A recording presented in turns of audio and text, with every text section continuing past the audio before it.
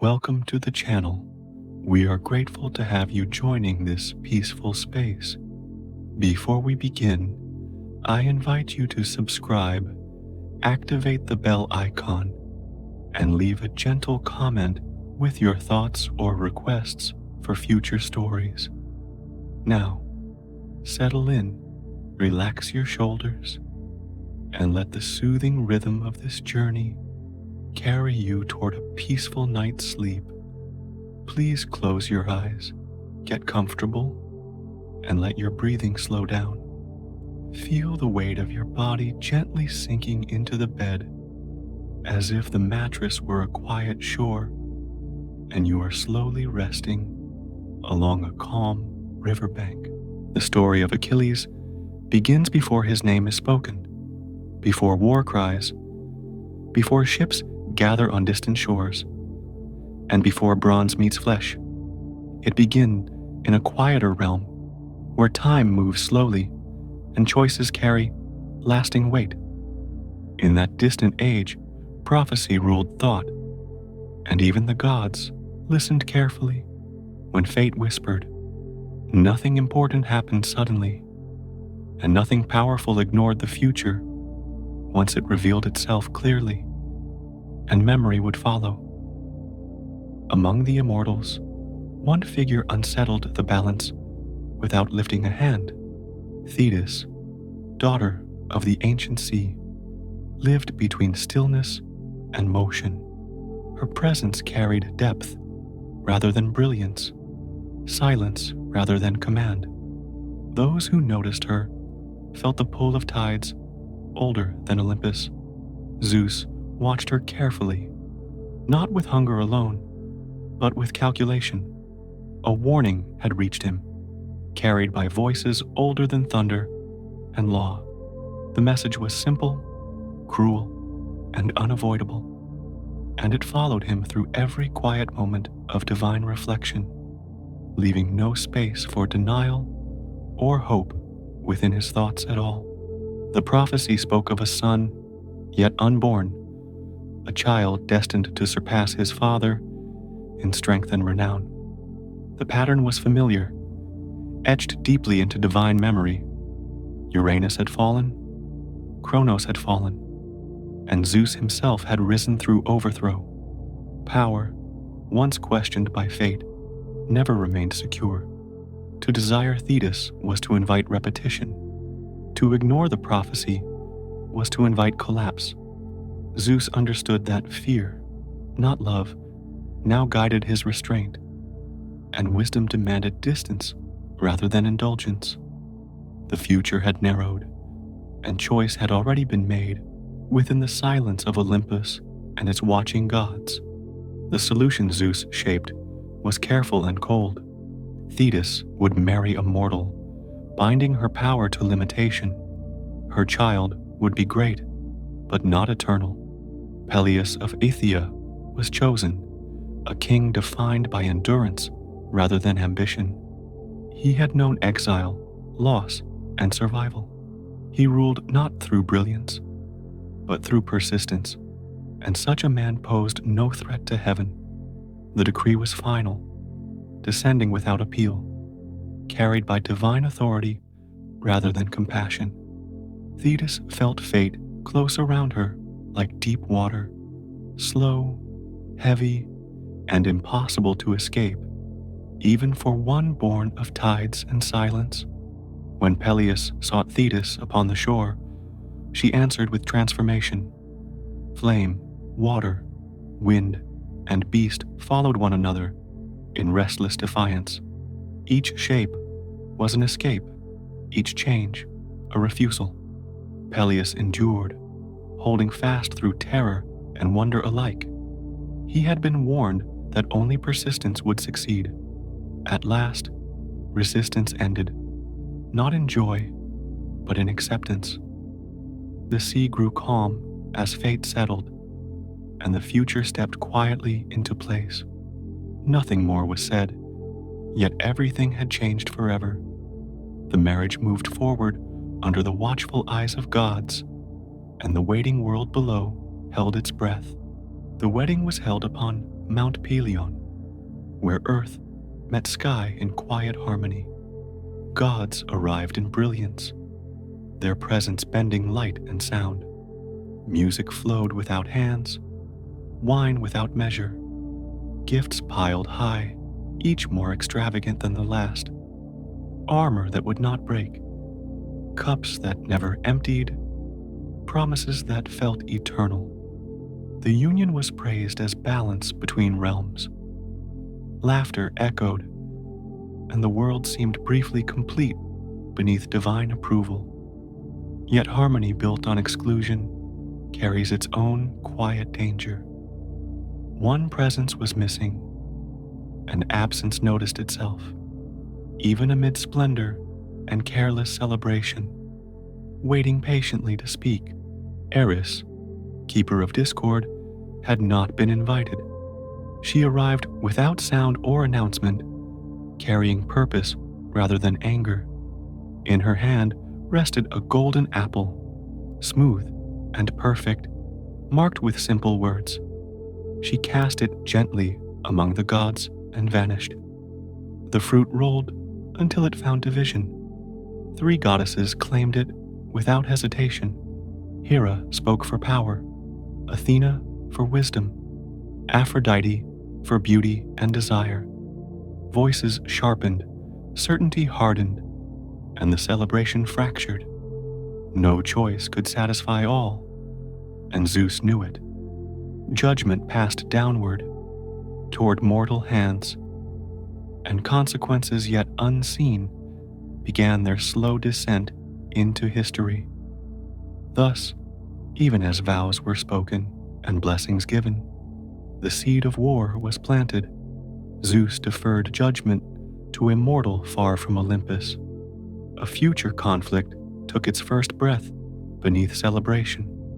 Peleus and Thetis stood united, unaware of the suffering ahead. Above them, fate remained unmoved. Below them, the world turned quietly toward Troy. The calm of the moment concealed the long path now set in motion. Nothing could undo what had begun. Not gods, not men. The story had chosen its direction, slow and inevitable, and Achilles was already part of it, before he ever breathed air. The world beyond Olympus felt none of this directly. Fields were worked, seas crossed, and cities slept beneath ordinary stars. Yet unseen threads tightened with every passing hour. Choices made above would soon demand payment below. Mortals would carry the weight of divine caution, and songs would one day remember the cost. For now, silence remained, thick and undisturbed. History had not yet learned the name it would one day fear, but destiny had already begun its patient work, each moment drifting closer to the first cry that would announce Achilles to the world, and to his fate at last. For now, the sea was calm, and the mountain stood unchanged. The gods returned to their realms, satisfied or unsettled. The apple's echo lingered where no one could see it. In the quiet that followed, fate waited, unhurried and precise. The story of Achilles rested just beyond the horizon, preparing to enter time. It would move slowly, at first, shaped by prophecy and patience. Soon, silence would give way to footsteps and choice. The world remained unaware, and that was its mercy. For once war began, nothing would return untouched. Not gods, not heroes, not memory itself. Only legend would endure. The days following the wedding passed quietly on Mount Pelion, yet beneath the calm surface, consequences were already unfolding. The gods returned to Olympus, carrying satisfaction, envy, or unease, each according to their nature. Thetis remained beside Peleus, fulfilling her role with distant composure. She moved through mortal halls like a tide, restrained by stone, present yet never fully settled. Though surrounded by celebration's memory, her thoughts drifted endlessly toward what had been taken from her, and toward the child fate insisted would one day exist. Peleus ruled with careful respect, aware that his wife belonged partly to realms he could never reach. He treated her not as possession, but as something fragile and powerful, like a blade wrapped in silk. Servants whispered of her silence, of her long walks by the sea, and of the way waves seemed to rise when she stood near the shore. The mortal court sensed that something immense had entered their world, though no one could yet name it. Thetis understood what none around her fully grasped. The prophecy had not been broken, only redirected. Her son would still surpass others. He would still burn brighter than his peers. Only the scale had changed. Instead of overthrowing gods, he would shatter men. Instead of cosmic upheaval, there would be war, grief, and memory. This knowledge settled into her like cold water, constant and unavoidable. Love had already entwined itself with fear. Far from Pelion, the apple of discord continued its quiet work.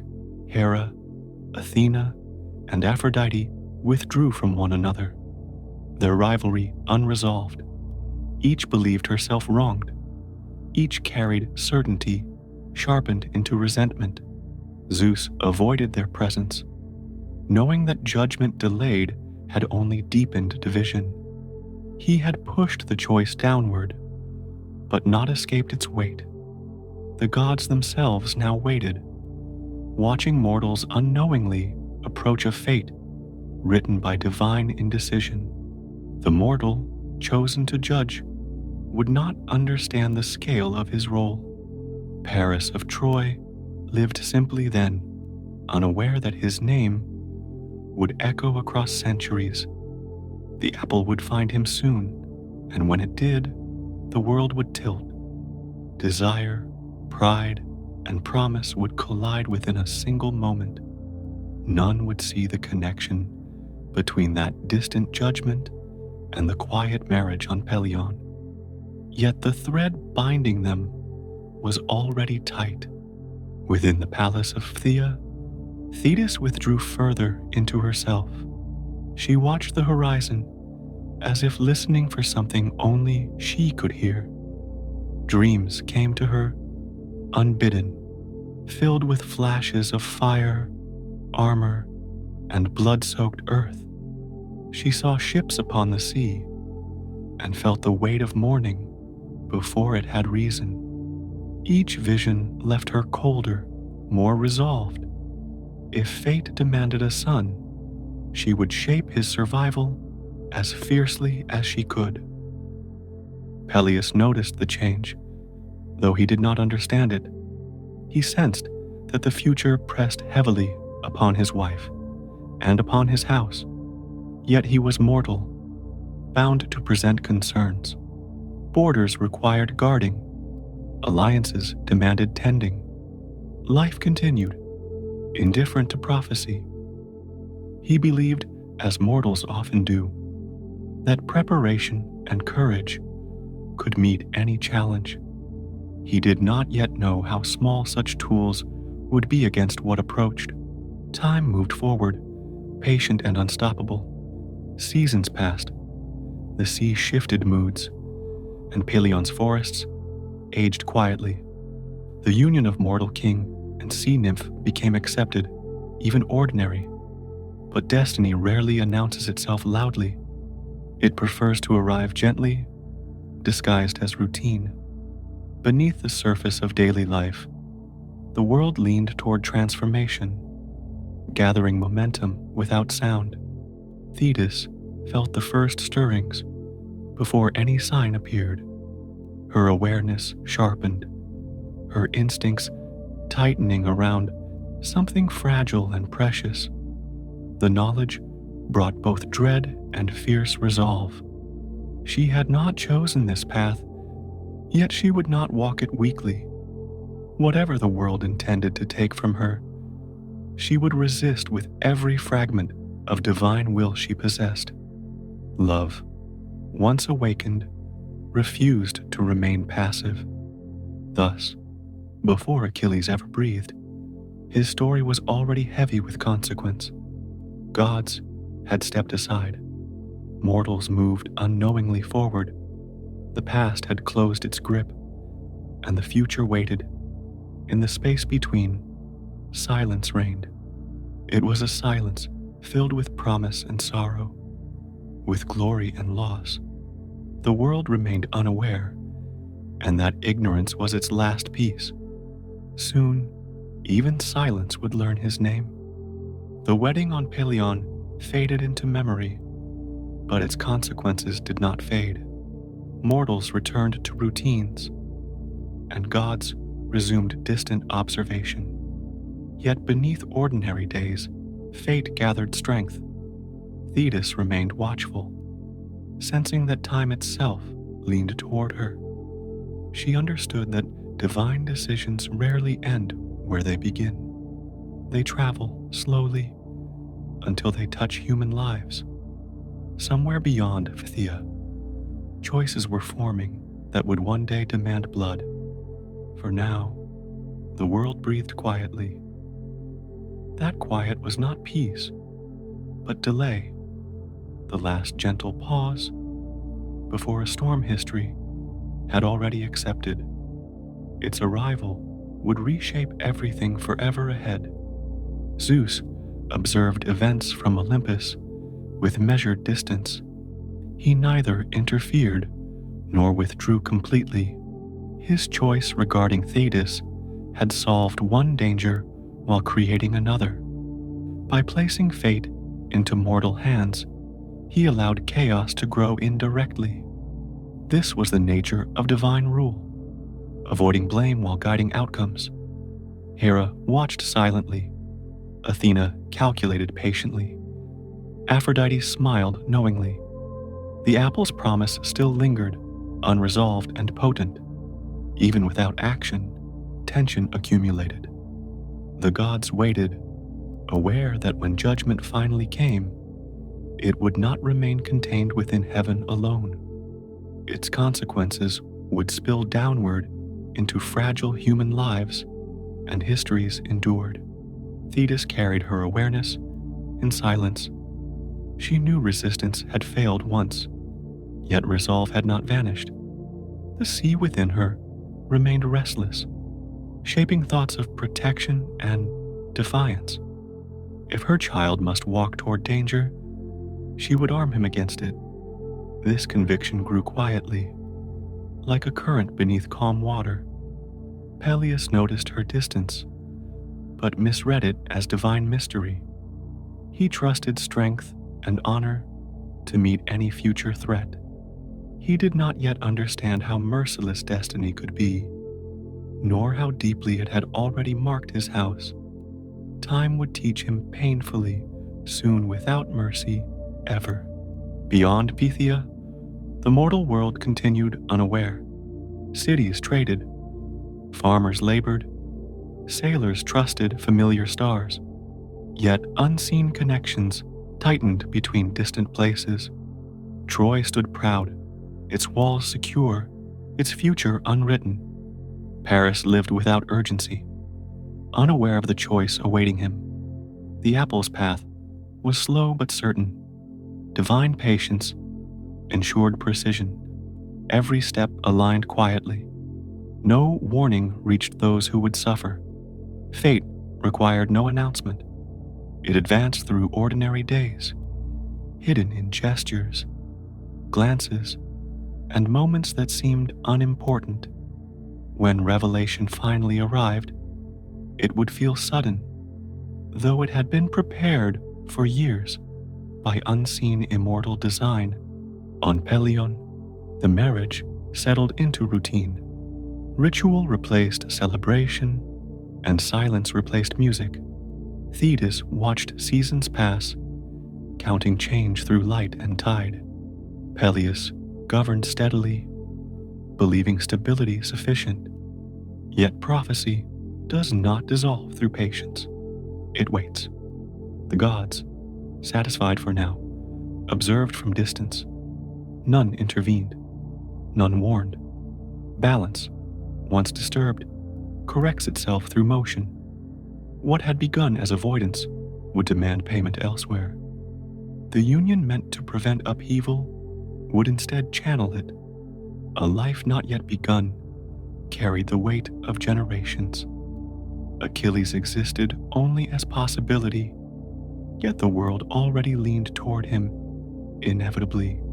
The silence surrounding these events was deceptive. No thunder marked destiny's movement, no fire traced its path. Only time advanced, unhurried. Thetis felt urgency without sound, like pressure beneath still water. She would soon act, though action carried risk. Mortal methods would fail. Divine ones remained uncertain. Yet motherhood, once awakened, reshapes fear into resolve. The sea does not flee storms, it absorbs them. So too would Thetis absorb fate's demand and answer it in her own way. The child promised by prophecy would not enter the world unguarded. Even the gods would learn restraint has consequences beyond anticipation alone. Thus, Section 1 closes not with birth, but with preparation. The world remains intact, yet altered beneath awareness. A marriage has redirected catastrophe, not erased it. The apple has fallen, though its impact waits. Gods have chosen delay, mortals continue in ignorance. Thetis stands between realms, already a mother in spirit. Peleus believes order will hold. Olympus watches. Troy sleeps. The future gathers itself slowly, carefully. Nothing has happened, and everything has begun. The next movement will belong to fire, water, and a child who will carry both within him. For now, the world rests, balanced briefly, before descent inevitable. This closing calm is intentional, almost merciful. Sleep settles easily when nothing yet demands reaction. The mind drifts across images without urgency. Mountains remain unmoved. Seas breathe evenly. Gods sit in distant halls, neither cruel nor kind. They wait. Mortals below sense nothing unusual. Life continues as it always has. Yet beneath this quiet lies alignment, precise and unyielding. When the next step occurs, it will feel sudden only because preparation was silent. Destiny prefers patience. It builds foundations invisibly, then reveals itself fully formed. Achilles' story will not rush. It will arrive gently, then never let go again slowly. Every legend begins before action, within stillness and design. Heroes do not rise randomly.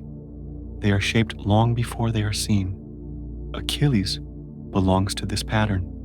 Before breath, before voice, his existence influences gods and men alike. This is the quiet weight of prophecy. It bends choices subtly, steering paths without force.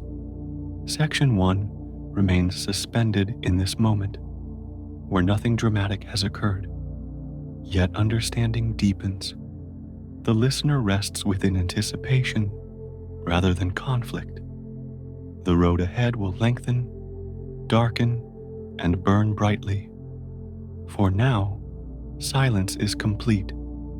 The story waits, patient, aware, and already awake within time. With this, the first movement settles fully.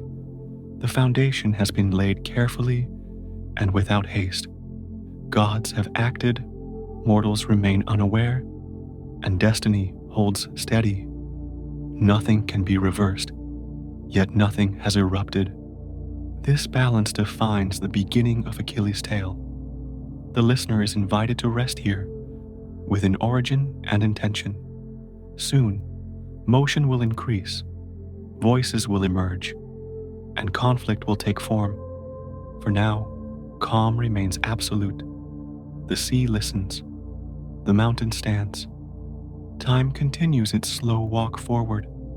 Section 1 closes as it began, quietly, allowing sleep to deepen before the next unfolding step arrives gently. Time moved forward quietly after the marriage, and with it came change that could not be stopped. Thetis felt it before any sign appeared.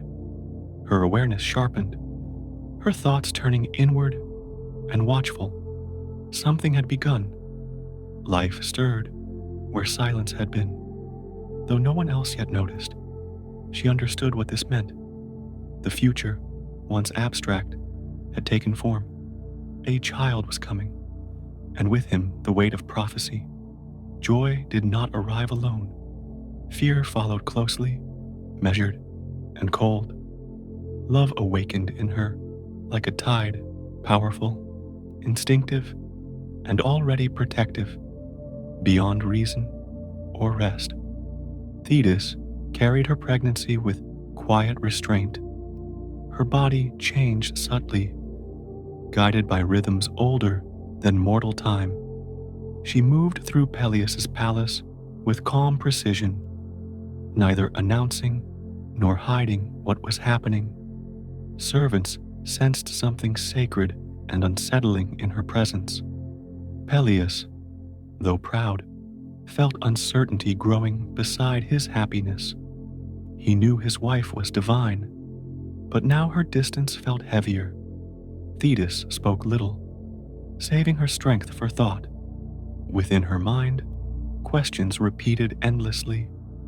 How does one protect a child, shaped by both God and man, destined to surpass all others, yet bound to suffer as mortals do, inevitably? She knew the prophecy had not been undone. Her son would be extraordinary.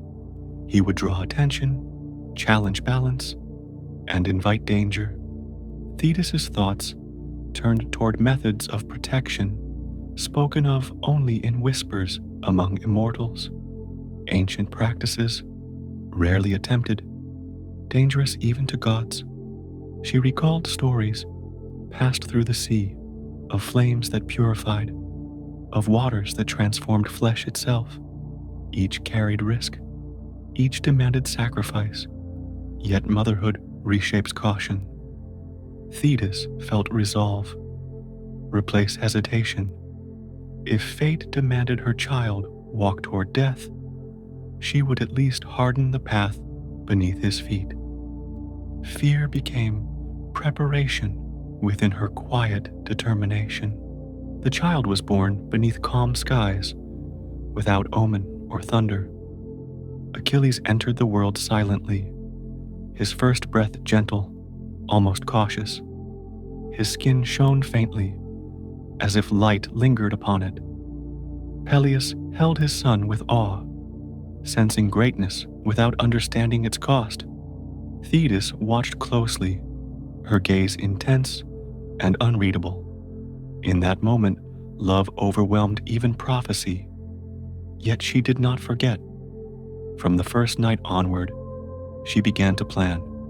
Achilles slept peacefully, unaware of the forces already circling him. The palace remained quiet, but destiny had arrived, small and fragile, carried in a mother's arms. Thetis's first attempt came from ancient custom. Fire, among gods, could cleanse and separate essence from weakness. Each night, when Peleus slept, she carried Achilles to the hearth. The flames burned steadily, sacred and controlled. Holding her son above the fire, she focused with perfect precision. The heat touched his body, burning away what was mortal, sparing what was divine. Achilles did not cry. His skin glowed softly, untouched by pain. Night after night, the ritual continued. Slowly, change occurred. His body strengthened beyond mortal measure. Thetis watched carefully, believing she was winning time itself through patience and resolve. Peleus discovered the ritual by chance. Sleepless, restless, he rose and followed flickering light. What he saw shattered understanding. His wife stood above the fire, holding their child within flame. Terror overtook reason. He cried out, breaking the silence required for the rite. Thetis turned, fury blazing brighter than the hearth. The ritual collapsed instantly. What had been possible became impossible. The fire died. Achilles remained changed, but incomplete. Peleus's mortal fear had undone divine intention. Words followed, sharp and futile. He could not understand transformation through flame. To him, fire meant death. To Thetis, it had meant salvation, now lost forever. The breach between them could not be repaired. Thetis withdrew emotionally, though she remained present. One chance had been lost. She would not repeat it. Fire had failed, but another path remained. She turned her thoughts toward the river Styx, boundary of life and death. Its waters carried ancient power, granting invulnerability to those immersed. The risk was immense. No mortal should approach it. Yet hesitation had already cost too much. Without informing Peleus, Thetis prepared. She wrapped Achilles carefully, holding him close. The journey would cross realms mortals never touched. Her resolve did not waver. Protection now demanded action, beyond permission or explanation. The path to the Styx led through landscapes where time dissolved. Forests whispered without wind. Mountains rose into unmoving clouds. Shadows bent against direction. Thetis moved unseen, guided by memory older than language. At last, the river appeared, dark and silent, flowing with inevitability. Its surface reflected nothing. Kneeling at its edge, Thetis felt even her divine strength challenged. She grasped Achilles firmly by the heel and lowered him into the water. The river seized him instantly. Power flowed through his body, hardening flesh into something beyond mortal harm. He convulsed briefly, then grew still. The transformation was complete, except where her hand held him. When Thetis lifted Achilles from the Styx, his body was changed forever. Blade, spear, and arrow would not wound him. Yet the heel she had gripped remained untouched. A single point of vulnerability persisted, unnoticed in the moment. Exhausted, Thetis returned to the mortal world, her task complete but imperfect. Peleus sensed the distance between them widen further. He would never understand. Thetis stayed only briefly after. Her purpose now lay elsewhere. Achilles, protected yet marked, slept peacefully. The cost of his safety had been separation, secrecy, and a flaw destiny would one day demand. The world remained unaware of what had been sealed. With this act, Thetis accepted what could not be undone. Achilles would live, but not forever. His path remained bound to glory and loss. Soon, she would leave him behind, knowing distance was the final protection she could offer. Section 2 begins with love shaped into action and fear transformed into armor. The listener rests within this quiet transformation where danger and care intertwine. No battles rage yet, only a river flows, a fire dims, and a mother chooses between impossible options. The story continues, carrying forward both strength and weakness together. Destiny advances, unchanged, yet altered forever by a single held heel. Thetis returned to Phthia, carrying silence heavier than sleep. Achilles rested in her arms, changed beyond mortal sight, yet still fragile in her mind. Peleus sensed that something irreversible had occurred. He felt it in the stillness between words, in the distance that now shaped every shared moment. Questions rose, but found no answers. Thetis no longer explained. Love remained, but it had been altered by necessity. She understood that protection often demands separation. Achilles slept peacefully, unaware of the price paid for his safety. Outside the palace, waves broke gently, indifferent to vows and fear, while destiny moved forward quietly. Days passed, and Achilles grew with unusual speed. His limbs strengthened. His presence filled rooms with quiet intensity. Servants whispered of his golden skin and steady gaze. Peleus watched with pride, tempered by unease. Thetis observed every movement, every breath as if measuring time itself. She knew she could not stay. Her presence would draw attention, divine and mortal alike. Protection required distance. Love required restraint. Each moment with her son deepened both attachment and resolve. She sang to him softly in a language older than words, melodies shaped by tide and memory, storing comfort within him. The decision to leave did not come suddenly. It settled gradually, like dusk. Thetis belonged to the sea, and Achilles belonged to a world she could not remain within. Her power could not shield him forever. Mortal life demanded mortal guidance. Peleus would raise him among men, teaching rule, restraint, and survival. Thetis' influence would linger only as memory and unseen strength. She prepared quietly, without farewell ceremony. Divine departures are rarely dramatic. They happen in silence, leaving behind questions rather than explanations. Achilles would not remember her voice clearly. That, too, was protection. Longing sharpens fate. Distance dulls its edge temporarily.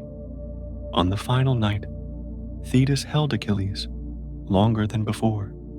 She traced his heel once, sensing the flaw she had left behind.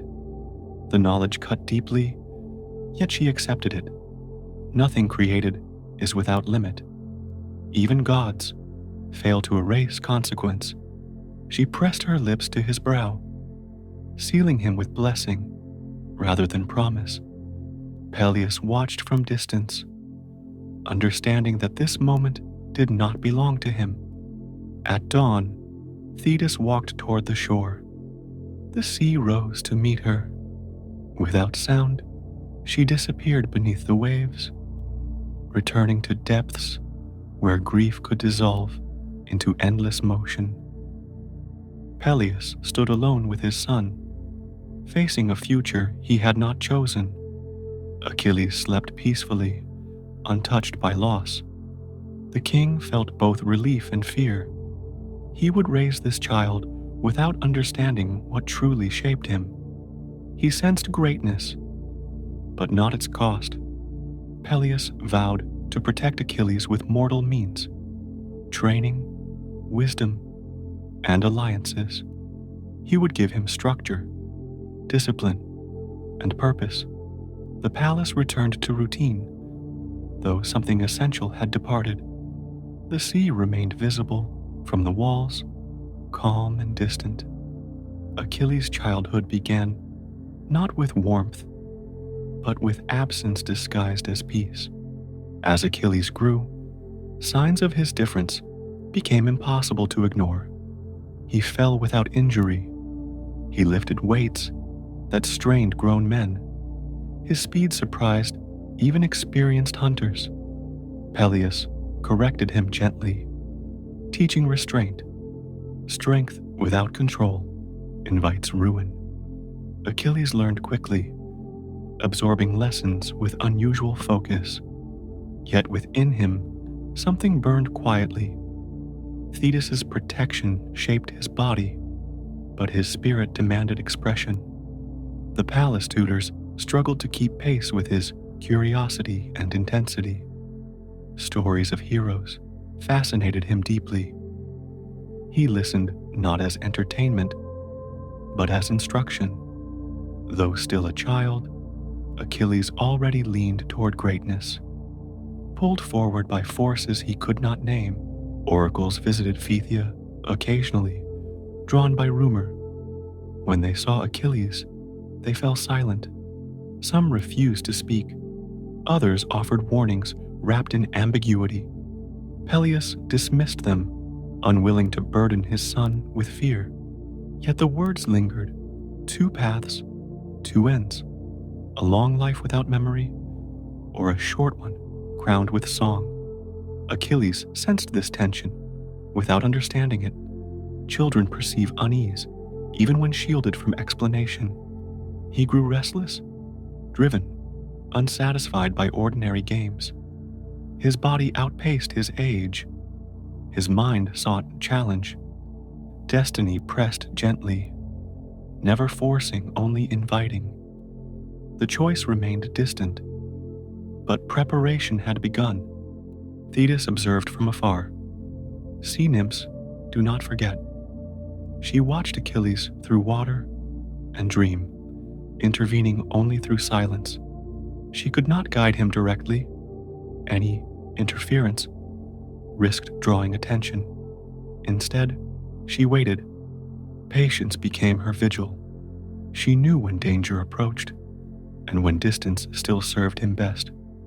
Maternal love among gods is quiet, enduring, and restrained by necessity. Achilles would face his fate alone when the time came. Until then, she would watch, ready to act only if balance demanded it. Protection does not always mean presence. Sometimes it means restraint, sharpened into constant awareness across realms. Years passed like slow tides. Achilles moved from child to boy, from boy toward youth. His reputation spread quietly among nearby kingdoms. Peleus prepared him for rulership, but warfare called louder. The world beyond Phthia grew restless. Alliances shifted. Oaths formed. Stories of distant Troy reached even quiet halls. Achilles listened, drawn by names and places that stirred something ancient within him. He did not yet know why. The future waited, patient and precise. Section 2 deepens the bond between love and limitation. Protection has been granted, but not escape. The story narrows, guiding Achilles closer toward the path that awaits him inevitably. This part closes with distance and growth intertwined. Thetis has acted, and Peleus now shapes what remains. Achilles stands protected, yet incomplete, powerful, yet vulnerable. The listener rests within this tension, where love has done all it can. No battles sound yet, only preparation, separation, and quiet strength. The river has marked him. The fire has failed. The sea has withdrawn. What remains is a boy whose future already presses against the edges of the world. Section 2 continues to unfold, calm and deliberate, allowing sleep to deepen as destiny advances without hurry. The heel remains untouched, and fate remembers it carefully. Achilles grew within the palace grounds, watched closely, yet allowed to move freely. Peleus believed strength required space, and the boy was given room to run, climb, and fall. Each fall ended without blood. Each bruise faded too quickly. Servants noticed and spoke quietly. Achilles noticed too. He learned caution early, not from pain, but from instruction. Power demanded care. Curiosity guided him more than pride. He listened, observed, and practiced restraint instinctively. Childhood for him was not softness, but shaping, repetition, and patience. A slow preparation for something unnamed, already pressing gently at the edges of his quiet days. His mornings began before sunrise, feet touching stone, while mist lingered low. He ran the walls, followed paths hunters used, and returned breathing evenly. Speed came naturally, yet he practiced control deliberately. Spears fascinated him most. Their balance felt honest, their distance precise. Peleus encouraged this interest, remembering older wars. Achilles trained without competition, measuring improvement internally. Movements grew fluid, efficient, silent. Observers felt unease alongside admiration. No child should move this way. Yet he did, as if remembering lessons learned elsewhere, long before time itself had placed within him patiently, quietly, without explanation or mercy, given freely ever since. Despite growing strength, Achilles remained gentle with those around him. He showed respect toward elders and patience with servants. Anger appeared rarely, but when it did, it burned intensely before fading. Peleus guided him carefully, teaching judgment before action. Stories of ancient heroes captured Achilles' attention deeply. He listened as instruction, not entertainment. Names echoed within him, stirring recognition without memory.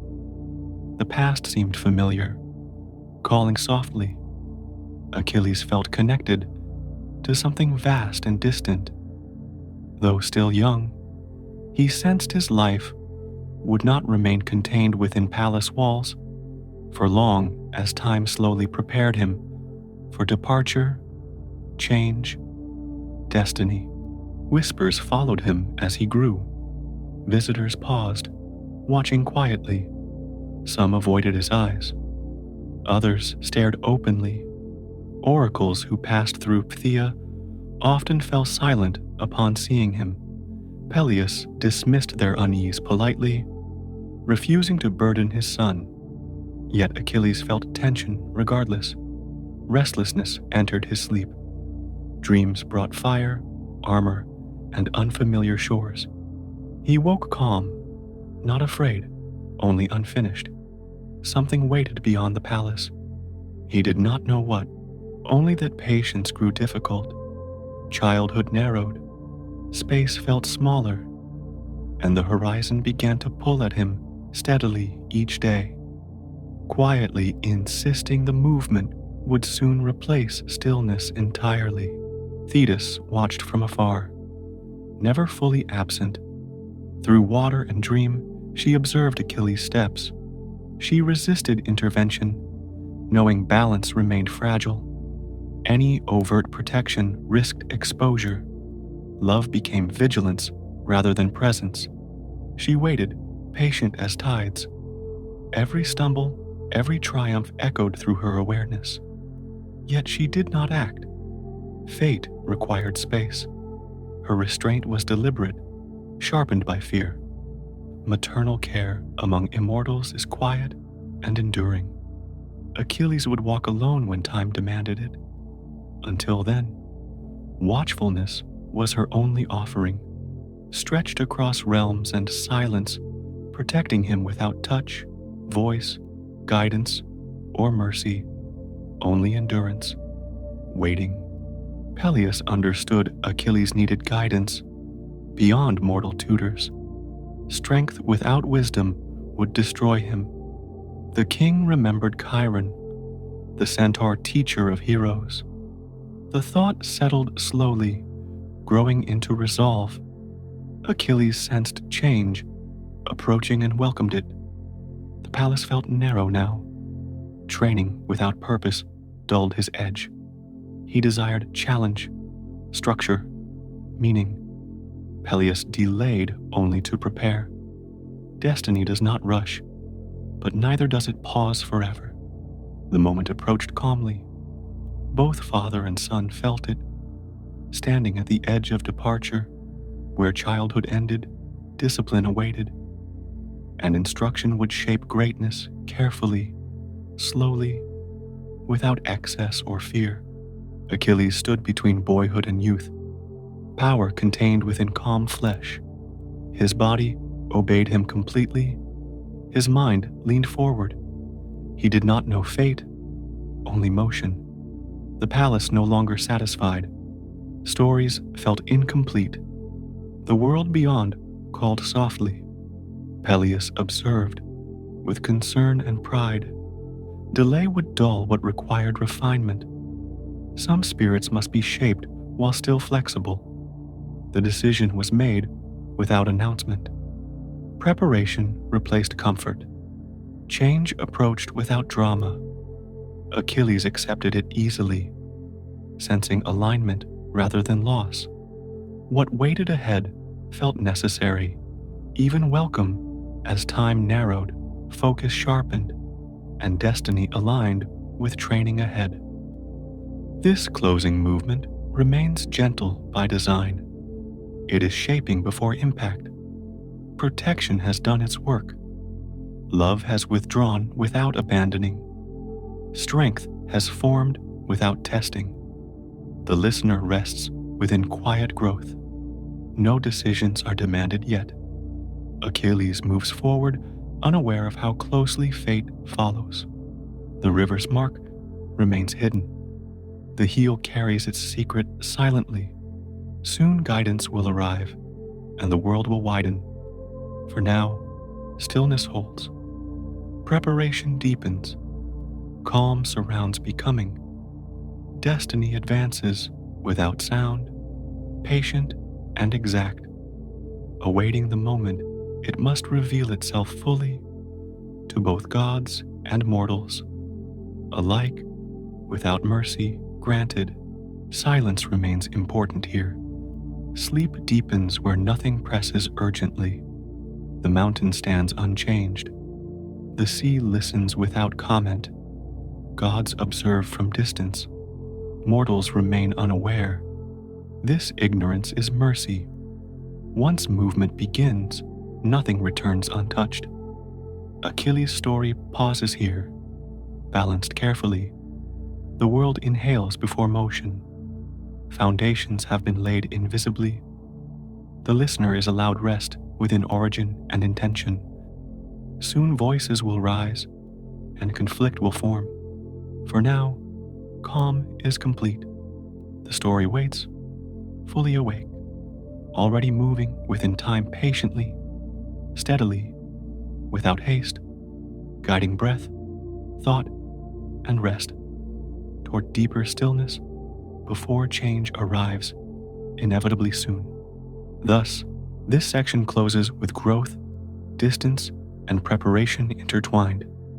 Thetis has acted, Peleus has shaped, and Achilles stands protected, yet incomplete. Power exists beside vulnerability. The listener rests in this balance. No battles sound yet, only patience, learning, and quiet strength remain. The river has marked him.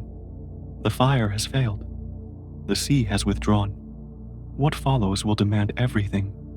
For now, the world remains calm. Destiny holds steady. The next step will widen everything.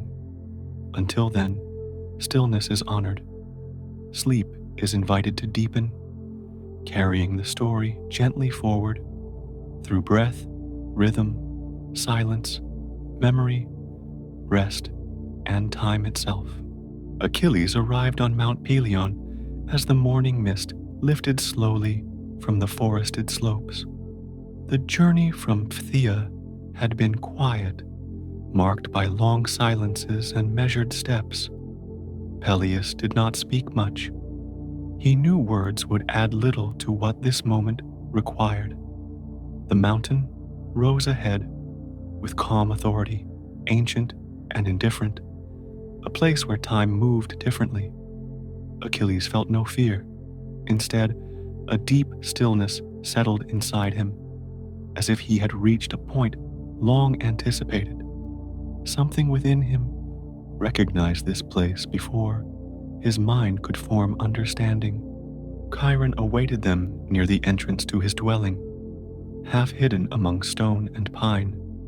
His form was imposing, without threat, powerful, yet composed.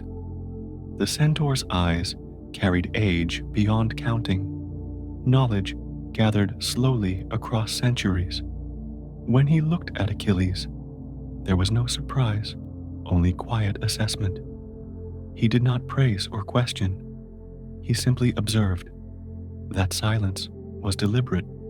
Chiron believed the first lesson was humility. Achilles met his gaze without flinching, neither proud nor submissive, only attentive. In that moment, instruction began without words spoken. Peleus entrusted his son to Chiron with few requests. He asked only that Achilles be taught balance before glory, wisdom before strength. Chiron inclined his head, accepting responsibility without ceremony. The separation was brief. Peleus departed without looking back, knowing farewell would weaken resolve. Achilles watched his father disappear down the mountain path and felt no abandonment. The transition felt natural. Childhood had ended. Something sharper began. Chiron turned and motioned for Achilles to follow. No schedule was explained. No rules were listed. The mountain itself would instruct first. The days that followed stripped away comfort quickly. Achilles learned the terrain through movement. He ran uneven paths, climbed rock faces, crossed streams numbed by cold. Chiron watched but rarely corrected. Failure taught more efficiently than guidance. When Achilles misstepped, the mountain responded immediately. Scraped skin healed quickly, but lessons remained. The centaur believed repetition shaped understanding. Each morning began before dawn. Each evening ended without indulgence. Hunger was measured. Rest was earned. The rhythm was simple, demanding, and exact. Weapon training did not begin immediately. Chiron insisted on foundation. Achilles learned posture, breath, and awareness. He stood motionless for long periods, feeling weight settle evenly through his body. He learned to listen to wind, to distinguish movement through sound alone. Balance mattered more than force. Speed mattered less than timing. These lessons frustrated Achilles at first. His body wanted motion, yet discipline required restraint. Chiron corrected impatience without rebuke, simply by extending the exercise until stillness replaced agitation naturally. When weapons were introduced, the spear came first. Chiron placed it in Achilles' hands without instruction. The centaur observed grip, stance, instinct. Only after assessment did correction begin. Small adjustments altered everything. Foot placement, shoulder alignment, angle of approach. Achilles adapted quickly, absorbing changes without resistance. His movements became efficient, clean, deliberate. Chiron increased complexity gradually. Attacks were combined with evasion. Defense merged with offense. The spear became extension rather than tool. Each motion flowed into the next without pause. Training expanded beyond combat. Achilles learned medicine, identifying plants by scent and texture. He learned which leaves cooled fever, which roots slowed bleeding. Healing was considered equal to killing. Chiron insisted warriors must preserve life as skillfully as they ended it. Achilles accepted this without question. He treated injured animals, learned patience through care. These moments slowed him, grounded his intensity. The centaur watched approval grow quietly. Balance was forming. Strength alone would have been failure. Compassion sharpened judgment. Nights were reserved for learning through story. Chiron recounted histories of heroes who succeeded and those who fell. Glory was never separated from consequence. Achilles listened intently. He did not interrupt. These stories shaped understanding beyond technique. Honor was framed not as reward, but obligation. A hero carried weight beyond himself. Choices echoed through generations. Achilles absorbed this fully. The mountain nights were still, stars fixed overhead. He slept deeply, dreams quiet, shaped now by purpose rather than restlessness. Other students trained on Pelion, though none immediately matched Achilles' pace. Patroclus arrived not long after, carrying exile and guilt. His presence softened something within Achilles. Their bond formed naturally, without declaration. They trained together, balanced each other. Where Achilles burned forward, Patroclus steadied. Chiron observed this pairing carefully. He believed heroes required mirrors. Isolation bred imbalance. Companionship refined judgment. Their friendship became an unspoken lesson in loyalty and restraint. As seasons passed, Achilles' body hardened without stiffness. Speed increased without waste. Strength grew controlled. Chiron began introducing complexity. Multiple opponents, unpredictable terrain, fatigue layered atop decision-making. Achilles adapted, learning to think through exhaustion. The centaur increased difficulty silently. Praise was unnecessary. Progress was evident. Achilles no longer questioned training. He trusted the process completely. The mountain shaped him as intended. This phase of instruction remained inward, quiet, exact. No audience watched. No reputation followed. Achilles existed only as student. The absence of glory was deliberate. Chiron believed anonymity protected growth. The world beyond Pelion waited. For now, discipline ruled. The listener rests within this shaping. Breath slows. Motion is controlled. Destiny has not yet arrived, but preparation deepens. Achilles stands within formation, neither child nor hero yet. The mountain holds him. Silence teaches. Time stretches calmly. The story advances without urgency, allowing rest to settle fully before the weight of legend begins. Achilles arrived on Mount Pelion as the morning mist lifted slowly from the forested slopes. The journey from Phthia had been quiet, marked by long silences and measured steps. Peleus did not speak much. He knew words would add little to what this moment required. The mountain rose ahead with calm authority, ancient and indifferent, a place where time moved differently. Achilles felt no fear. Instead, a deep stillness settled inside him, as if he had reached a point long anticipated. Something within him recognized this place before his mind could form understanding. Slowly, steadily, without urgency, the mountain accepted him as student and patient guide forever. Chiron expanded lessons beyond movement into endurance and restraint. Achilles carried stones uphill until muscles trembled, then learned to stop before collapse. The centaur taught that survival depended on judgment, not bravado. Food was simple and sufficient, teaching moderation. Water was earned through effort. Even rest followed purpose. Achilles accepted these structures readily. Complaints dissolved quickly. Each limit revealed capacity beneath. Through repetition, discomfort lost power. Attention sharpened. The mountain demanded respect, not conquest, and Achilles began understanding humility as strength. This lesson settled deeply, shaping his instincts long before battle tested them. In silent years ahead, without praise given, weapon drills grew more complex as days passed. Chiron introduced combinations that forced choice under pressure.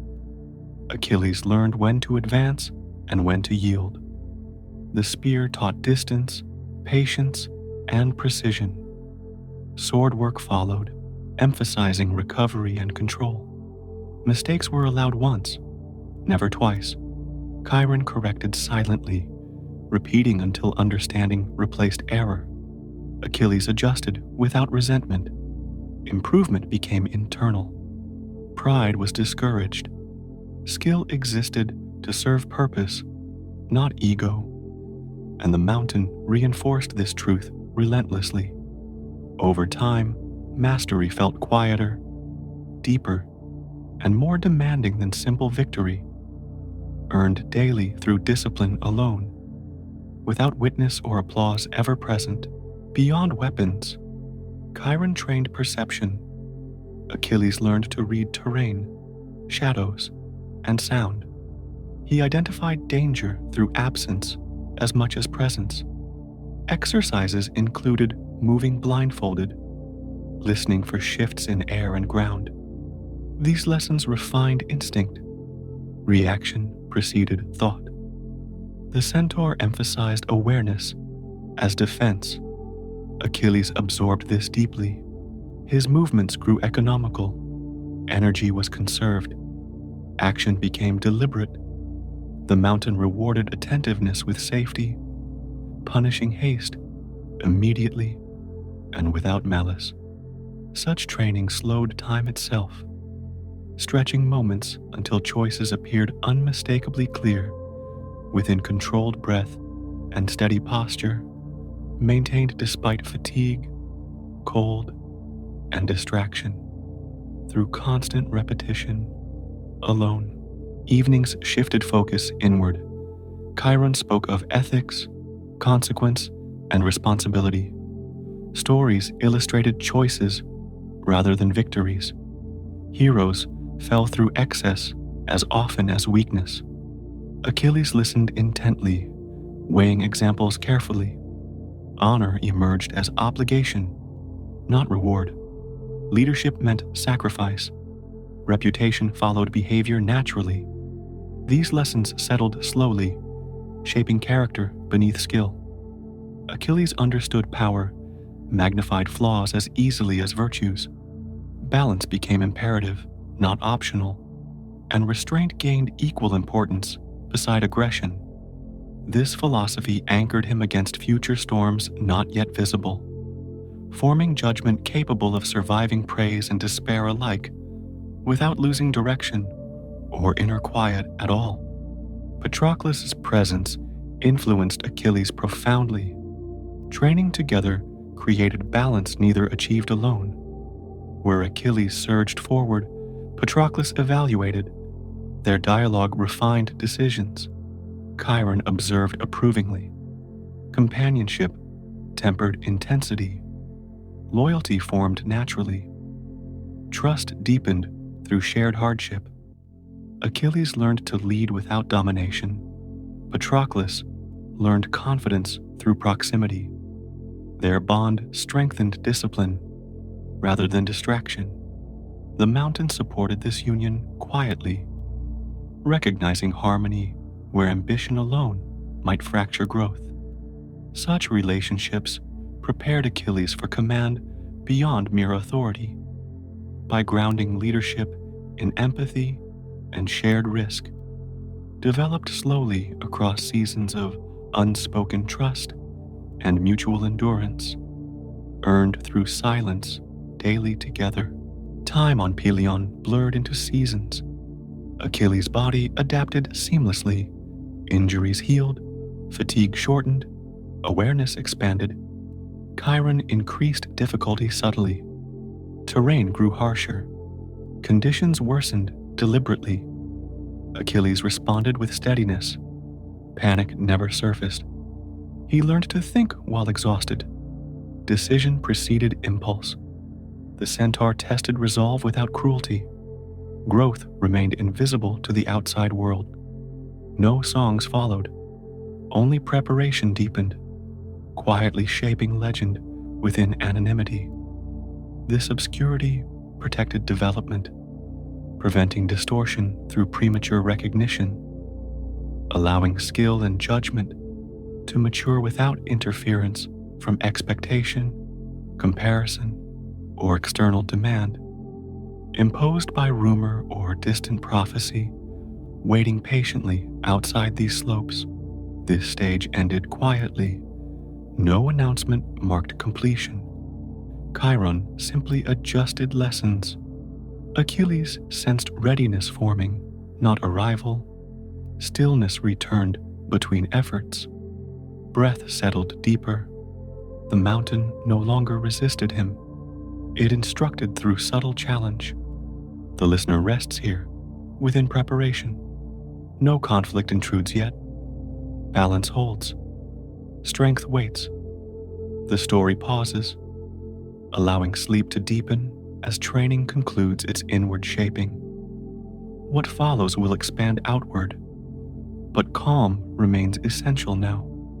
This moment invites rest, breath, and trust in gradual becoming before destiny introduces weight, choice, and consequence to the waiting world beyond these quiet paths of learning. Chiron watched Achilles with measured distance, never claiming ownership over progress.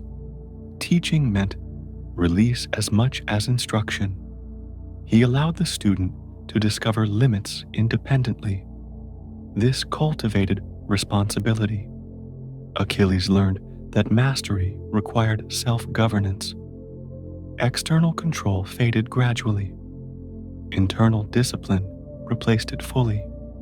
The centaur intervened only when necessary. Silence remained a tool. Through this restraint, Achilles gained confidence rooted in awareness rather than approval. Such learning endured beyond Pelion, shaping every future decision without reliance on praise, fear, or command issued by others. This autonomy became foundational and quietly unbreakable under pressure, later when tested severely alone. Thus instruction continued without urgency or spectacle. Achilles existed in refinement, not display. The mountain remained teacher, Chiron guide, Patroclus companion. Together they formed equilibrium. The world beyond waited patiently. Fate remained distant yet attentive. For the listener, this calm sustains rest. Breath aligns with rhythm. The story lingers deliberately, ensuring balance before conflict awakens. Preparation completes itself silently. Here, nothing rushes forward. Sleep deepens where certainty has not yet arrived. Trust rests in gradual shaping, patient guidance, and measured time, holding the narrative steady until transformation demands movement from stillness into legend. When readiness allows all things align fully, Achilles entered the last season of his training with a calm that surprised even himself, a steadiness earned through years of repetition, silence, and controlled effort. Mount Pelion no longer felt like an obstacle, but a living rhythm he moved within naturally. He woke without summons, ate without excess, and trained without hesitation. Nothing needed urgency. Each motion carried intention. Each pause held meaning. Chiron observed from distance, intervening rarely, trusting the discipline already formed.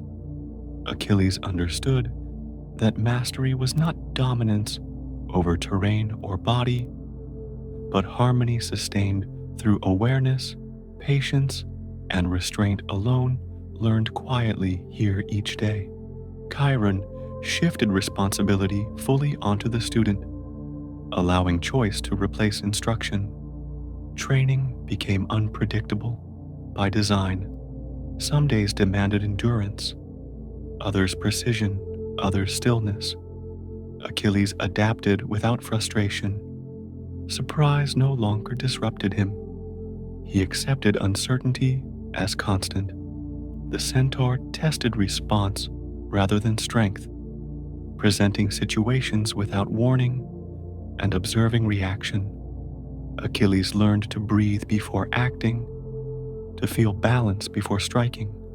Speed remained available, but unused unless required. Economy replaced display. The mountain reflected errors immediately, teaching through consequence instead of correction, reinforcing humility, attentiveness, and deliberate control during every demanding lesson endured in silence, alone always. Ethical instruction deepened during this period, growing heavier than physical exertion. Chiron posed questions rather than commands, forcing Achilles to examine motive and outcome. What must be protected? What may be sacrificed? Who bears responsibility when choices fail? Achilles learned that power magnified error as easily as success. He accepted accountability without defense. Honor became obligation rather than reward. Leadership meant carrying consequence alone when necessary. These reflections shaped judgment quietly, embedding restraint beneath instinct.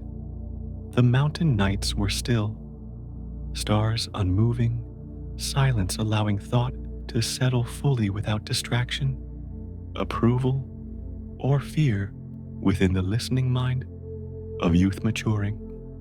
Patroclus remained beside Achilles throughout this refinement, their bond evolving into seamless cooperation.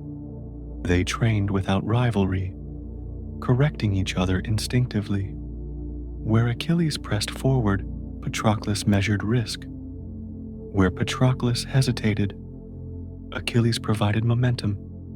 Chiron valued this balance, knowing isolation distorted growth.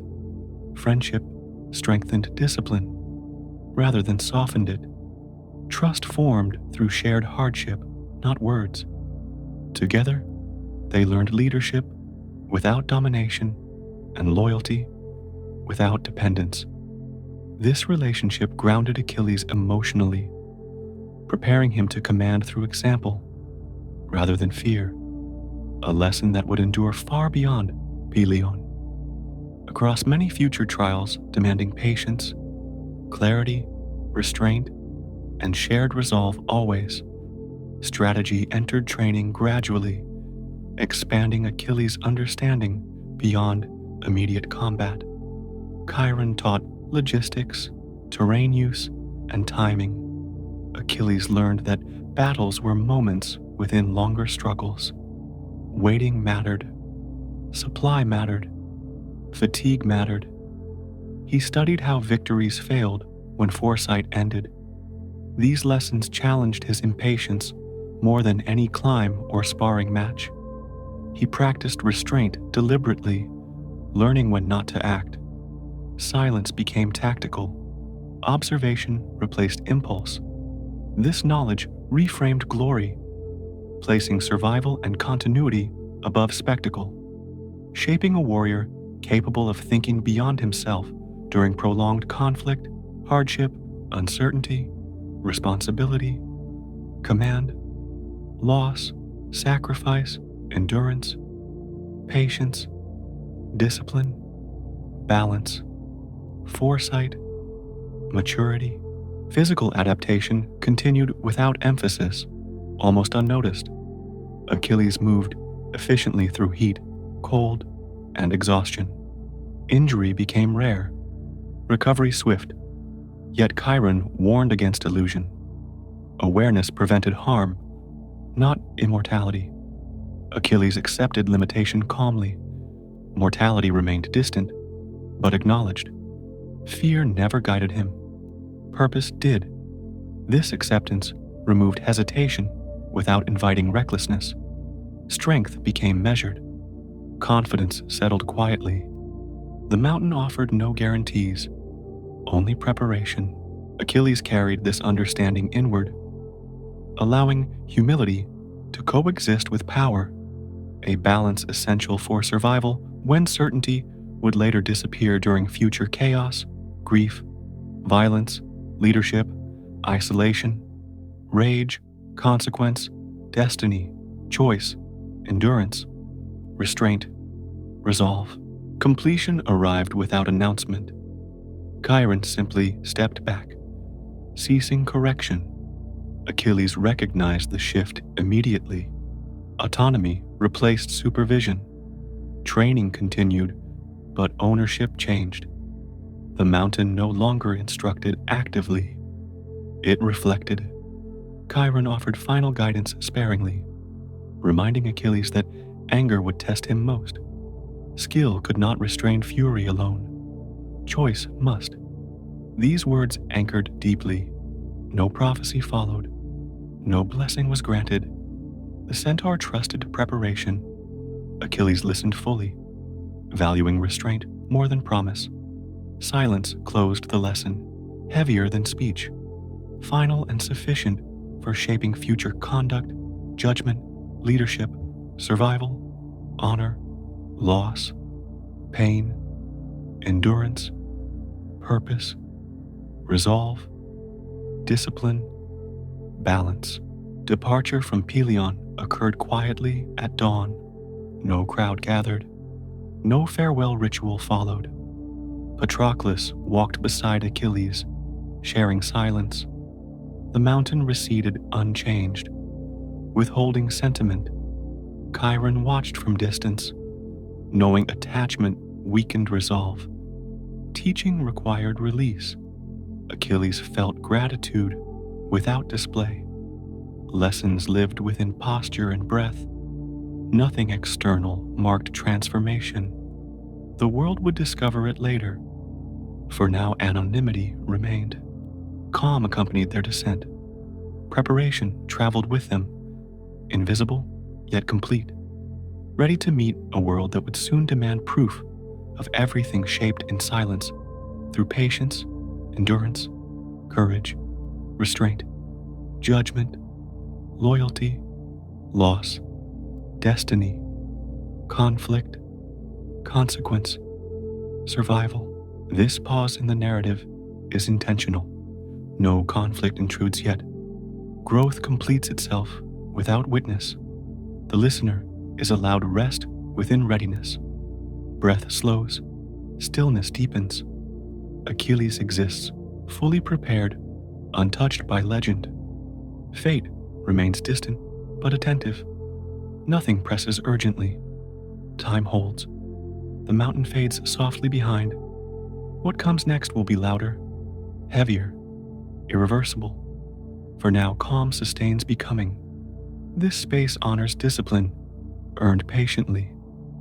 Sleep is invited to settle deeper, trusting that what has been shaped carefully will endure when tested by loss, war, and irreversible choice. Under immense pressure, grief, fear, rage, consequence, destiny, time. Thus, the training on Pelion concludes without spectacle. Achilles stands complete in preparation, balanced between restraint and strength. Chiron has withdrawn. The mountain has released him. Patroclus remains at his side. The world awaits. For the listener, calm remains primary. No urgency disrupts rest. The story breathes slowly. Foundations lie firm beneath silence. What follows will draw deeply from this shaping. For now, nothing more is required. Sleep may deepen safely here, carried by rhythm, patience, and quiet certainty. as the hero steps unseen toward the threshold of history, shaped by discipline, balance, endurance, restraint, awareness, loyalty, purpose, silence, time. After leaving Mount Pelion, Achilles returned briefly to Phthia, carrying silence rather than stories. Peleus noticed the change immediately. His son moved differently, spoke less, and listened more. Strength no longer announced itself. It waited. The palace felt smaller than before, yet Achilles did not resent it. He accepted rest without softness. Days passed quietly as father and son observed one another with mutual respect. Nothing needed explanation. Training had settled into posture, breath, and judgment. The world beyond pressed closer now, though no messenger had yet arrived from distant shores, carrying consequences that would soon reshape everything for them. That messenger arrived with the oath sworn years earlier, binding Greek kings to Menelaus. Odysseus came first, testing rumor and truth. He found Achilles unchanged by comfort, sharpened by restraint. The call to arms was delivered without ceremony. Troy had taken Helen. Honor demanded response. Achilles listened calmly. He already knew the choice awaiting him. Two paths had always existed. One promised length and quiet rule. The other offered brief brilliance and death. He did not ask counsel. Training had answered already.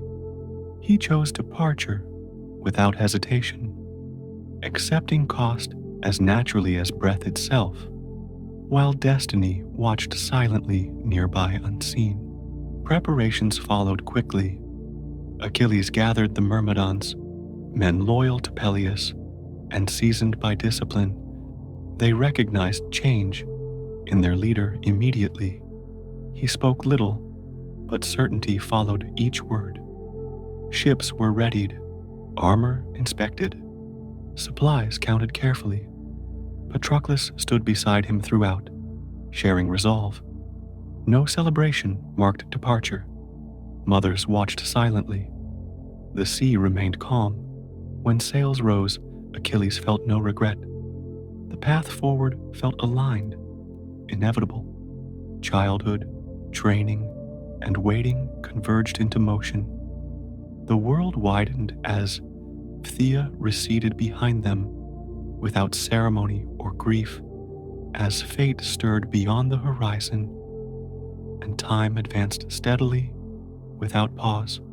During the voyage, Achilles remained distant yet present. He trained daily on deck, adapting movements to rolling wood and wind. Balance mattered. Awareness sharpened. The Myrmidons followed his rhythm instinctively. Stories circulated among crews about Troy's walls and Hector's strength. Achilles listened without comment. Glory did not distract him. He measured opponents silently. Patroclus observed him closely, sensing tension beneath calm. Nights passed quietly. Stars reflected on water. Dreams remained still.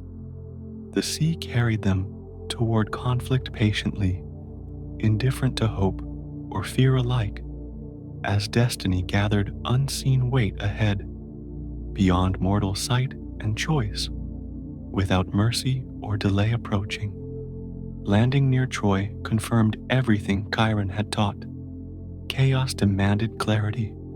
Achilles led first, feet touching foreign sand. Without hesitation, arrows fell, shields rang. His presence shifted momentum immediately. Enemies recoiled instinctively. The Myrmidons advanced as one body. Achilles moved with measured violence, precise and unhurried. He did not shout. He did not boast. Each strike served necessity. The beach was secured through discipline, not fury. As smoke rose, Achilles felt nothing but focus. This was not glory. It was function learned through years of restraint applied without hesitation or pride under open indifferent sky where fate watched silently near. Word of Achilles spread quickly through both camps. Trojans spoke his name carefully. Greeks drew confidence from his presence. Yet he remained inward, unmoved by praise. He sought no recognition. Patroclus remained close, advising quietly. Together they assessed terrain, enemy movement, and morale.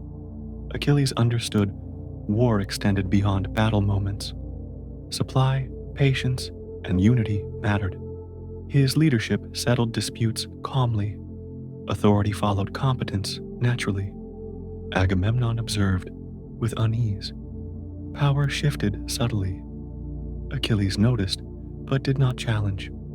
Conflict within waited its hour as pride and resentment brewed slowly beneath alliances strained by hierarchy and ambition. Unspoken preparing future. Fracture inevitably. Even amid success, Achilles felt distance growing between himself and Agamemnon. Respect existed, trust did not. Command required harmony. This imbalance troubled him. He remembered Chiron's warnings about anger and pride. Restraint held him steady. He focused on duty. Each day demanded clarity. Each night invited reflection. Patroclus spoke carefully, sensing tension. Achilles listened. He knew storms gathered unseen. Victory alone would not prevent fracture. Leadership required wisdom equal to strength. The lesson deepened as the war settled into uneasy routine that tested patience more than courage, slowly wearing resolve thin despite outward success, awaiting inevitable trial of honor soon. This stage of the war unfolded deliberately, marked by skirmishes and waiting. Achilles excelled in action, yet valued restraint. He avoided unnecessary risk. Men trusted his judgment. Songs had not yet formed. Legend remained unfinished. The listener rests here, within motion without climax. Breath slows amid preparation. The story pauses briefly, allowing balance to hold. What follows will demand more than skill. For now, the path remains steady, shaped by training, choice, and quiet resolve beneath an open sky, indifferent to mortal desire and untouched by final consequence. Time remains patient here, before greater trials arise, soon enough inevitably awaited. At this moment, Achilles stands fully engaged, yet unbroken. His path remains chosen, but incomplete. The listener is allowed calm. No tragedy intrudes yet. Training echoes through each decision. Breath deepens. Stillness supports awareness. War continues quietly. Destiny waits without hurry. This interval matters. It preserves balance before upheaval. Achilles does not rush. Neither should the mind following his story. Rest settles naturally here, held by rhythm, preparation, and silence, allowing tension to soften completely before history demands sacrifice and names gain consequence through irreversible action. The calm is necessary, for deeper endurance, sleep, carries gently toward future weight unfolding. This section closes without resolution by design. Achilles remains in motion, not yet consumed by rage or loss. The listener rests beside him. The world holds breath. Nothing collapses yet. Strength exists within order. Choices remain intact. The sea, the camp, the sky remain indifferent. Sleep is invited to deepen, trusting the preparation shown. What comes next will fracture calm. For now, silence protects balance, allowing mind and story to pause together Before inevitable change arrives without urgency or fear, breath slows steadily, confidence holds quietly until fate speaks. The pause matters, rest remains safe. Darkness settles softly over everything. Life in the Greek camp settled into a tense rhythm shaped by waiting, skirmishes, and pride. Achilles moved through this space with controlled purpose, neither seeking command nor avoiding responsibility. His presence alone altered morale, lifting some, unsettling others. Agamemnon watched carefully, measuring influence he did not fully control. Authority existed, but unity felt fragile. Achilles sensed this imbalance and remained restrained, remembering Chiron's lessons. He fought when needed, withdrew when prudent, and spoke rarely. Men followed instinctively, yet beneath discipline, resentment simmered quietly, gathering strength as victories accumulated without resolving deeper fractures that time alone would soon expose painfully. Patroclus remained closest to Achilles during these early months, offering balance and quiet counsel. He observed shifts others missed, sensing danger within alliances rather than enemy lines. Together they spoke at night, voices low, discussing supply routes, leadership tensions, and morale. Patroclus urged caution without fear, loyalty without blindness. Achilles listened fully. Their bond deepened under strain, strengthened by shared understanding rather than sentiment. While others celebrated minor triumphs, they measured cost. This awareness separated Achilles subtly from commanders driven by status, setting foundations for conflict not yet visible to patient observers across the waiting camp. Ahead of time itself, Agamemnon's authority weighed heavily on the camp, enforced through hierarchy and tradition. Achilles respected command structures, but questioned judgment privately. He noticed patterns, how credit flowed upward while risk settled elsewhere. These observations did not yet provoke action, but they accumulated quietly. When disputes arose, Achilles often resolved them informally, preventing escalation. Such moments increased loyalty toward him, though he never sought it. Agamemnon sensed the shift, responding with guarded formality. Beneath courtesy, rivalry formed, fueled by pride, insecurity, and the unspoken threat of comparison that lingered unresolved, growing stronger with each passing success and delay imposed by war's grind. Battle engagements during this phase remained limited yet intense. Achilles led strikes with precision, never lingering unnecessarily.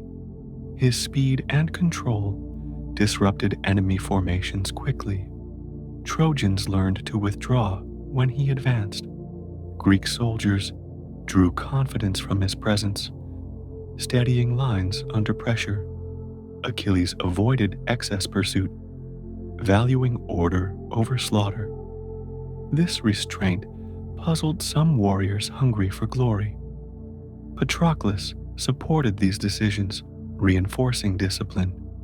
Victories accumulated methodically, yet each success sharpened expectations, increasing dependence upon Achilles, while magnifying tensions between effective action and centralized command structures struggling to adapt quickly enough. Amid unfolding realities of prolonged siege warfare ahead, daily life between clashes revealed strain across the army. Supplies moved slowly, tempers shortened, and patience eroded. Achilles paid attention to these details, understanding war's quieter dangers. He enforced rest when possible, rotated duties, and listened to grievances. Such actions earned trust among common soldiers. Agamemnon viewed this pragmatism skeptically, interpreting influence as challenge. Misunderstanding widened the gap between them. Achilles sensed approaching conflict, yet held restraint. He would not provoke division prematurely. For now, discipline preserved balance, though the ground beneath alliances continued to shift quietly, unseen by those focused solely on rank, ceremony, authority, ambition, pride, tradition, control. Night conversations grew heavier as time passed. Achilles and Patroclus discussed limits, loyalty, and consequence. They acknowledged admiration turning into expectation. Achilles understood he risked becoming indispensable. Such reliance could fracture unity if mishandled. He weighed options carefully, choosing patience over assertion. Memories of Pelion guided him. Chiron's warnings echoed softly. Anger must be governed. For now, Achilles waited, observing Agamemnon's decisions without interference. The war had not yet demanded a reckoning, but its approach felt inevitable, moving closer with each unresolved tension and unspoken grievance within the camp. Leadership, alliances, ambitions, tempers, structures, and fragile unity strained by time. Skirmishes intensified as Trojans tested Greek resolve. Achilles met each engagement with discipline, never allowing emotion to overtake judgment. His reputation spread rapidly. Enemy scouts withdrew upon sighting him. Allies relied increasingly upon his presence. This imbalance troubled Achilles deeply. Victory should not hinge on one man alone. He attempted delegation, empowering others where possible. Some succeeded, others faltered. Agamemnon observed results selectively, crediting structure rather than individual excellence. This dismissal deepened resentment quietly. Achilles maintained silence. Understanding confrontation now would shatter cohesion before necessity demanded truth through crisis, pressure, loss, fear, pride, command, hierarchy, ego, authority, conflict, fracture, survival. Within this uneasy balance, Achilles remained composed outwardly, though awareness sharpened inward. He recognized the fragile nature of alliances built on pride. War exposed character relentlessly. Achilles prepared for fracture without accelerating it. He continued to fight, to lead, and to restrain himself deliberately. The Myrmidons followed his example closely, maintaining discipline amid rising tension. Their cohesion contrasted starkly with other contingents. Agamemnon noticed this difference clearly. Suspicion replaced cooperation gradually. The war pressed forward, but unity eroded, setting conditions for a decisive rupture yet to come between leaders, loyalties, commands, expectations, ambitions, egos, pride, fear, power, honor, authority, control. This period closes without climax, intentionally. Achilles stands at a threshold, fully engaged yet internally guarded. The listener rests within this tension, allowed calm before upheaval. Breath slows, attention softens. Nothing collapses yet. Preparation continues quietly. Achilles remains restrained, patient, watchful.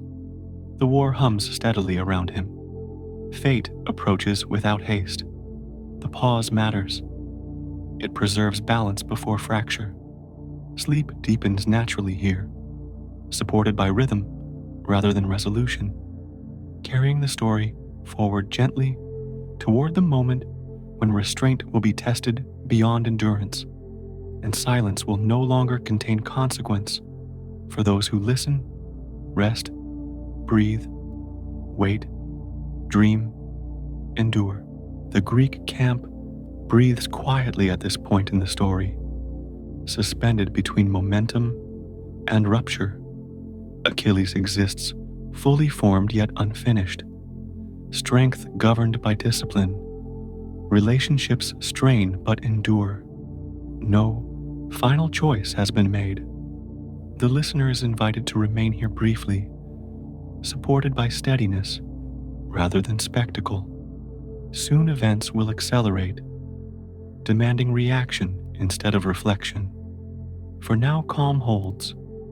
The narrative slows intentionally, allowing rest to settle deeply. What comes next will echo this restraint, shaping tragedy, loyalty, and resolve with irreversible force. Beyond this measured silence, as time advances, fate gathers, pressure builds, choices await. Achilles' position within the Greek camp grew increasingly complex as time passed, shaped by admiration, reliance, and quiet resentment. Soldiers spoke his name with confidence, measuring safety by his presence. Commanders consulted him more frequently, sometimes bypassing formal hierarchy. Achilles did not seek this influence, yet he could not avoid it. Competence attracts attention. Agamemnon observed these shifts with narrowing patience, interpreting loyalty as challenge. Politeness masked distrust. Each interaction carried weight. Achilles sensed tension tightening, invisible yet persistent, like pressure building beneath calm water, before sudden rupture that cannot be reversed once released by choice or pride alone. A turning point approached through small decisions rather than dramatic action. Disputes over resources, recognition, and authority surfaced more often. Achilles handled them practically, resolving matters swiftly to prevent escalation. This efficiency contrasted with Agamemnon's rigid adherence to protocol. The difference exposed a deeper divide in leadership philosophy. Achilles valued function and survival. Agamemnon valued order and status. Neither spoke openly. Silence replaced dialogue. Patroclus noticed the change immediately, urging caution. Achilles listened, though frustration stirred quietly beneath discipline. The balance Chiron taught him held, but strain tested restraint daily as patience thinned across the camp under prolonged siege conditions. The incident that altered everything arrived without warning, disguised as routine. A dispute over captured spoils ignited long-simmering tensions. Agamemnon asserted authority harshly, disregarding context and contribution. Achilles felt the injustice immediately, sharp and personal. Honor had been violated publicly. Silence became impossible. He spoke calmly, but firmness carried weight. Words cut deeper than weapons. Agamemnon responded with arrogance, reinforcing division rather than resolving it. Witnesses sensed history shifting. Patroclus watched helplessly, understanding consequences unfolding beyond control. Pride met restraint, and restraint began to fracture under the weight of insult, humiliation, and wounded honor, pressed before assembled leaders and warriors alike. Achilles withdrew from the confrontation, outwardly composed, inwardly burning. The insult echoed louder than any blow. He retreated to his quarters, refusing further engagement. The Myrmidons followed without question. Their loyalty crystallized instantly. Achilles did not order withdrawal. He simply stopped. Silence became declaration. Agamemnon misjudged the moment, underestimating consequence. The camp felt the absence immediately. Confidence faltered. Trojans sensed opportunity. Patroclus urged reconsideration gently, appealing to shared purpose and survival. Achilles listened, but did not yield. Honor demanded response. Restraint had reached its limit. Withdrawal was not abandonment, but refusal to serve injustice. The line had been crossed publicly, irrevocably. In the quiet that followed, Achilles wrestled with decision. Rage surged, tempered by discipline. Chiron's lessons echoed insistently. Anger must be governed, or it governs. Achilles chose control through distance. He would not fight for a commander who dishonored him. This choice carried terrible cost, known fully. Greeks would suffer. Trojans would advance. Achilles accepted responsibility without illusion. Patroclus grieved silently, understanding both sides. Loyalty pulled him toward Achilles. Compassion pulled him toward suffering comrades. The camp breathed uneasily, sensing withdrawal of its sharpest blade. Fate shifted decisively, aligning paths toward tragedy without yet revealing its full shape or cost to any present. Night fell heavy with consequence. Achilles sat apart, watching firelight flicker. The sea murmured nearby, indifferent witness. Thetis felt her son's anguish across realms. She listened without intervening, knowing the path chosen could not be softened without greater harm. Achilles' grief transformed slowly into cold resolve. He would not be used. He would not bend. His worth would be proven through absence rather than action. This knowledge brought grim clarity. He slept little. Dreams remained distant. The choice had been made, fully awake. Dawn arrived unchanged, yet everything beneath it had altered irreversibly. The Greek camp moved forward without Achilles, uncertain and diminished. Early engagements revealed imbalance quickly. Hector pressed harder. Trojan confidence rose. Greek lines bent. Reports reached Achilles steadily. He listened without reaction. Patroclus struggled openly now, torn between loyalty and compassion. Achilles acknowledged his pain, sharing burden without yielding decision. He warned Patroclus not to fight in his stead. Danger loomed. The Myrmidons waited, restless, disciplined, restrained by respect rather than command. This stillness held tension taut. The listener rests within this moment of suspension, where silence itself carries weight heavier than action. Breath slows. Awareness sharpens. Nothing resolves yet. Everything prepares. This stage marks fracture, not climax. Achilles stands apart, whole yet isolated. His choice shapes destiny for all involved. The listener is allowed rest within this gravity, feeling weight without noise. Calm does not imply safety. It precedes storm. Achilles' restraint now defines him, as much as strength once did. The pause matters deeply. Sleep may deepen here, supported by steady rhythm rather than resolution. What follows will break this stillness violently. For now, balance holds through tension. The story breathes quietly, carrying listener and hero alike toward inevitable loss, rage, and reckoning shaped by honor, pride, loyalty, and irreversible consequence, born from a single moment where silence replaced obedience and changed everything forever. The narrative settles here intentionally, honoring restraint before catastrophe. Achilles remains withdrawn. Agamemnon remains defiant. Patroclus remains torn. The camp endures uncertainty. The sea remains indifferent. The listener rests beside this suspended moment where choice has been made, but outcome not yet revealed. Sleep is invited to remain deep and steady, trusting the pacing. This calm is not peace. It is the breath before thunder. What comes next will demand sacrifice beyond measure.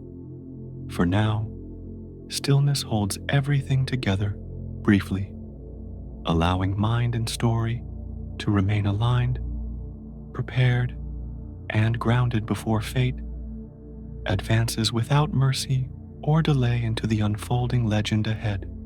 Patroclus watched the Greek camp shift after Achilles' withdrawal, feeling tension spread through tents and fires.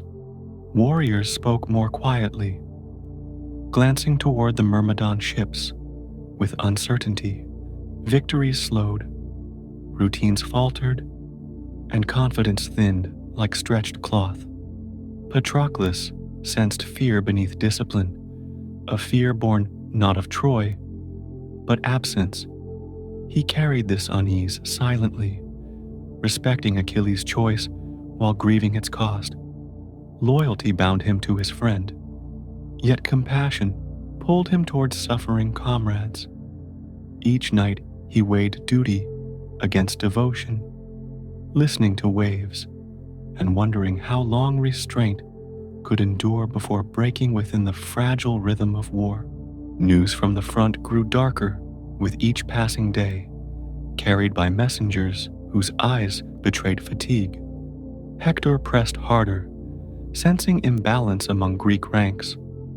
Lines bent, then broke, forcing costly retreats toward the shore.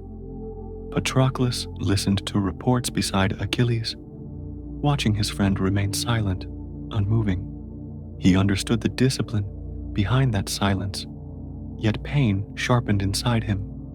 He remembered Chiron's lessons about consequence and choice, but also remembered shared years, shared risks, shared purpose. Watching others fall while waiting felt unbearable, and the question began forming within him, slowly, dangerously. Duty and love pulled him apart without mercy. He approached Achilles carefully, choosing moments when anger slept and thought remained clear.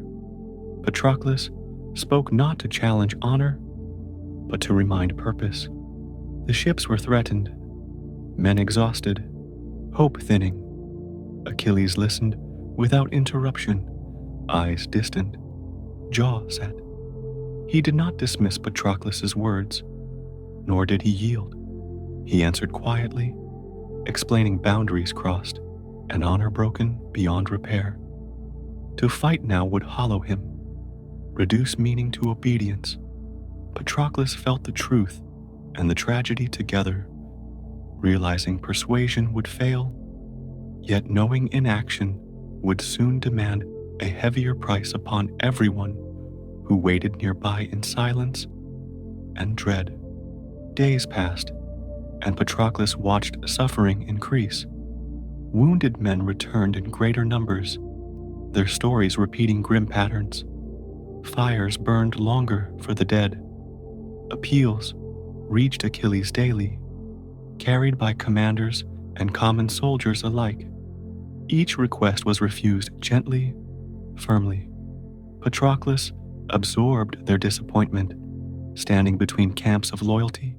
He began to imagine alternatives, dangerous ones, shaped by urgency and care. The armor, resting within Achilles' shelter, drew his gaze often. It symbolized salvation to many. The thought formed quietly, terrifying and hopeful at once. As desperation sharpened, resolve against the slow collapse surrounding them, each hour without relief.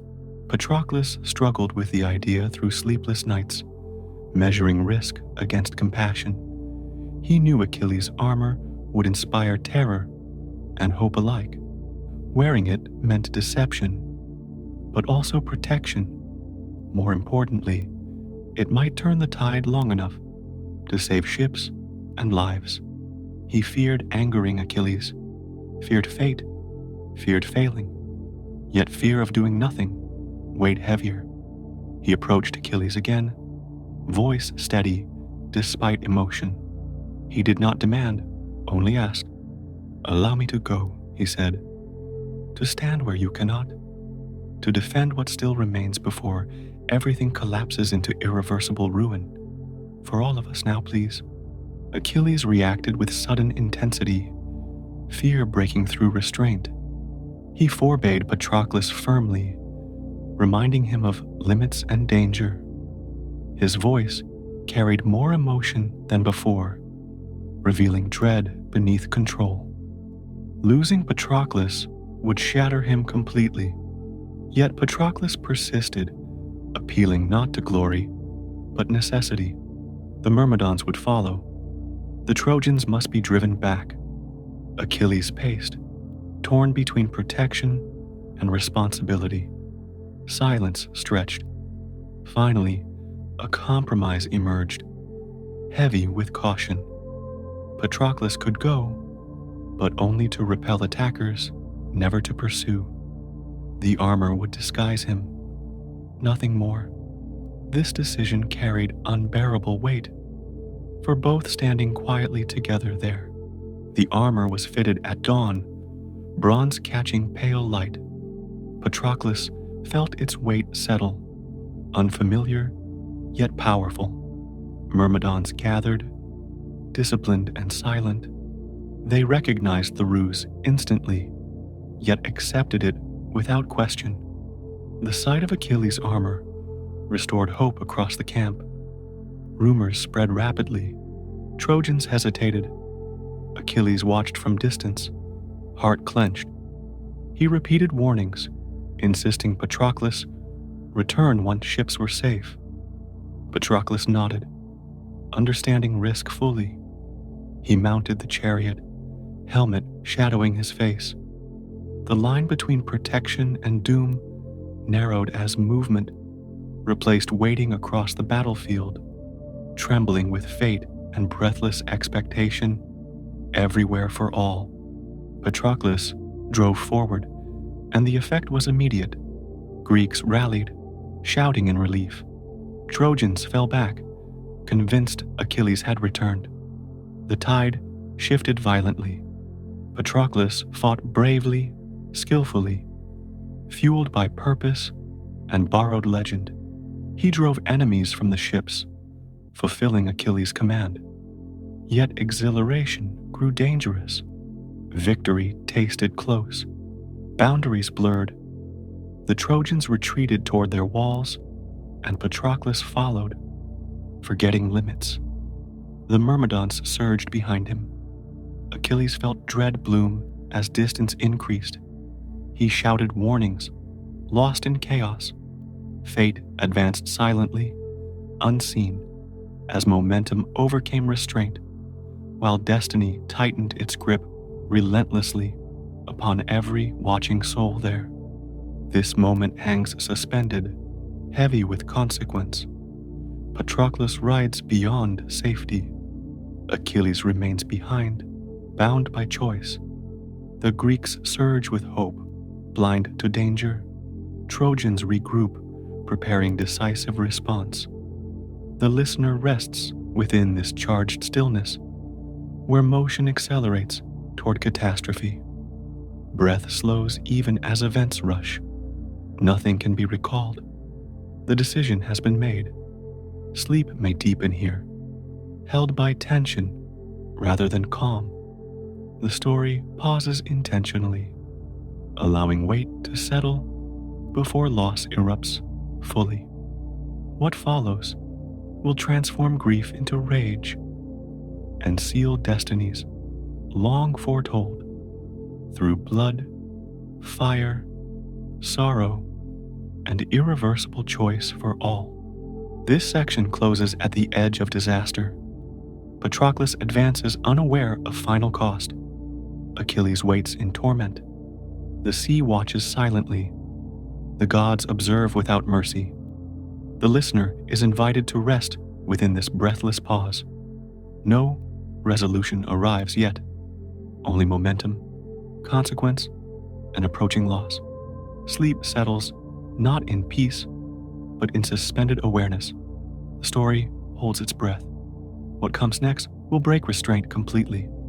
For now, stillness remains, carrying listener and hero together toward the moment when fate will strike openly, and nothing afterward will remain unchanged within this ancient, tragic unfolding of war and destiny.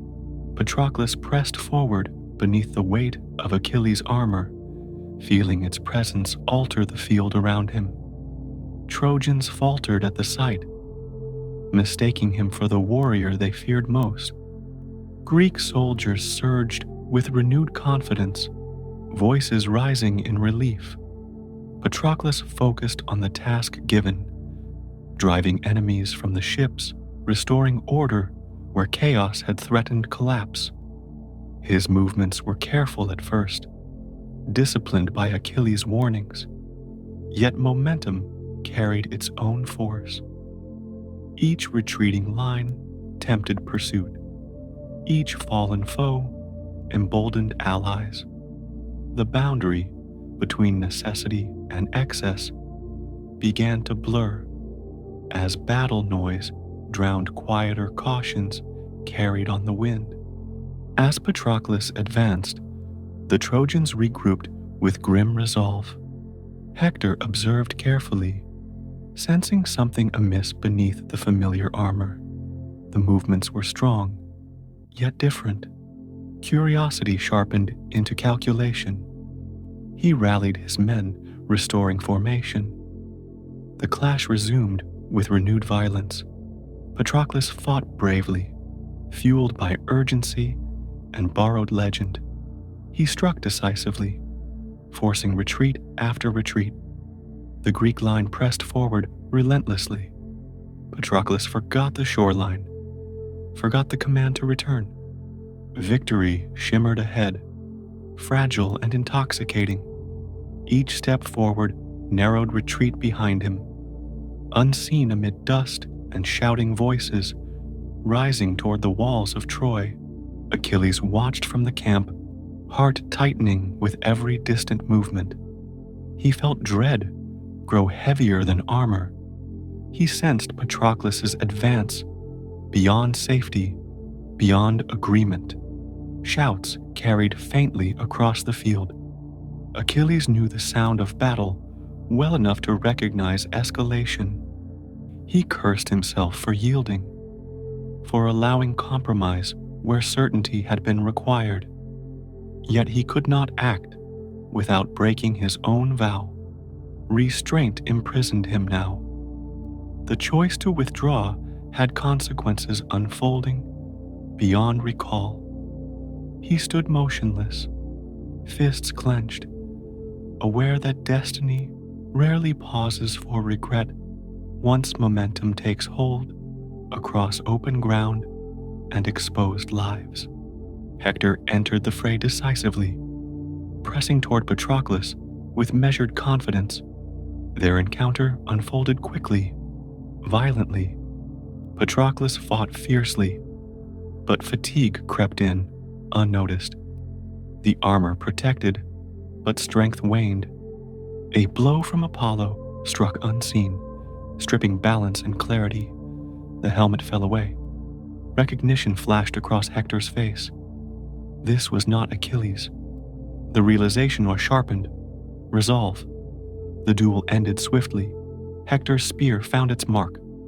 Patroclus fell, breath leaving him amid dust and noise. Silence followed briefly, then chaos surged. The borrowed armor lay heavy upon broken ground. Fate had revealed itself without mercy. The death rippled outward instantly. Trojans rallied in triumph. Greeks recoiled in shock. The field shifted violently. News raced toward the camp faster than messengers. Achilles felt it before words arrived. A scream tore from him, raw and uncontrolled, breaking restraint completely. Grief struck deeper than anger, deeper than honor. Patroclus lay dead because of his choice. The weight of loss crushed everything else. Achilles collapsed to the ground, clawing at sand, voice carrying across the shore. Thetis heard from the depths, her heart answering his cry instantly. Destiny had crossed its threshold. Nothing remained unchanged. Achilles' grief consumed him entirely. He refused comfort, refused food, refused rest. Rage and sorrow intertwined until indistinguishable. The Myrmidons stood helpless, witnessing their leader unravel. Achilles blamed Agamemnon, the war, the gods, himself. Patroclus' body was retrieved at great cost, borne back under cover of night. Achilles knelt beside it, silent now, emptied of sound. Tears fell without shame. He cut his hair, offering it to the dead, abandoning vows of restraint. The choice he had delayed now arrived fully formed. Withdrawal ended. Vengeance replaced patience. The war would no longer be measured. It would burn. Thetis rose from the sea to meet her son, veiled in sorrow. She did not console with false hope. She spoke truth. Hector would fall by Achilles' hand, but Achilles would not survive long after. The prophecy returned with cruel clarity. Short life, endless glory. Achilles accepted without hesitation. Patroclus' death had stripped fear away. Nothing remained to protect. He asked only for armor worthy of purpose. Thetis promised to secure it from Hephaestus himself. Achilles waited beside Patroclus' body, unmoving, suspended between grief and resolve. Breath shallow, eyes fixed beyond present suffering, toward inevitable confrontation now demanded by fate. The Greek camp shifted under the weight of Achilles' return. Fear turned to expectation. Agamemnon approached with offerings and apology, too late to mend fracture. Achilles accepted restitution without forgiveness. Honor mattered less than action now. He prepared silently, every movement deliberate. The Myrmidons gathered, disciplined and eager. When new armor arrived, radiant and terrible, Achilles donned it without ceremony. The sound of bronze echoed across the camp. Trojans felt dread settle again. Achilles re-entered the war, transformed by loss. Restraint replaced by relentless purpose. The listener rests within this charged stillness, where grief fuels motion and destiny accelerates toward unavoidable confrontation. This section closes at the edge of fury, fully awakened. Patroclus lies honored and lost. Achilles stands reborn through sorrow. The world narrows toward Hector and the walls of Troy.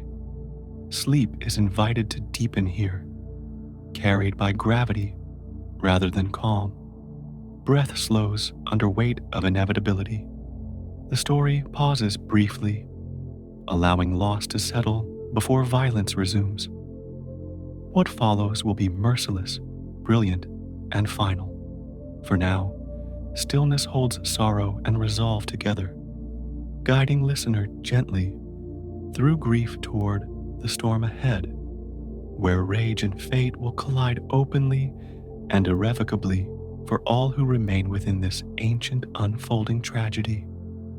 Achilles stood at the edge of the camp as dawn spread pale light across the shore, his new armor reflecting the sky like still water. The grief within him had hardened into something precise and unyielding. Where patience once lived, purpose now burned cleanly. He spoke little, yet every movement carried intent. The Myrmidons gathered without command, sensing the shift. They followed him, not out of fear, but certainty. Achilles no longer hesitated. The loss of Patroclus had stripped away restraint, leaving clarity sharpened by pain. This was no longer a war of obligation or alliance. It had become personal, irrevocable, and absolute. As Achilles advanced toward the field, the Greeks parted instinctively. Whispers followed, then silence. The memory of Patroclus moved beside him, unspoken yet present. Each step forward felt deliberate, final. He did not look toward Agamemnon. Reconciliation no longer mattered. Honor had narrowed into action alone. The ground trembled faintly beneath his stride, as if recognizing the weight of what approached. Across the plain, Trojan sentries saw the glint of armor and felt dread settle without name. The tide of war shifted before any blade met flesh. Destiny announced itself through presence rather than proclamation. When Achilles entered battle, the effect was immediate and overwhelming. Trojans faltered, formations collapsing under the pressure of his advance. He moved with relentless speed, striking without pause. The new armor deflected every blow, each impact ringing like thunder. Achilles did not shout. His silence carried more terror than any cry. Greek soldiers followed in his wake, momentum surging. No order was needed. Fear spread through Trojan ranks as Achilles cut a path forward, not seeking glory, not sparing resistance. This was vengeance given form, grief translated into motion, and the battlefield reshaped itself around his will. Hector watched from the walls, understanding fully what had changed. He felt the pull of inevitability tighten. Patroclus' death had summoned something beyond tactics or courage. Hector armed himself carefully, knowing the meeting ahead could not be avoided. He kissed his wife and child goodbye without illusion. Honor demanded he stand. Fate demanded he fall. Still, he walked toward the gate with resolve intact. The city behind him breathed in fear. The plain before him waited in silence, broken only by distant clash. Two paths converged, narrowed by loss, sharpened by destiny, moving toward collision without retreat remaining. Achilles cleared the field with terrifying efficiency, driving Trojans back toward their walls. Bodies fell without distinction. Mercy did not slow him. Each strike carried Patroclus' name unspoken. The Scamander River ran thick with blood, rising angrily against him. Even nature recoiled, yet Achilles pressed forward, unmoved. The gods watched closely now. Some intervened subtly. Others turned away. The balance of war tipped violently. Greek hope surged unchecked. Yet beneath triumph lay dread, for all sensed this fury could not be contained long. Achilles no longer belonged to the living world entirely. He had crossed into something colder, brighter, and fatal. When Achilles finally saw Hector before him, time seemed to slow. The battlefield faded into distance. Sound dulled. Only the space between them mattered. Hector turned and ran instinctively, knowing strategy had failed. Achilles pursued relentlessly, speed unmatched. They circled the city, watched by gods and men alike. Each pass tightened the end. Hector's breath shortened. Achilles closed distance steadily, inexorable as fate itself.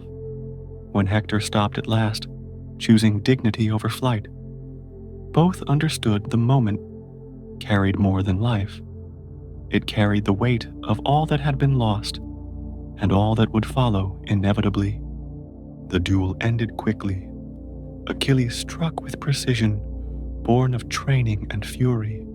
Hector fell, the prophecy fulfilled.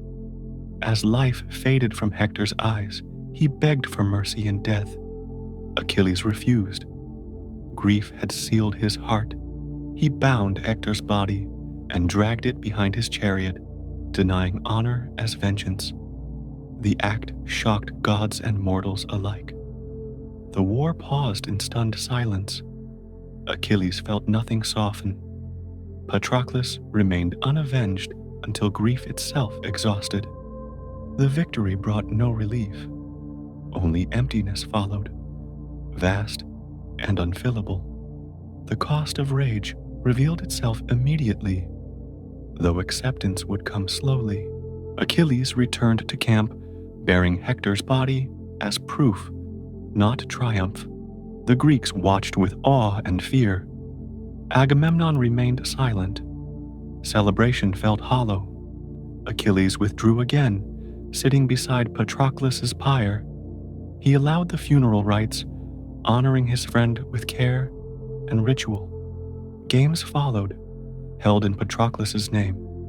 Achilles presided calmly, granting prizes generously. This order restored balance briefly. Rage cooled into sorrow once more. Yet something fundamental had changed. Achilles understood now that vengeance did not restore what was lost. It only deepened distance between the living and the past. In the nights that followed, Priam came secretly to the Greek camp, guided by the gods. He knelt before Achilles, begging for his son's body. The sight shattered something hardened inside Achilles. He saw Peleus reflected in Priam's grief. For the first time since Patroclus's death, tears returned. Compassion surfaced through sorrow. Achilles lifted Priam gently, granting the request. He returned Hector's body with respect, acknowledging shared humanity beyond war. This act did not erase violence, but it softened its edge. Achilles felt weariness settle deep within him. The cost of all he had carried finally understood fully. This moment marked the quiet turning. Rage gave way to acceptance. Achilles knew his fate approached. He no longer resisted. The war would continue without him long. His purpose had been fulfilled. The listener rests here, within this calm after fury, where compassion reemerges through grief. Breath deepens. Stillness returns gradually. The story allows rest beside sorrow, tempered by understanding. Achilles stands complete in experience, no longer untouched by consequence. Sleep is invited gently here, carried by resolution rather than tension, guiding mind and memory toward quiet before the final movement arrives inevitably beyond this moment of human recognition and shared loss. After the fury of battle subsided, the Greek camp entered a quieter phase, marked by exhaustion and reflection. Achilles moved among the tents less frequently, his presence softer, heavier with thought. Soldiers sensed the change and lowered voices instinctively. Fires burned lower at night. Victory no longer tasted sharp. Instead, it felt distant, muted by cost. Achilles spent long hours beside the sea, listening to waves erase footprints along the shore. He thought of Patroclus, of Hector, of choices that could not be reclaimed. The war continued around him, but his attention turned inward, measuring weight rather than triumph alone. Leadership responsibilities remained, though Achilles delegated more carefully than before. He trusted experienced captains to manage formations and supplies, intervening only when judgment faltered. This distance prevented admiration from hardening into dependence.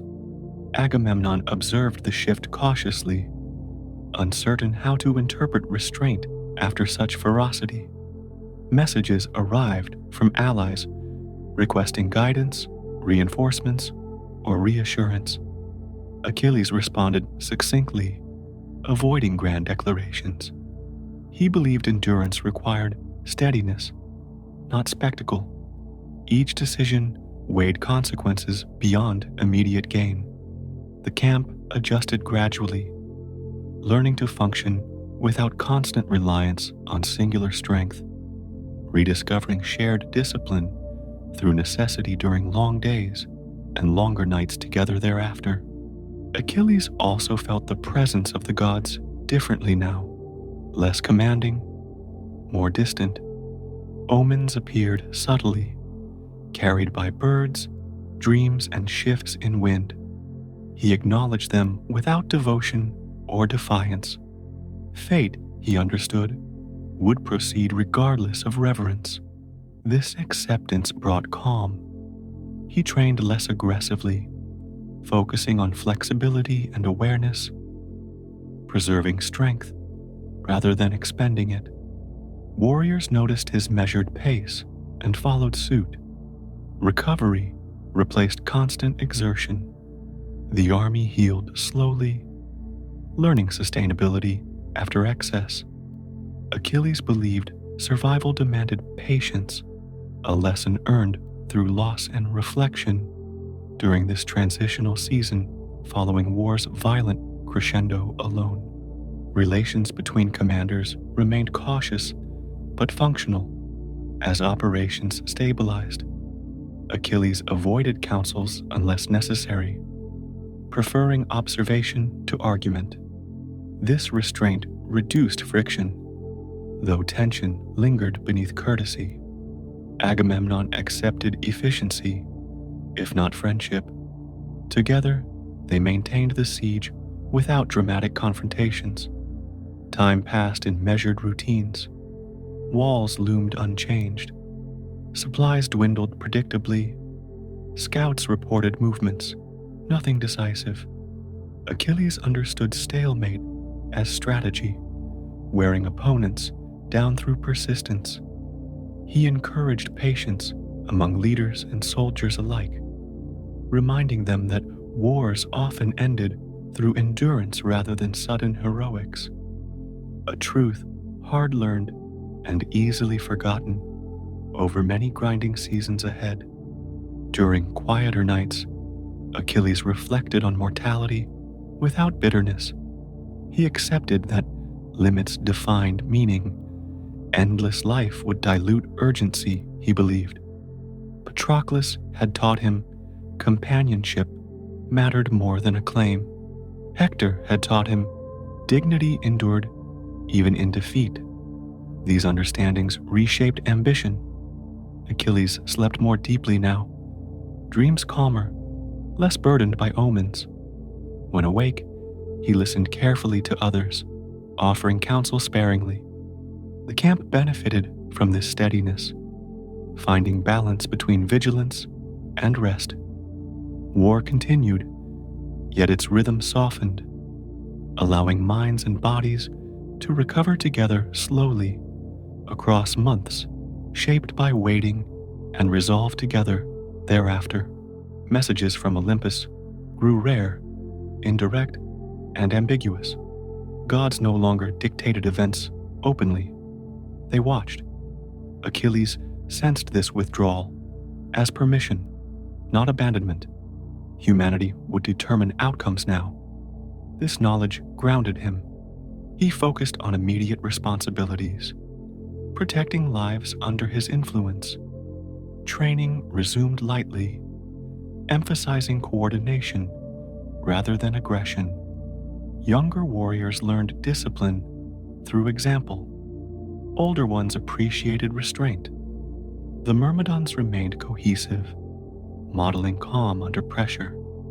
Achilles believed leadership meant shaping conditions where others could endure without him, preparing for futures he might not share, accepting this truth without protest or despair. While time advanced steadily forward, the war's tempo settled into attrition. testing resolve more than courage. Achilles understood this phase demanded conservation. He advised rotating watches, safeguarding morale, and honoring the fallen properly. Rituals mattered. They preserved humanity amid routine violence. Achilles attended funerals quietly, standing with families, sharing silence. Such presence strengthened bonds unseen by strategists. Agamemnon noticed improved cohesion and grudgingly acknowledged value. Friction eased slightly. Progress remained slow, but collapse receded. The Greeks held ground patiently. Achilles accepted monotony as necessary, recognizing that endurance often decided conflicts long before decisive battles ever occurred. Through sustained effort across exhausting, unforgiving seasons, together enduringly, despite outward calm, Achilles remained aware of approaching fate. He felt it in dreams and pauses between thoughts. There was no fear, only acknowledgement. Preparation shifted inward, toward acceptance. He spoke with elders, listened to stories of ends and beginnings. Such conversations grounded him within lineage rather than legend. Achilles sought no escape. He understood completion required meeting consequence fully. This awareness softened his demeanor further. He smiled occasionally, surprising those who expected severity. Humanity resurfaced quietly. The camp responded in kind, rediscovering gentler rhythms amid war's prolonged demands and uncertainties surrounding tomorrow. While holding patience, courage, and shared hope, scouts reported subtle changes beyond the walls, signs of fatigue among Trojans. Achilles noted them without urgency. He advised maintaining pressure steadily. Victory, he believed, arrived through consistency. Plans were adjusted carefully, minimizing risk. The army followed willingly. Confidence rested not in spectacle, but in method. Achilles spent evenings mapping terrain with captains, anticipating responses. His leadership felt quieter than before, yet more pervasive. The camp functioned smoothly. Even silence felt purposeful. This phase allowed recovery of spirit, necessary before any final push. Achilles trusted timing more than impulse, a lesson sealed through suffering, learned slowly through grief and perseverance. This section closes in quiet equilibrium, neither victory nor defeat dominating awareness. Achilles stands composed, seasoned by loss and restraint. The war continues patiently around him. The listener is invited to rest within this steadiness, breathing alongside measured resolve. No climax intrudes. Time stretches gently. Preparation, acceptance, and endurance define the moment. Achilles no longer resists fate, nor does he chase it. He waits, attentive and grounded. Sleep may deepen here, carried by calm repetition and balanced breath, trusting the story's pace. What remains ahead will arrive when readiness aligns, unforced and inevitable with patience, silence, strength, and shared humanity. Before the sun lifted completely above the wide Trojan plain, the Greek camp rested in a tense and fragile calm. The sea continued its slow, repetitive motion, waves folding inward and retreating again, indifferent to loss or victory. Achilles stood near the shoreline, barefoot on the cool sand, listening to that rhythm until his breathing unconsciously followed it. Patroclus was gone, and the absence reshaped everything without noise or spectacle. It pressed inward, steady and undeniable. settling deep within his chest, where it no longer burned, but weighed. The myrmidons remained nearby, arranged loosely but attentively. They spoke little, understanding that this moment did not require words. Discipline held them together more strongly than commands ever had. Achilles did not turn to face them, yet he felt their presence as clearly as if they stood at his side. Loyalty remained firm, not shaken by grief, but tightened by it, bound now by shared loss as much as by oath. Achilles allowed his thoughts to move slowly, sinking rather than circling. Memories of Patroclus emerged without resistance. Long journeys, quiet conversations, laughter that came without effort, and silences that never needed to be filled. Patroclus had never followed Achilles as a shadow. He had walked beside him as balance, as restraint, as grounding. Without him, the world felt sharper, less forgiving. Achilles understood that nothing ahead would soften that edge. The path forward would remain narrow and exacting. Messengers arrived throughout the morning, each speaking with care. They reported Hector's renewed confidence, Trojan forces pressing closer to the ships, and Greek armor now worn by enemy hands. Each detail carried significance, yet none provoked immediate reaction. Achilles listened without interruption, letting the information arrange itself into order within him. The war had shifted precisely as he had expected. There was no surprise, only confirmation. Thetis emerged from the sea before midday. Her presence was felt before it was seen, as the air itself seemed to pause in recognition. She approached Achilles without haste, her expression calm but heavy with understanding. When she placed her hand upon his shoulder, the contact carried neither comfort nor restraint, only acknowledgement. Mortal grief and divine awareness met without conflict. They exchanged few words. Thetis did not warn him of what lay ahead. Achilles did not ask to be spared. That choice had been made long ago, shaped by prophecy, training, and loss. What remained now was acceptance without fear.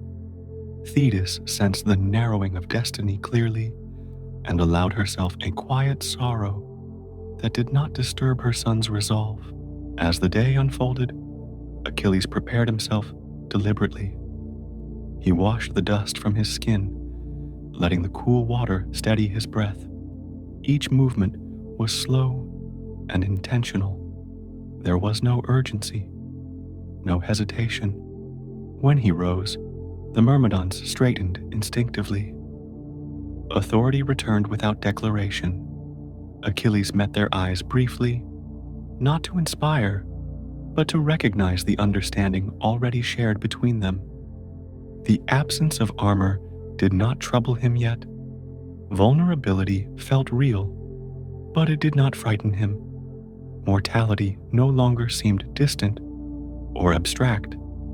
It had stepped closer, acknowledged rather than resisted. This awareness sharpened his senses. He felt the firmness of the ground beneath his feet, the movement of air across his skin, and the steady rhythm of his own breath, anchoring him fully in the present. This awareness sharpened his senses. He felt the firmness of the ground beneath his feet, the movement of air across his skin, and the steady rhythm of his own breath, anchoring him fully in the present. As afternoon stretched onward, Trojan movement increased along the plain. Dust rose in the distance, carried by wind and the motion of advancing troops. Confidence had returned to the enemy, built upon recent successes. Achilles observed patiently. Timing mattered more than speed now. His return to battle would not be reaction, but decision. He would move when his presence alone could alter the shape of the field. Patroclus' body was returned before evening, carried with reverence by those who had survived the failed advance. Achilles stood beside him in silence. Grief returned, heavier but quieter, settling deep rather than spilling outward. No tears came. Expression no longer mattered. The bond endured, unbroken by death. Achilles understood that action would now carry Patroclus forward, not as memory alone, but as force. Night descended gently, cooling the air and softening sound across the camp. Fires burned lower. Warriors rested uneasily, listening for signs of renewed attack. Achilles did not sleep. He remained awake, attentive rather than restless, listening to the sea and the distant preparations of both armies. This moment belonged to stillness. As darkness deepened, Achilles walked once more along the shoreline. Stars trembled faintly in the water's surface, breaking and reforming with each small wave. He thought of the choices once offered to him, of long life without glory, of quiet obscurity. Those paths no longer existed. What remained was a single direction, illuminated not by hope, but by necessity. The camp breathed around him, thousands of lives bound together by circumstance and command. Achilles felt the weight of that responsibility without resentment. Leadership now meant endurance rather than dominance, steadiness rather than force. He understood that tomorrow he would step forward again, and the war would change once more. For now, he allowed the night to hold him in silence. In that silence, resolve completed itself. Pride had fallen away. Dispute had faded. Only purpose remained, clear and unavoidable. Achilles stood at the threshold between what had been and what must follow. Fate no longer pressed from afar. It waited close, patient and certain, ready to move when he did. The night settled slowly over the Greek camp, carrying with it a silence that felt heavier than darkness itself. Fires burned low, reduced to embers that glowed without warmth. Achilles remained awake, seated apart from the others, his posture relaxed yet attentive. The sea murmured nearby, repeating its endless rhythm, a sound that no longer comforted him, but anchored him. After loss, after grief, after acceptance, there was this phase of waiting, quieter, but no less demanding. It asked for endurance rather than action, patience rather than strength. Achilles felt the war breathing around him even in stillness. Men shifted in their sleep, armor creaked softly, distant sentries paced with measured steps. Nothing dramatic happened, yet everything continued. This was the truth of a long conflict. Between moments of fury lay long stretches of restraint. Achilles had learned to respect these intervals. They shaped outcomes as surely as battle did. He understood now that survival depended not only on courage, but on the ability to remain steady when nothing seemed to move. Thoughts returned often to Patroclus, but no longer as sharp pain. Instead, memory arrived like a low tide, touching familiar places without overwhelming them. Achilles recalled conversations shared under stars, moments when words were unnecessary. Patroclus had always understood when silence was needed. That understanding lingered, guiding Achilles even now. He carried it forward, not as burden, but as quiet instruction. As dawn approached, the air cooled further, and a faint light began to form along the horizon. Achilles rose and walked slowly along the shoreline. Each step pressed into sand that would soon erase his footprints. The impermanence did not trouble him. It reflected what he had already accepted. Actions mattered in the moment they were taken, not in how long they endured. This thought brought clarity rather than sorrow. Behind him, the camp stirred gently. Warriors woke without urgency, performing familiar routines. Supplies were checked, watch rotations adjusted, minor disputes resolved without raised voices. Achilles observed from a distance, satisfied that order held. Leadership, he had learned, was not always visible. Sometimes it existed precisely because it did not need to assert itself. His presence alone was enough to maintain balance. Later in the morning, Achilles joined a small council, not to command, but to listen. Reports were given calmly. Trojan movements remained cautious. Both sides felt the weight of recent events. No one sought immediate confrontation. Achilles offered measured guidance, encouraging patience, conserving strength. His words were few, but they carried authority shaped by experience rather than rank.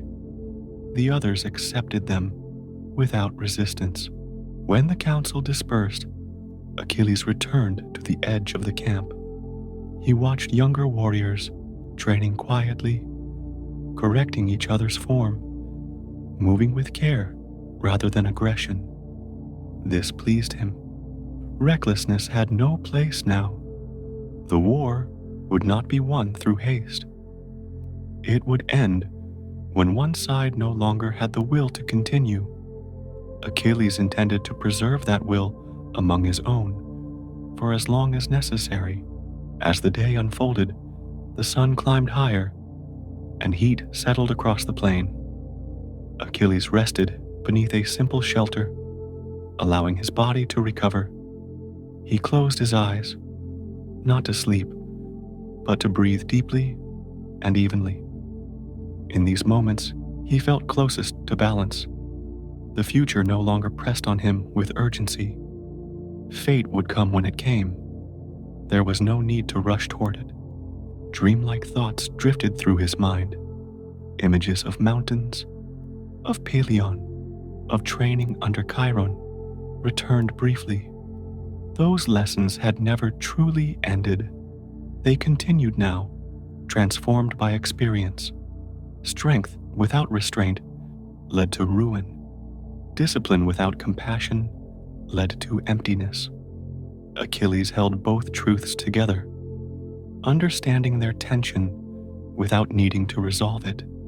In the afternoon, a light breeze crossed the camp, carrying the scent of the sea. Achilles rose again and walked among the myrmidons. He spoke quietly, with a few, offering guidance, listening to concerns. There was no ceremony, no formal address.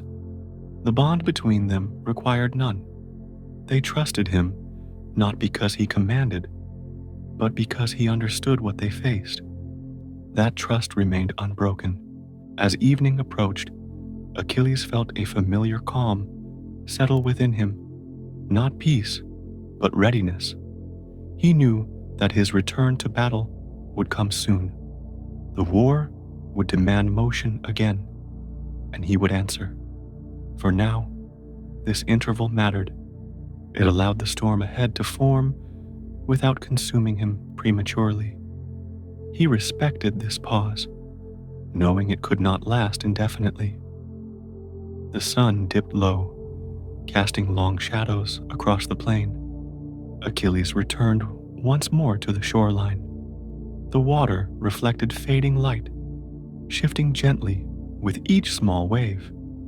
He stood still, breathing slowly, letting the day conclude without resistance. Around him, the world prepared for night again, repeating its cycle without regard for human struggle. When darkness finally settled, Achilles returned to his place among the tents. He lay down, allowing rest to come naturally. Sleep did not arrive immediately, but it no longer eluded him. His mind remained quiet, untroubled by racing thoughts. He had accepted where he stood within the story of the war and within his own life. As sleep gradually took hold, Achilles remained grounded in the present moment.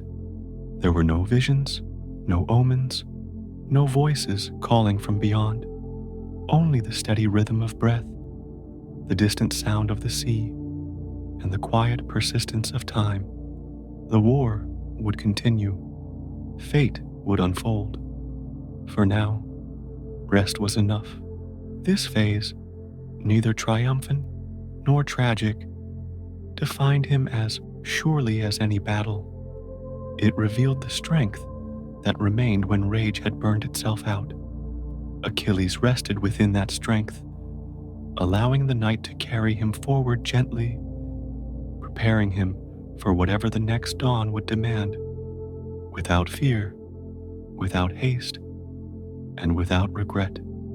In the days that followed that quieter stretch of waiting, the war began to stir again, as if it had only been holding its breath. The air felt different in the mornings, sharper, more alert. Scouts returned with steadier reports, not of panic, but of movement.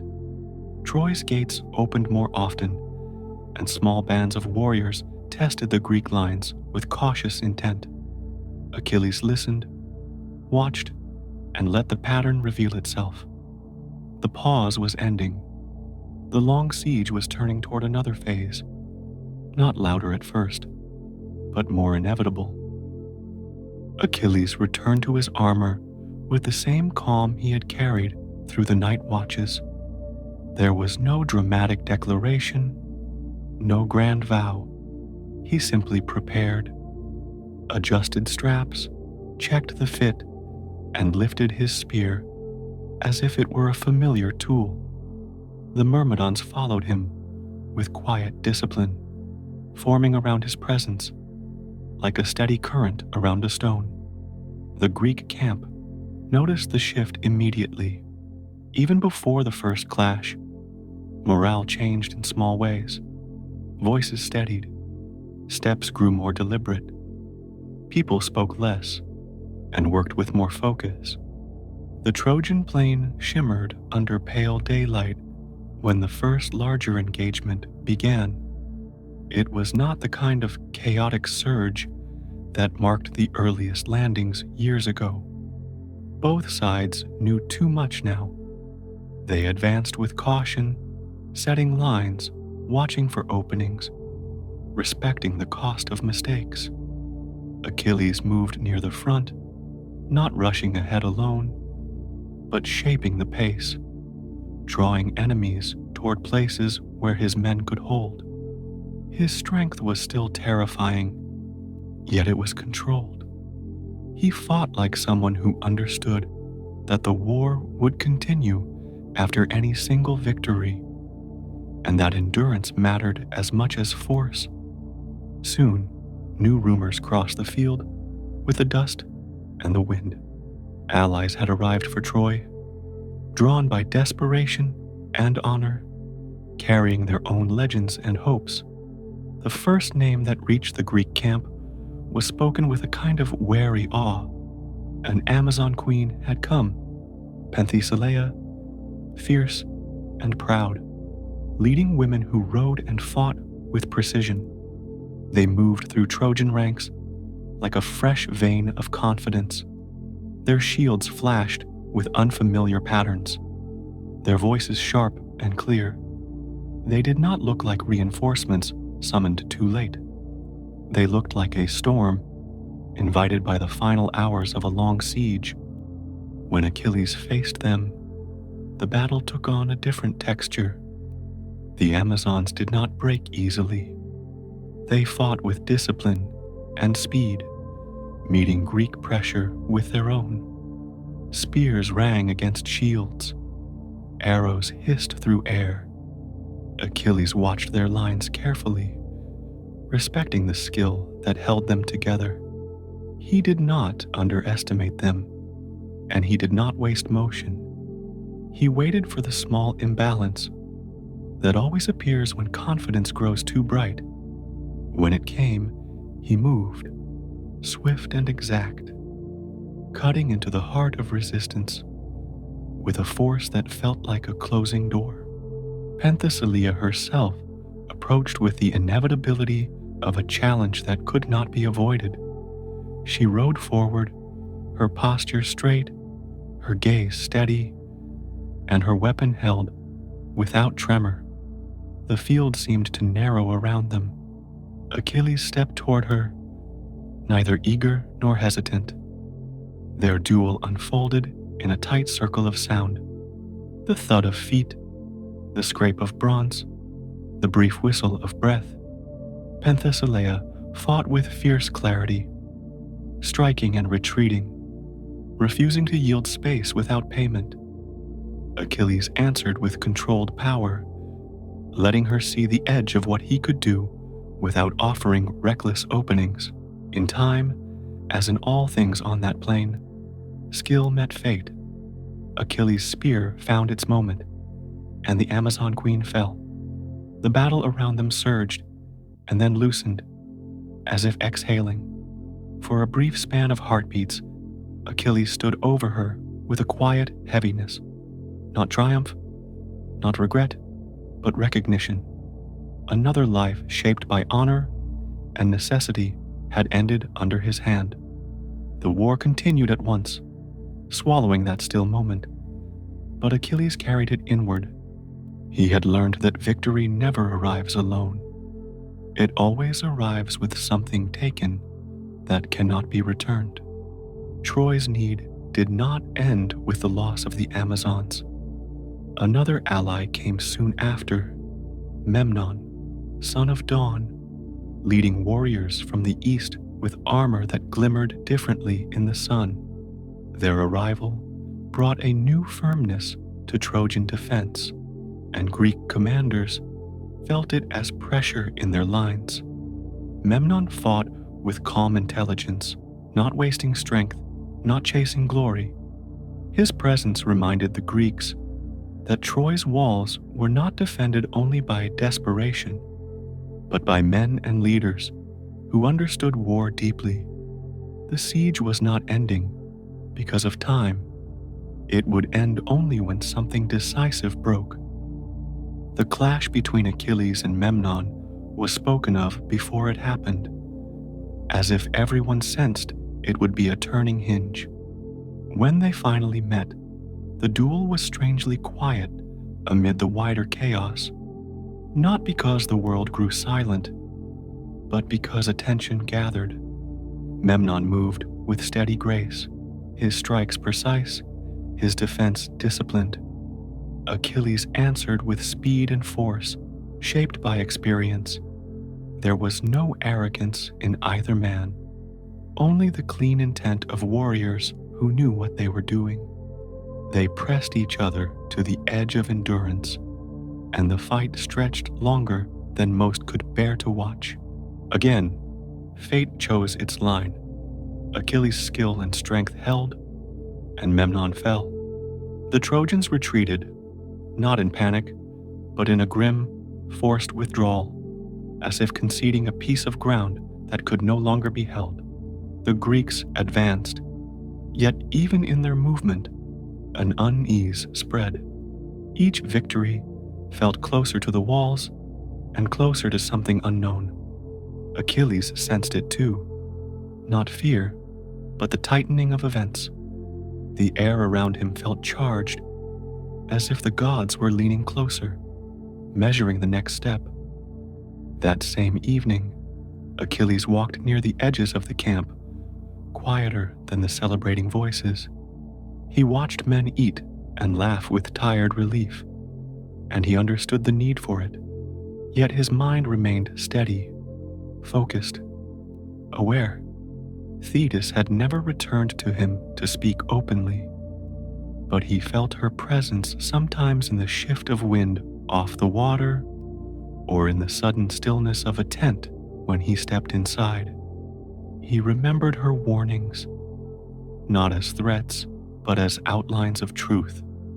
His life had always been moving toward a narrow end. The victories did not change that. They only brought it closer. As the next day began, Troy's archers appeared more frequently along the walls, and their volleys grew heavier. The Greeks responded with shields, raised and measured advances, testing distance, probing for weakness. Achilles moved closer than many commanders would have dared, reading the wall's patterns, watching where arrows clustered, where defenders shifted.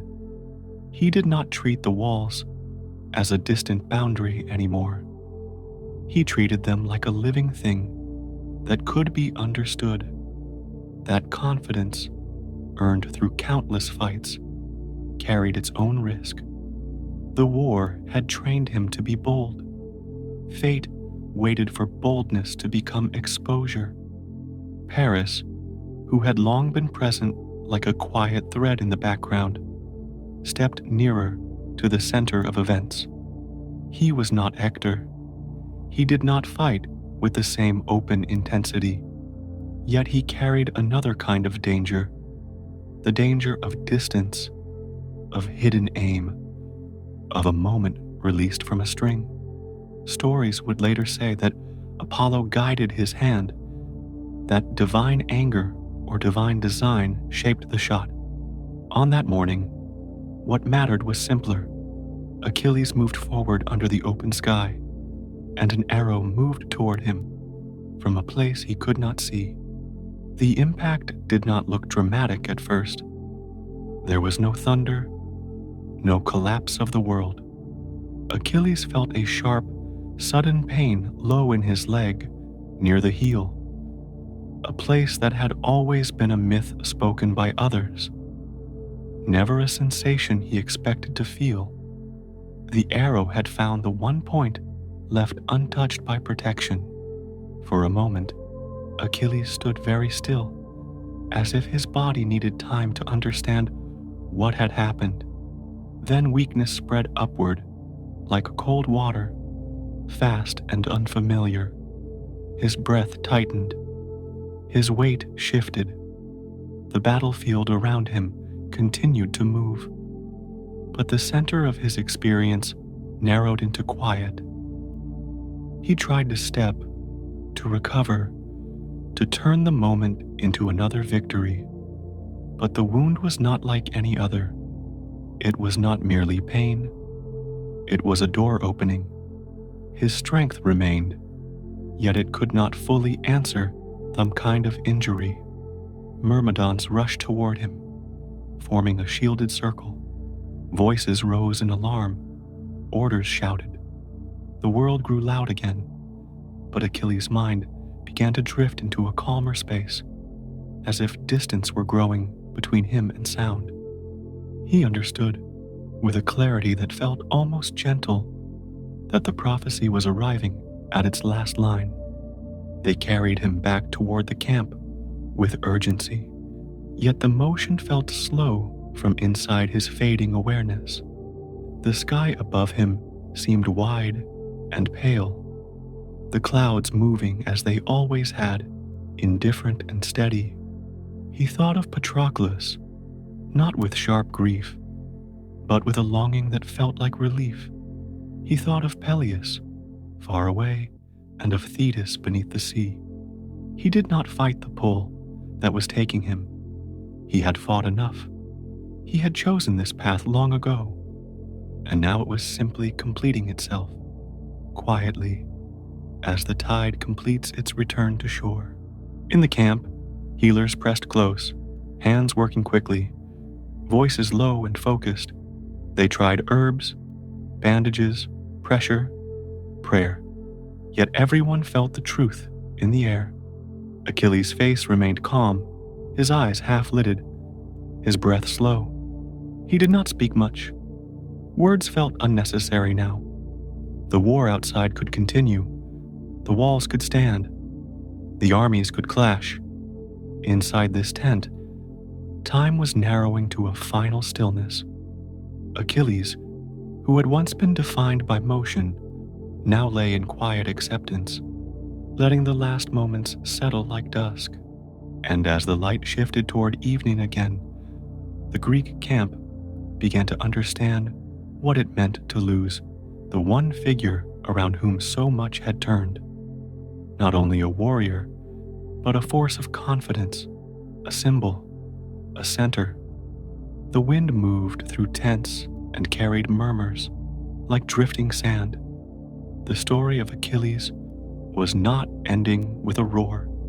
It was ending the way many great lives end, in a hush, surrounded by human hands and helpless love, while the sea continued its patient rhythm nearby, preparing to carry his name into memory and song. The tent where Achilles lay grew quiet in a way that did not feel empty, but solemn, as if everyone inside was trying not to disturb the thin thread of breath that still connected him to the world. Outside, the camp continued its ordinary sounds. Boots on sand, a distant call from a sentry, the soft crackle of cooking fires. But those sounds felt far away, muffled by canvas and by the heavy attention of the men gathered close. The healers worked with steady hands, rinsing the wound, binding it, pressing herbs into cloth, and whispering prayers they barely believed would matter. Achilles' face remained calm. His eyes stayed half open, unfocused, as though he was watching something beyond the tent's roof. He was not fighting now. He had fought enough. Pain came in waves, sharp and then distant, but he did not complain. His breath moved slowly, measured and shallow, each inhale drawn with effort, each exhale a quiet release. The Myrmidons stood nearby, tense but silent, their usual readiness transformed into helpless stillness. They had followed him through storms of bronze and blood, but this was a place where loyalty could not change the outcome. Word traveled quickly, moving through the camp like wind through dry grass. Some men refused to believe it. Others believed too quickly, as if expecting the world to demand this price. Leaders came and went at the edge of the tent. Ajax stood once, broad-shouldered and silent, his expression fixed in a stubborn refusal to accept the sight. Odysseus arrived later, his eyes steady and thoughtful, speaking quietly to those outside, asking questions not from curiosity, but from the habit of understanding what must happen next. Thetis came when the light began to soften toward evening. Not everyone saw her. Many would later say they felt only a change in the air, a sudden stillness, a coolness near the doorway, as if the sea itself had approached the camp. For Achilles, her presence was clear. He did not lift himself, but his eyes found hers, and in that small movement there was an intimacy that needed no words. Thetis did not plead with fate. She knew it too well. She stood close and let her grief exist without making the tent collapse into noise. Achilles' voice, when it came, was quiet and surprisingly even. He spoke not of strategy, nor of enemies, nor of glory. He asked that Patroclus not be left alone in death, that their ashes be placed together, mixed as they had mixed their lives. He spoke of his father, Peleus, with a gentleness that surprised those who had known him only in the heat of pride. He did not speak long. Each sentence cost him breath, and he seemed unwilling to waste even a single one on anything unnecessary. When the final moment arrived, it did not come like a dramatic blow. It came like a tide turning. Achilles exhaled, and then there was a pause, longer than the pauses before. His chest rose once more, faintly, and then did not rise again. The tent remained silent for a heartbeat, as if the world waited to be certain. Then grief moved through the myrmidons in a wave that was deep and restrained. Some pressed fists against their mouths. Some stared at the floor. No one shouted. The loss was too large for noise. Outside, the camp slowly absorbed the truth. Fires burned lower. Conversations became soft and fragmented. The usual rhythm of discipline faltered not from chaos, but from the weight of realization. Achilles had been more than a warrior. He had been a center of gravity. Even men who had disliked him, even men who had feared his pride, felt the emptiness that followed. The Greeks had relied on him without fully admitting it. Now they had to stand without the figure who had shaped so much of the war's turning. Preparations began for funeral rites with careful reverence. The Myrmidons washed Achilles' body, anointing him with oils and laying him upon a bier. They moved slowly, as if each action were both duty and farewell. Armor was set aside. Spears were planted upright in the sand. The camp's ordinary work continued, but with a new seriousness, as though every small task were part of honoring the fallen. Thetis and the Nereids were said to mourn along the shore, their cries carried faintly by wind, like distant birds at night. A great pyre was built, larger than any the Greeks had made in years. Wood was stacked in careful layers, dry and ready to burn cleanly. Achilles was placed upon it, and offerings were arranged around him. Cups of wine, pieces of meat, small objects meant to accompany a hero beyond the boundary of life. The Myrmidons circled the pyre in silence. Some cut their hair and placed the strands on the wood, a gesture of devotion and grief. The flames rose when the torch was applied, bright against the darkening sky. As the fire burned, the war seemed to pause at the edges of the plain. Even the Trojans, watching from their walls, understood that a force had left the world. The smoke rose steadily and drifted out over the sea, carrying the scent of resin and ash. Within the crackle of flame, memories moved through the minds of those who watched. They remembered Achilles running faster than any man, standing unshaken amid chaos, refusing retreat, refusing compromise, living as though time itself were something he could challenge. Now, time had waited, and it had claimed him with quiet certainty. After the pyre cooled, the ashes were gathered with care and placed in a vessel. True to Achilles' final wish, the ashes of Patroclus were mixed with his, joined not by romance or rumor, but by loyalty proven in life and honored in death. The Greeks understood this bond more clearly now than they ever had while both men lived. They built a mound for them near the shore, a place where sea wind could pass and where distant travelers might one day look up and remember that names can outlast bodies.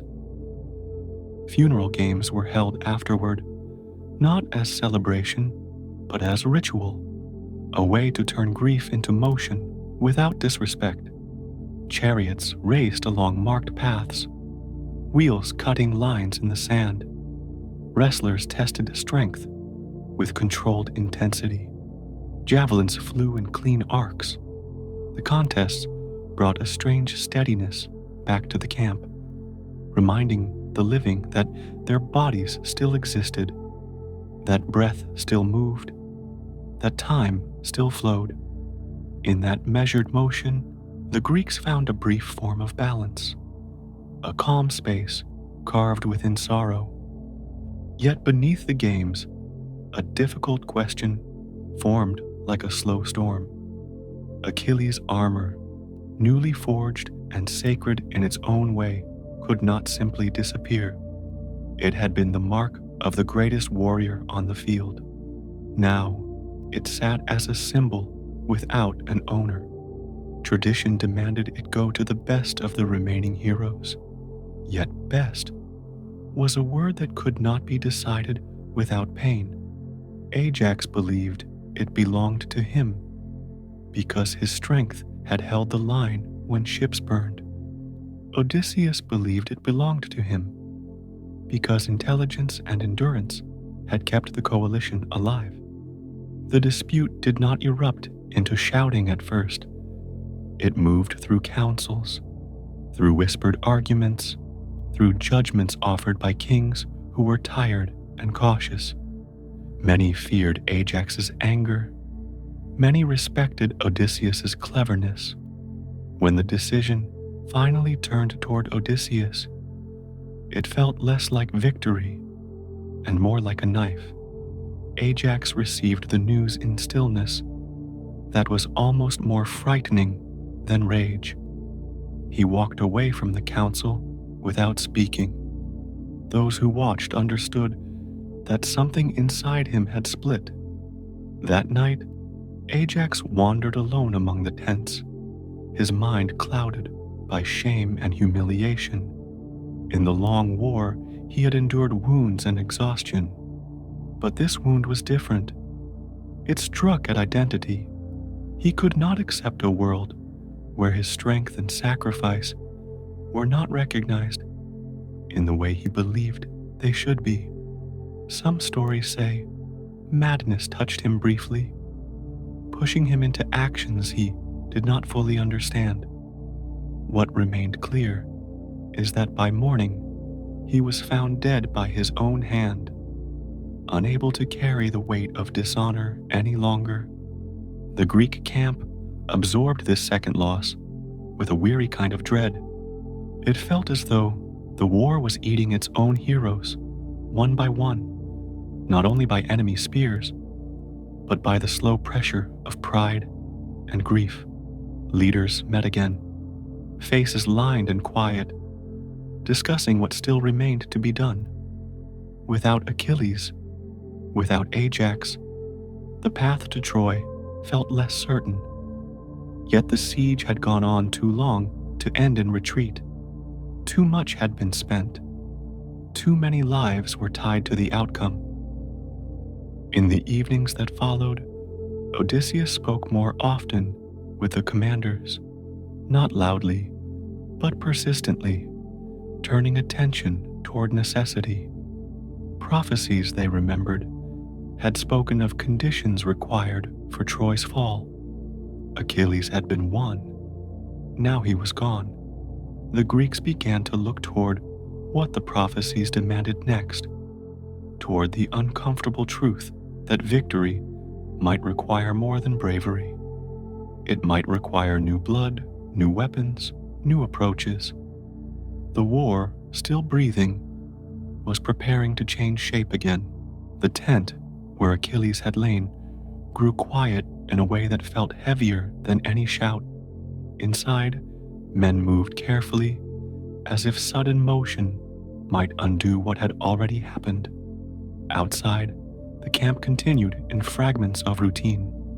Footsteps, distant voices, the soft clink of bronze. But those sounds seemed to drift from another world. The Myrmidons stood near the entrance, tense and still, their strength suddenly useless against the simple finality of a breath that would not return. When the truth settled into the camp, it did not arrive as one wave. It spread in slow layers. Some warriors refused to believe it at first, repeating rumors as if repetition could reverse them. Others believed too quickly, as though they had always feared the war would demand this price. Leaders came quietly to the tent's edge, speaking in low voices, not wanting to be seen as weak and not wanting to be heard as careless. Even those who had resented Achilles understood what the loss meant. Thetis came as the light softened toward evening. Few could say exactly how she arrived. Some later claimed they saw only a cool dimness pass across the doorway, as if sea mist had slipped in and out. Yet for those who were closest, her presence felt undeniable, like the sea itself standing upright. She looked upon Achilles with a sorrow too ancient for panic. There was no bargaining left. There was only mourning held with divine restraint, steady and deep. The Myrmidons prepared Achilles' body with careful reverence. They washed him, anointed him with oils, and laid him upon a bier as if setting down a weapon that had finally been set aside. Armor was placed nearby, not as decoration, but as symbol. Spears were planted upright in the sand. Hair was cut and offered, not for show, but for the simple need to give something away when grief demanded payment. The camp's movements slowed, and even the wind seemed to pass more gently through the tents. A great pyre was built near the shore, larger than any the Greeks had made for years. Wood was stacked in dry, deliberate layers. Offerings were arranged around Achilles. Wine, meat, finely worked objects meant to travel beyond the boundary of life. When the torch was applied, the flames rose clean and bright. Smoke lifted steadily into the darkening sky and drifted out over the water, carrying the scent of resin and ash, carrying the story of a life that had burned hot and brief.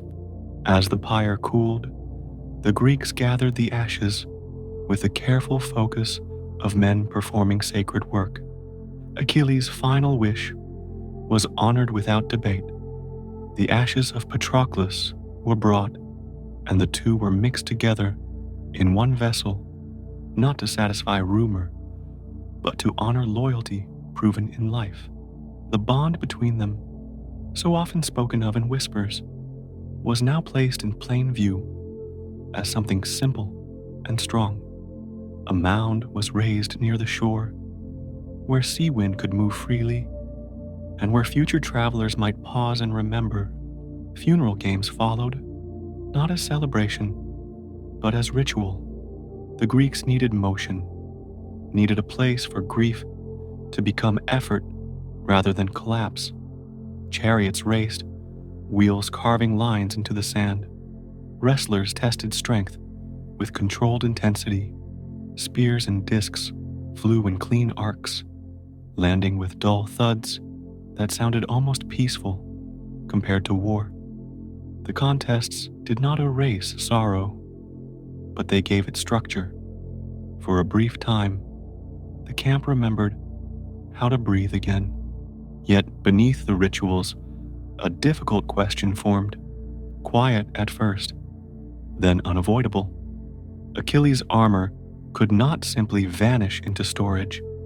Newly forged, radiant, and heavy with meaning, it demanded an owner. Tradition said it should go to the greatest remaining hero. But greatness was not a clean measure. Ajax believed it belonged to him, because he had stood like a wall when ships burned and fear rose. Odysseus believed it belonged to him, because endurance and strategy held the coalition together when strength alone could not.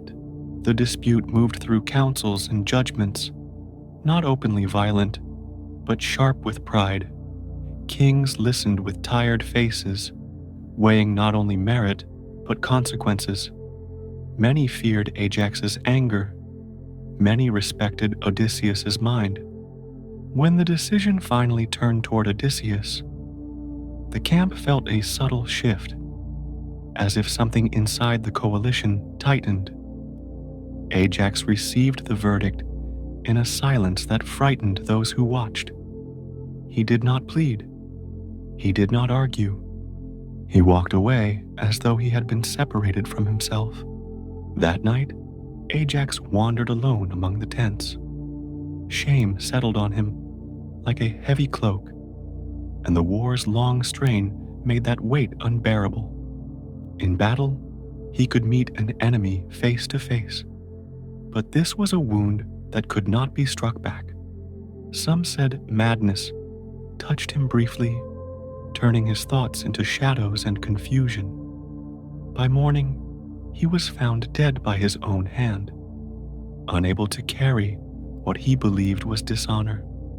The Greeks met the news with weary dread, as if the war were now consuming its heroes from within. After Achilles and Ajax, the camp felt thinner, not in numbers alone, but in spirit.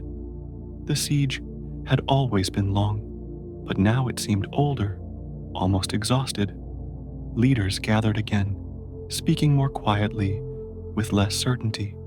Retreat was discussed in murmurs, then dismissed, not from courage, but from the heavy truth that too much had been spent to return empty. Too many men had died for a goal that could not simply be abandoned without the whole expedition collapsing into meaninglessness. In those days, prophecies returned to the center of planning, not as comfort, but as instruction. The seers reminded the commanders that Troy would not fall by ordinary force alone. Certain conditions, long spoken of, still had to be met. Achilles had been one condition, and he was gone. That did not end the prophecies. It sharpened them. The Greeks began to list what still remained. Weapons that must be brought, people who must be found, choices that must be made even when they felt humiliating or strange. Odysseus, now carrying both armor and responsibility, became the steady voice in these councils. He spoke without drama, turning attention toward action. They would need Philoctetes, abandoned long ago with a festering wound, because he carried Heracles' bow, a weapon tied to fate. They would need to bring Achilles' son, Neoptolemus, into the war, because bloodlines mattered to prophecy as much as skill. These were not pleasant tasks. They were tasks shaped by necessity, and Odysseus understood necessity like a craft. Messengers were prepared. Ships were readied for journeys away from the siege. The camp continued to function, but now with a new kind of determination, less heroic and more practical. The Greeks had lost their brightest flame. What remained was not glory, but persistence. The war was changing shape again, turning from open force to calculated completion. Along the shore, the mound where Achilles and Patroclus rested stood quietly against the wind, while the living moved forward, gathering the last pieces the gods demanded before Troy could finally fall. The war did not end when Achilles died. In some ways, it grew stranger, as if the familiar rules of strength and courage had been exhausted and something more complicated had taken their place. The Greek camp continued to wake, eat, train, and repair, but the air carried a different weight. Heroes had fallen, and with them had fallen the easy belief that one extraordinary warrior could decide the fate of a city. Now, the Greeks looked toward what remained: prophecy, necessity, and the long patience required to finish what had been started so many years before. Odysseus became the steady center of this new phase. not because he was loved, but because he endured. He understood how a war continues after its brightest figures are gone. He spoke quietly in councils, turning grief into plans and plans into motion. The commanders listened with tired faces. Ajax was gone. Achilles was gone. Hector was still alive behind the walls. And Troy still stood. If the Greeks wanted victory, they could no longer rely on one forceful charge or one legendary duel. They would need the uncomfortable tools that war always hides in the shadows: persuasion, deception, and patience. The first task was to retrieve Philoctetes. Long ago, during the early stages of the expedition, he had been bitten by a snake, and the wound had rotted rather than healed. The smell had made other men turn away. His cries had disturbed the camp at night. Finally, the leaders had abandoned him on the island of Lemnos, leaving him food and a bow. Heracles' bow, the weapon that had once belonged to a hero who burned himself into immortality. It was a cruel decision, justified as necessity at the time. Now, prophecy returned the debt. Seers insisted that Troy could not fall without that bow and the one who carried it. Odysseus did not go alone. He brought others, including men who could speak gently, because the abandoned are not easily convinced. When they arrived on Lemnos, they found Philoctetes still alive, hardened by years of isolation and pain. His cave smelled of salt, smoke, and sickness. He limped toward them with suspicion, his eyes sharp. The wound remained, wrapped in dirty cloth, still swollen, still angry. He listened to their words with a bitter silence that made them feel small. Philoctetes did not forgive easily. He remembered the day he was left behind, the faces turned away, the boat pulling from shore. He had suffered through storms alone, through hunger, through long nights when pain felt endless. Now the same leaders returned, asking him to fight for their cause. The request sounded like insult, yet the bow hung at his side, and even in bitterness, he knew its importance. Odysseus offered promises: healing, honor, return. They did not feel fully true, but they were something. Ultimately, necessity and the faint hope of relief drew Philoctetes back. They carried him to the Greek camp, where healers worked to clean the wound properly and apply stronger remedies. Some stories say the sons of Asclepius tended him, skilled in medicine beyond ordinary men. Slowly, the fever eased. The wound, though never fully perfect, improved enough for him to stand straighter and draw the bow without trembling. When he took an arrow and tested the string, the camp watched with a quiet kind of awe. There was something different about that weapon. It did not merely strike. It seemed to carry a destiny the air itself recognized. The second task was more delicate. Achilles was dead, but prophecy did not release its grip. The seers spoke of another requirement: Achilles' bloodline. His son, Neoptolemus, also called Pyrrhus, had been raised away from the war, too young to have stood on Troy's plain. Now he was needed. Odysseus sailed again, seeking the boy on Scyros, where Achilles had once been hidden. He found Neoptolemus older than expected in spirit, trained in war, and hungry for identity. The boy listened when Odysseus spoke of his father's glory and his death. Grief and pride rose together in him like a tide. Neoptolemus did not need much persuasion. He wanted to step into the story that had shaped his blood. He wanted to be seen. He wanted to carry the name Achilles had left behind. When he arrived at the Greek camp, the Myrmidons watched him carefully, measuring him not by youth, but by presence. He did not move like Achilles. He could not. Yet there was a hardness in him, a sharpness shaped by wanting. Odysseus saw it and understood its usefulness and danger. A young warrior eager for honor could do bold things, but boldness without restraint could also create darkness. With Philoctetes healed enough to fight and Neoptolemus added to the ranks, the Greeks felt the war shift again. Yet Troy still held. The walls were thick, the gates strong, and the Trojans still possessed leaders who refused to break.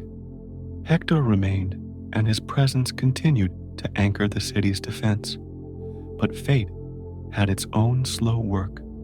Over time, Achilles' absence had forced other Greeks to become sharper, more coordinated, more willing to use their minds as much as their spears. The war was turning into something less heroic and more inevitable. It was during these councils of tired men that Odysseus shaped the plan that would end the siege. The idea did not arrive like inspiration. It arrived like a careful conclusion, drawn from years of failure. Troy could not be taken by force without bleeding the Greeks to death against stone. The city had endured too long. If the Greeks wanted Troy to fall, they would have to enter it not through shattered gates, but through trust. The plan was simple in shape and complex in execution. A great wooden horse, built as an offering, hollow within, large enough to hold chosen warriors.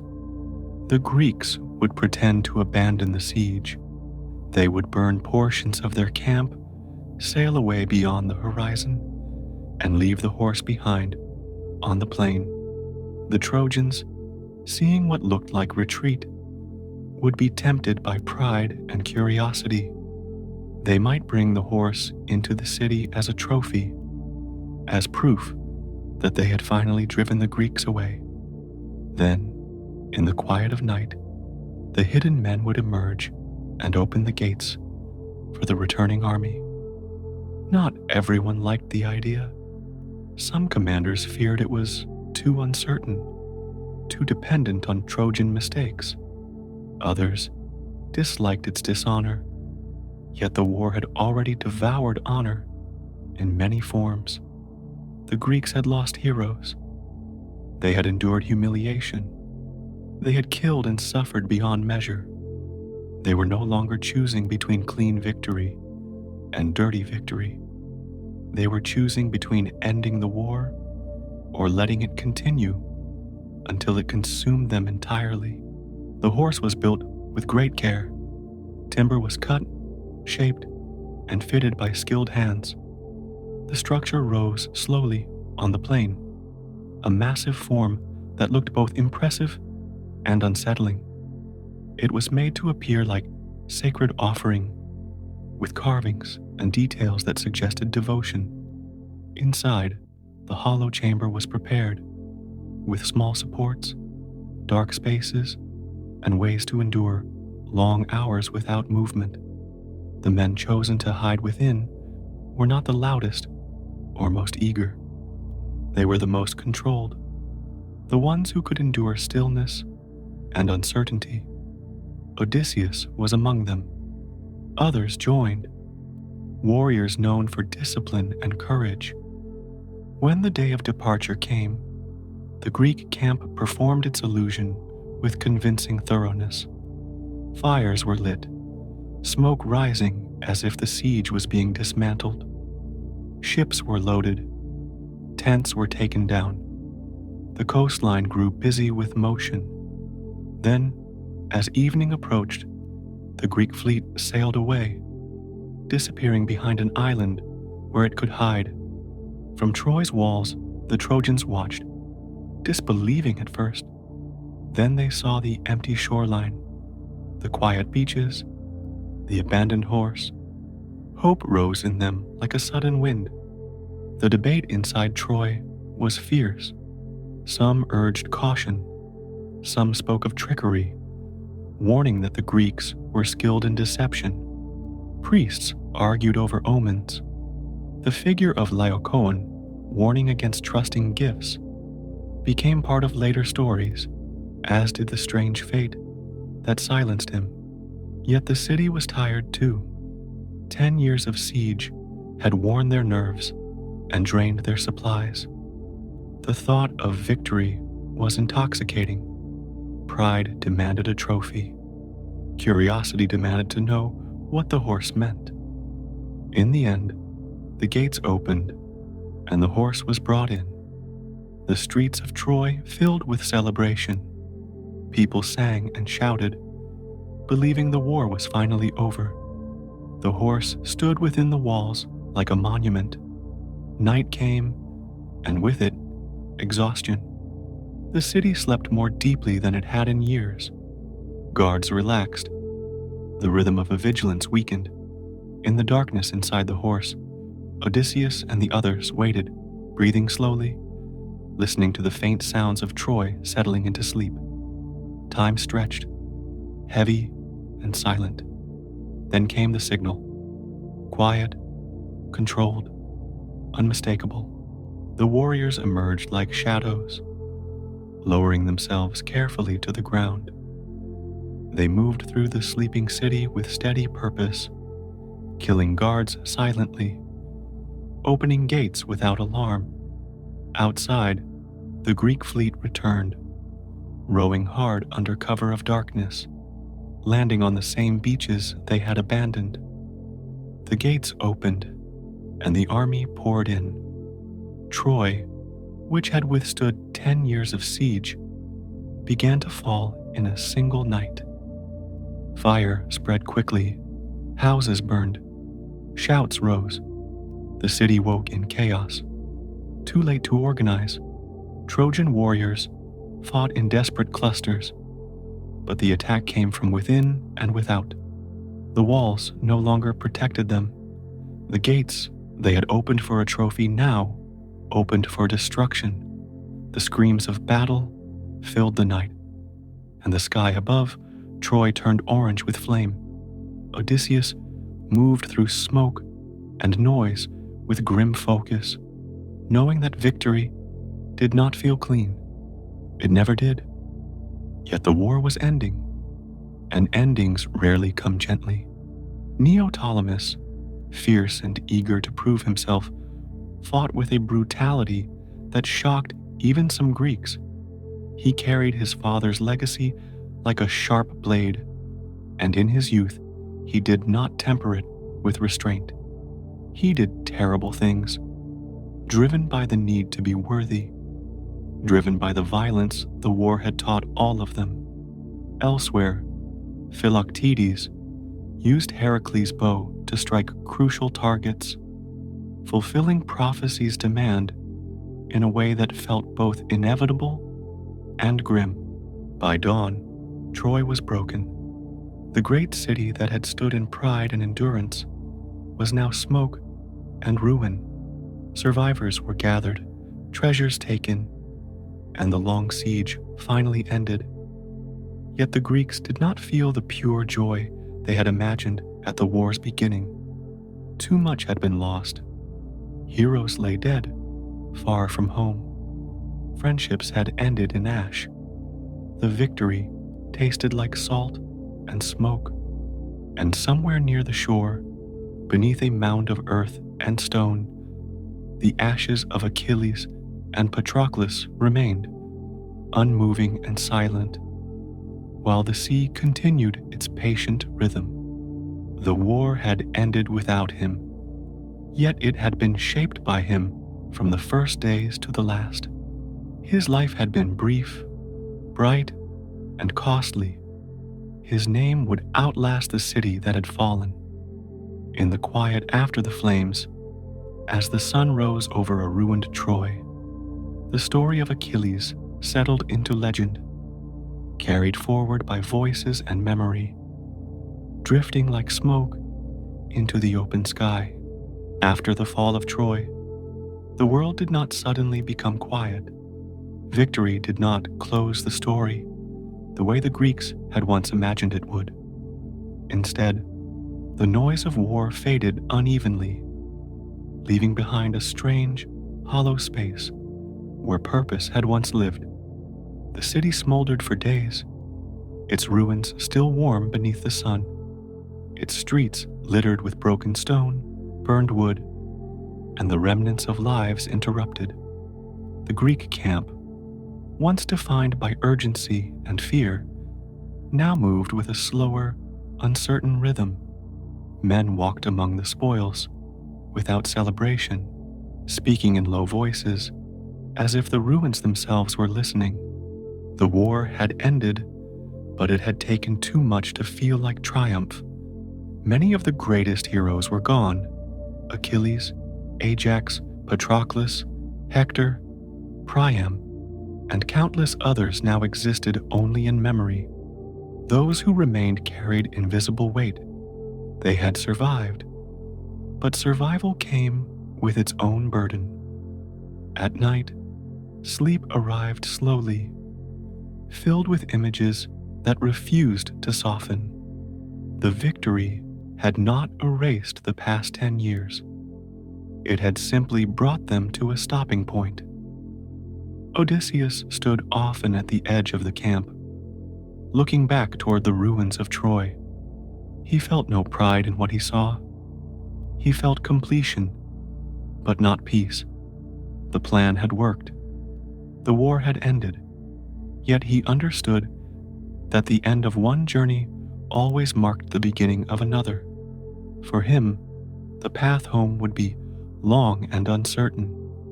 For others, the return would be faster, but no less complicated. The gods had not finished with the Greeks simply because Troy had fallen. Funeral rites continued even after the city burned. Not all the dead could be honored properly. Many bodies were lost beneath collapsed walls or consumed by fire. Where names were known, the Greeks spoke them quietly. Where names were lost, silence took their place. The sea breeze carried ash out over the water, scattering it until the boundary between land and ocean blurred. It felt fitting. The war had dissolved into the elements, becoming part of the world itself. The mound that held Achilles and Patroclus remained untouched. No one dared disturb it. Warriors passed it with lowered eyes, offering brief gestures of respect. Some knelt. Some stood still for a moment, longer than necessary. Achilles had not lived to see Troy fall, yet everyone understood that the war could not have ended without him. His absence felt present everywhere, woven into every decision that followed.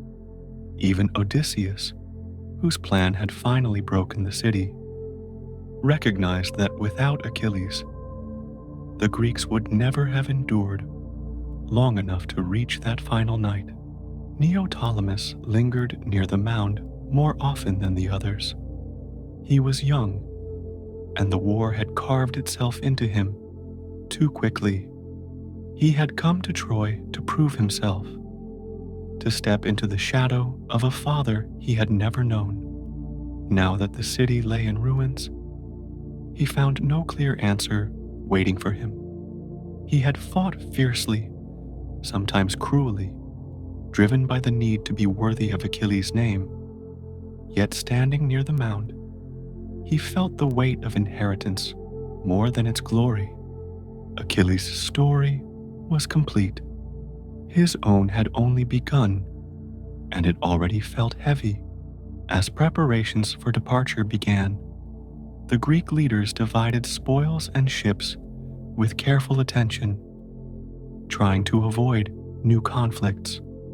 Old rivalries still simmered beneath the surface, but exhaustion kept them from erupting. The war had taught them the cost of division too clearly. Each king gathered his men, inspected ships, and planned routes home. The winds were uncertain, and the gods had not yet shown their favor. Sacrifices were made, prayers offered, not with confidence, but with quiet hope. When the fleet finally set sail, Troy receded slowly into the distance. Smoke still rose from its ruins, thin and pale against the sky. Some men watched until the city disappeared entirely. Others turned away sooner, unwilling to carry the image home with them.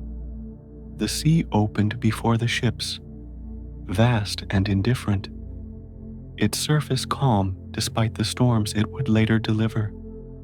The Greeks did not know what awaited them. They only knew they were leaving something behind that could never be fully understood. For many, the journey home was short and merciful. For others, it became another kind of trial. Storms scattered fleets. Ships were wrecked against rocks or driven off course. Old promises to the gods, broken or forgotten during the war, demanded repayment. Victory had not freed the Greeks from divine attention. It had merely shifted its focus. The war was over, but consequences moved with them across the water. Stories began to form, even before the ships reached land.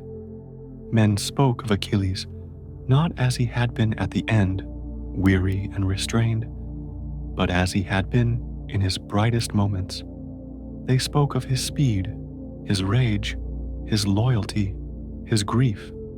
Each telling shaped him slightly differently, smoothing some edges, sharpening others. Memory began its quiet work, turning a man into something larger.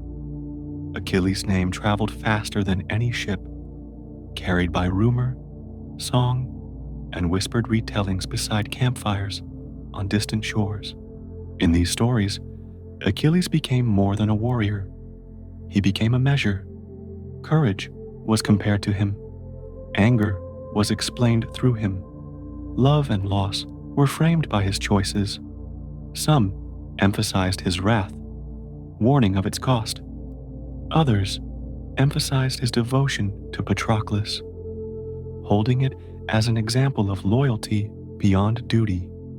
In every version, Achilles burned brightly, briefly, and left the world changed by his passing. Thetis returned to the sea, carrying her grief into depths no mortal could follow. Among the Nereids, she remained quiet for a long time. The sea itself seemed to echo her mourning, rising and falling with a slower rhythm. Yet even divine sorrow cannot halt time. Gradually, Achilles' name became something she could hear without pain. It became fixed, unchanging, beyond harm. He no longer belonged only to her. He belonged to the world. As years passed, bards shaped the war into song. They ordered events, chose where to begin and where to end. They argued over which moments mattered most. Some began with the anger of Achilles. Others ended with the fall of Troy. Each telling reflected the needs of the audience more than the truth of the past. Yet through all of them, Achilles remained central. His life, defined by choice, sacrifice, and consequence, provided a structure that listeners understood instinctively. The lesson of Achilles did not lie in victory or defeat. It lay in the clarity of his path. He had known the cost of glory and chosen it without illusion. He had loved deeply and suffered fully. He had stepped away from battle when his honor was broken and returned when loss demanded action. His life did not promise happiness. It promised meaning. shaped by decisions faced honestly. For those who listened to his story in quiet rooms, long after the war, Achilles became a companion in reflection. His story was not told to inspire restless action, but to encourage understanding. It reminded listeners that strength without restraint leads to ruin, that love makes loss unavoidable, and that even the brightest lives are finite. In that understanding, there was calm. As the world moved forward, Troy became a place of ruins, then a memory, then a name. Achilles remained more than that. He endured not as stone or ash, but as rhythm and voice. His story was repeated slowly, carefully, shaped for long nights and wandering thoughts. It did not demand excitement, it invited rest. And so, in the quiet after-war, Achilles found a different kind of immortality, not in unending life, but in unending remembrance. His name settled into the world like a steady breath, rising and falling across generations, carrying with it the gentle weight of a story complete. As time moved further away from the smoke and fire of Troy, the story of Achilles continued to change, not in its events, but in its meaning. Distance softened sharp edges and gave space for reflection. What had once been lived in blood and urgency was now remembered in quiet tones, shaped by memory rather than fear. The war receded into the background of the world, yet Achilles remained in the foreground of thought, a figure returned to again and again whenever people tried to understand the balance between choice and fate. In the years after the war, survivors carried fragments of Achilles' presence back to their homes. Some carried scars they said came from fighting beside him. Others carried stories of moments shared briefly, a word spoken in passing, a look exchanged before battle. These fragments became personal treasures, offered carefully in conversation, never shouted. In this way, Achilles lived differently within each person, not as a single image, but as many quiet impressions layered together. In Phthia, where Peleus had once ruled, the name of Achilles was spoken with a mixture of pride and sorrow. Peleus himself did not live long enough to see the full reach of his son's legacy, but before his death, he ensured that Achilles' story was preserved without embellishment. He spoke of the child's early strength, of Thetis' fear, of the choices that shaped his path. He did not boast. He remembered. Those who listened learned that greatness often begins in vulnerability, shaped by love as much as ambition. Neoptolemus returned to Phthia as well, carrying not only spoils from Troy, but the weight of expectation. People looked at him searching for echoes of Achilles, measuring his movements, his voice, his temper. At first, this unsettled him. He had not known his father as a man, only as a shadow cast by legend. Over time, however, he learned that imitation was not inheritance.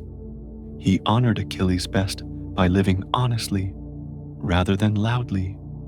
In this way, the lineage continued without becoming trapped by it. Elsewhere, the story traveled along trade routes and across seas. Merchants carried it to distant cities. Sailors spoke of Achilles during long nights aboard ships, using his name as a steady point while the horizon shifted endlessly. In these tellings, Achilles became less a warrior and more a symbol, something to hold on to when the world felt uncertain. He represented intensity, lived fully, without retreat from consequence. Bards refined the story further, learning how to tell it slowly, without rushing its meaning. They discovered that Achilles' life did not need exaggeration. Its power lay in its clarity. When told calmly, his story invited listeners to rest within it rather than react to it. The rise and fall of his path mirrored the rhythm of breath. Action followed by stillness, rage followed by reflection, loss followed by acceptance. Listeners found comfort in this rhythm. They did not hear the story to feel excitement. They heard it to feel grounded. Achilles' choices reminded them that even the strongest are bound by limits, and that knowing those limits brings a strange kind of peace. His early death, once feared, became understood as part of the shape of his life rather than its failure. The story did not ask listeners to choose glory or obscurity. It asked them only to live attentively. Among philosophers, Achilles became a subject of quiet discussion. Some spoke of him as an example of human potential, intensified by divine interference. Others saw him as proof that knowledge of fate does not remove freedom, but sharpens it. Achilles had known the end and still acted. This, they said, revealed something essential about choice, that it gains meaning precisely because of its cost. In temples, his name appeared alongside heroes and demigods, though always with careful distinction. Achilles was not worshipped, he was remembered. Offerings were made not to ask his favor, but to honor the clarity of his path. People lit small lamps near shrines and spoke his name softly, not expecting answers, but acknowledging connection. In this way, Achilles existed in the space between myth and memory, neither god nor ordinary man. Thetis, in the depths of the sea, eventually allowed herself to listen to these stories as well. They reached her through the currents, carried by voices above water and echoed by the rhythms below. At first, hearing Achilles' name reopened wounds. Later, it became a reminder that his life had not dissolved into nothing. The world still carried him. In that knowledge, her grief slowly transformed into something quieter and more enduring. The sea itself became part of Achilles' memory. Sailors swore they felt a different calm when speaking his name near open water. Waves seemed to steady. Winds softened briefly. Whether this was imagination or comfort did not matter. The effect was real to those who felt it. Achilles had been bound to the sea from birth, and in remembrance, he returned to it gently. As generations passed, Troy became more distant. Its ruins absorbed into the land. New cities rose. Old alliances faded. Yet Achilles remained current. His story adapted to new listeners without losing its core. It spoke to soldiers before battle, to parents watching children grow, to elders reflecting on paths taken and not taken. It did not promise protection or reward. It offered recognition. In long nights, when sleep was difficult, people found themselves returning to Achilles' story, not for drama, but for stillness. The measured unfolding of his life created space for the mind to settle. His acceptance of fate, not as surrender, but as understanding, provided a model for quiet endurance. The story did not resolve every tension. It held them gently, allowing listeners to rest within uncertainty. Eventually, Achilles ceased to feel distant. He became familiar, almost companionable. His presence was felt not as command or challenge, but as reminder. Life is brief, love is costly, choices matter. These truths did not disturb sleep. They supported it, offering a foundation beneath drifting thoughts. And so, the story of Achilles continued, not as a fixed monument, but as a living current. It flowed through time, reshaped by each telling, yet always returning to the same calm center. In that center, Achilles rested at last, no longer bound by battle or fate, but held within the steady rhythm of remembrance, where stories are not shouted, but whispered, and where even the brightest lives find a quiet place to settle. As the story of Achilles continued to travel through time, it gradually settled into a form that no longer belonged to the battlefield, nor even to history alone. It became something quieter and more enduring, shaped not by urgency, but by repetition and reflection.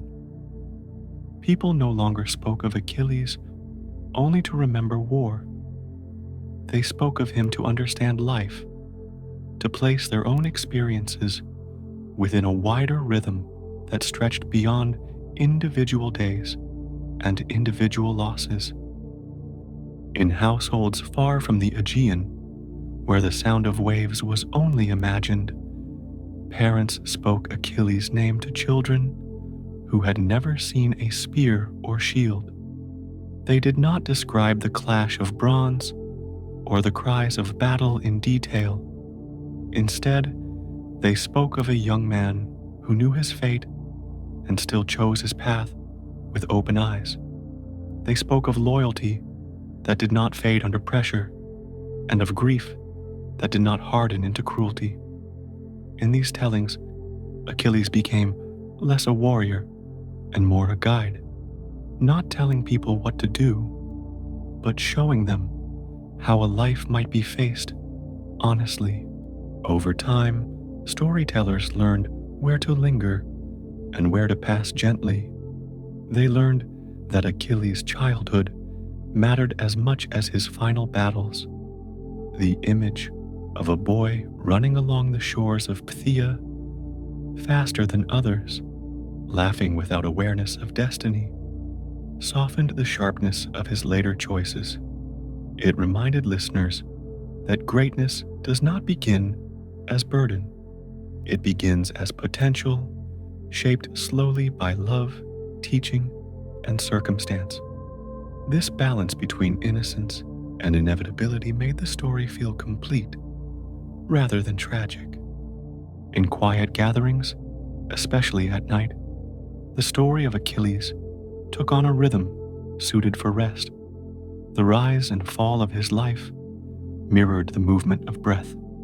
His early strength, his withdrawal from battle, his return, and his death formed a cycle that felt natural rather than abrupt. Listeners found that following this cycle allowed their own thoughts to slow. The story did not demand attention through excitement. It invited it through steadiness. Scholars continued to debate Achilles' meaning, but even their discussions grew calmer with time. They no longer argued fiercely over whether his choices were right or wrong. Instead, they explored what his life revealed about the human condition. Achilles showed that knowledge of an ending does not empty life of purpose. It can sharpen it. Knowing that time is limited encourages care, depth, and presence. This idea, once unsettling, became comforting when held gently. In poetry, Achilles' name began to appear not as a shout, but as a pause. Poets used him as a moment of stillness within their work, a place where emotion could settle before moving on. His story offered contrast, brightness against darkness, speed against stillness, noise against silence. This contrast helped readers and listeners feel grounded, reminding them that intensity and calm are not enemies, but partners within a full life. The sea continued to play its quiet role in his remembrance. Along coastlines, fishermen told stories of calm waters following storms, and sometimes they spoke Achilles' name as if it belonged naturally to the horizon.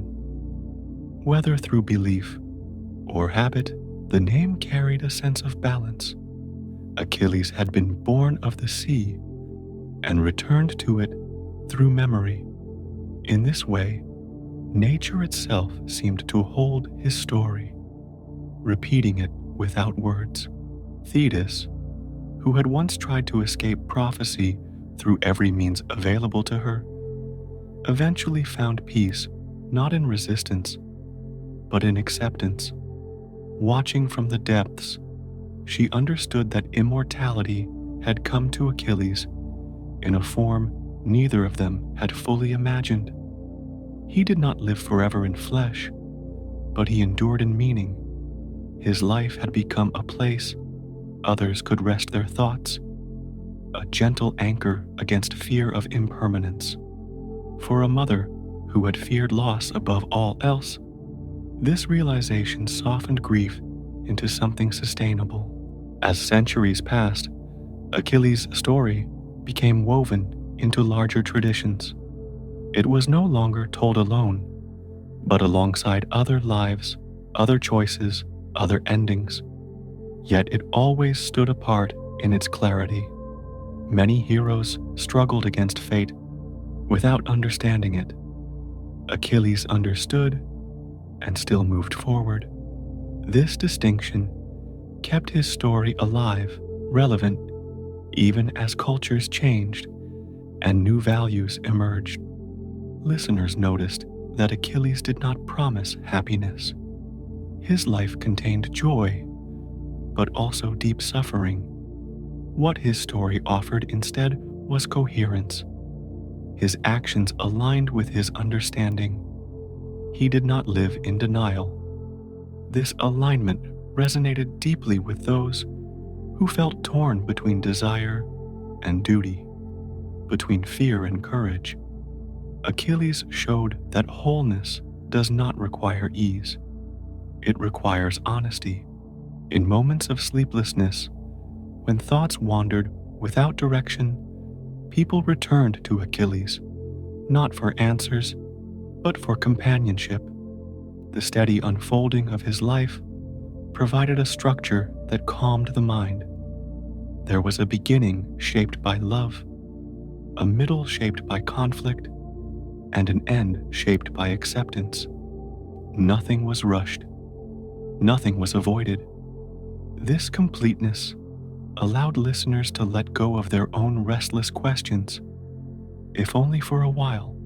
The ruins of Troy eventually disappeared beneath new layers of earth and stone. Empires rose and fell. Languages shifted. Yet Achilles remained understandable. His story did not depend on geography or politics. It depended on choice, loss, and meaning. These elements did not age. They remained present wherever people lived and reflected. In the quietest versions of the story, Achilles' final moments were not described in detail. Instead, storytellers allowed silence to follow his name. In that silence, listeners felt the weight of a life fully lived, not measured by length, but by depth. This silence became as important as any spoken word. It allowed space for breath, for rest, for the gentle fading of thought. And so, the story of Achilles reached its true ending, not with fire or victory, but with stillness. He rested not only beneath a mound by the sea, but within the shared memory of countless minds. His life became slow current rather than a sharp flame, moving quietly through time, carrying with it the reassurance that even the most intense existence can settle into calm. In this way, Achilles fulfilled the prophecy in the most unexpected manner. He became immortal not through endless struggle, but through peaceful remembrance. His story, told softly and without haste, continued to offer what the war itself never could: a sense of completion. As the telling drew to a close, listeners felt their thoughts slow, their breathing deepen, and their minds ease into rest, guided gently by a life that had found its place within the long, quiet flow of time. As the echoes of Achilles' story settled into memory, a quieter layer began to form beneath the legend. This layer did not belong to heroes alone, but to those who listened, reflected, and carried the meaning forward in their own lives. Section by section, generation by generation, the story became less about events and more about understanding. It moved away from the heat of battle and into the calm space where reflection lives. This was the phase where Achilles no longer walked as a figure of action, but rested as a presence of insight. People who heard the story long after the war did not imagine themselves standing on Trojan soil. Instead, they imagined moments of decision in their own lives. They felt the pause Achilles faced when choosing between long life and lasting meaning. They recognized the tension between safety and purpose, between retreat and commitment. Achilles' choice did not instruct them to seek danger. It simply revealed that every life contains moments where values are tested quietly, without spectacle. In this way, Achilles became relatable, not because he was extraordinary, but because he faced his truth without avoidance. In rural villages, far from courts and temples, elders told the story during long evenings when work was done and the world felt still. They spoke slowly, allowing pauses to stretch comfortably. Children listened without needing to understand every detail. They absorbed the rhythm rather than the content. The calm repetition of Achilles' life cycle: birth, growth, struggle, loss, rest, mirrored the cycles they observed in nature. Seasons changed, crops grew and were harvested, lives began and ended. Achilles fit naturally into this pattern, no longer disruptive, but reassuring. Over time, storytellers learned that the power of Achilles' story did not come from emphasis, but from balance. They did not dwell too long on rage, nor rush past grief. Each part was given equal space. This balance allowed listeners to remain calm rather than tense. The story did not spike emotion, it guided it. Achilles' anger was acknowledged, then released. His sorrow was honored, then softened. His strength was shown, then set aside. Nothing clung too tightly. Those who struggled with rest often found comfort in this approach. Listening to Achilles' story became a way to slow the mind. The narrative moved forward steadily, without sudden turns. Even moments of intensity were framed gently, their edges smoothed by reflection. The listener did not feel pulled into conflict. They felt guided through it, safely, with perspective. Philosophers and teachers eventually began using Achilles as an example not of heroism, but of integration. They spoke of how his life held contradiction without collapsing. He was both tender and fierce, both devoted and destructive, both aware and impulsive. Rather than resolving these contradictions, Achilles lived with them honestly. This they suggested, was the deeper lesson. A life does not require perfect consistency. It requires awareness.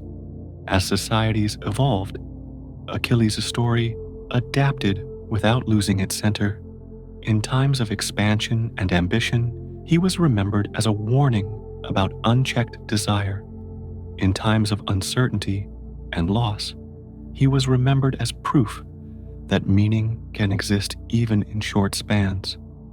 The story bent gently to the needs of the moment, always returning to its core: clarity of choice, acceptance of consequence, and the peace that follows honest living. Music began to incorporate his name in subtle ways. Lullabies included lines about a hero who rested at last. Slow melodies carried the cadence of his journey. These songs were not triumphant, they were soothing. They allowed the mind to wander lightly, anchored by a familiar story that asked nothing and promised nothing beyond presence. The image of Achilles standing by the sea became especially enduring. Artists painted him not in motion, but in stillness, gazing toward the horizon. This image resonated deeply.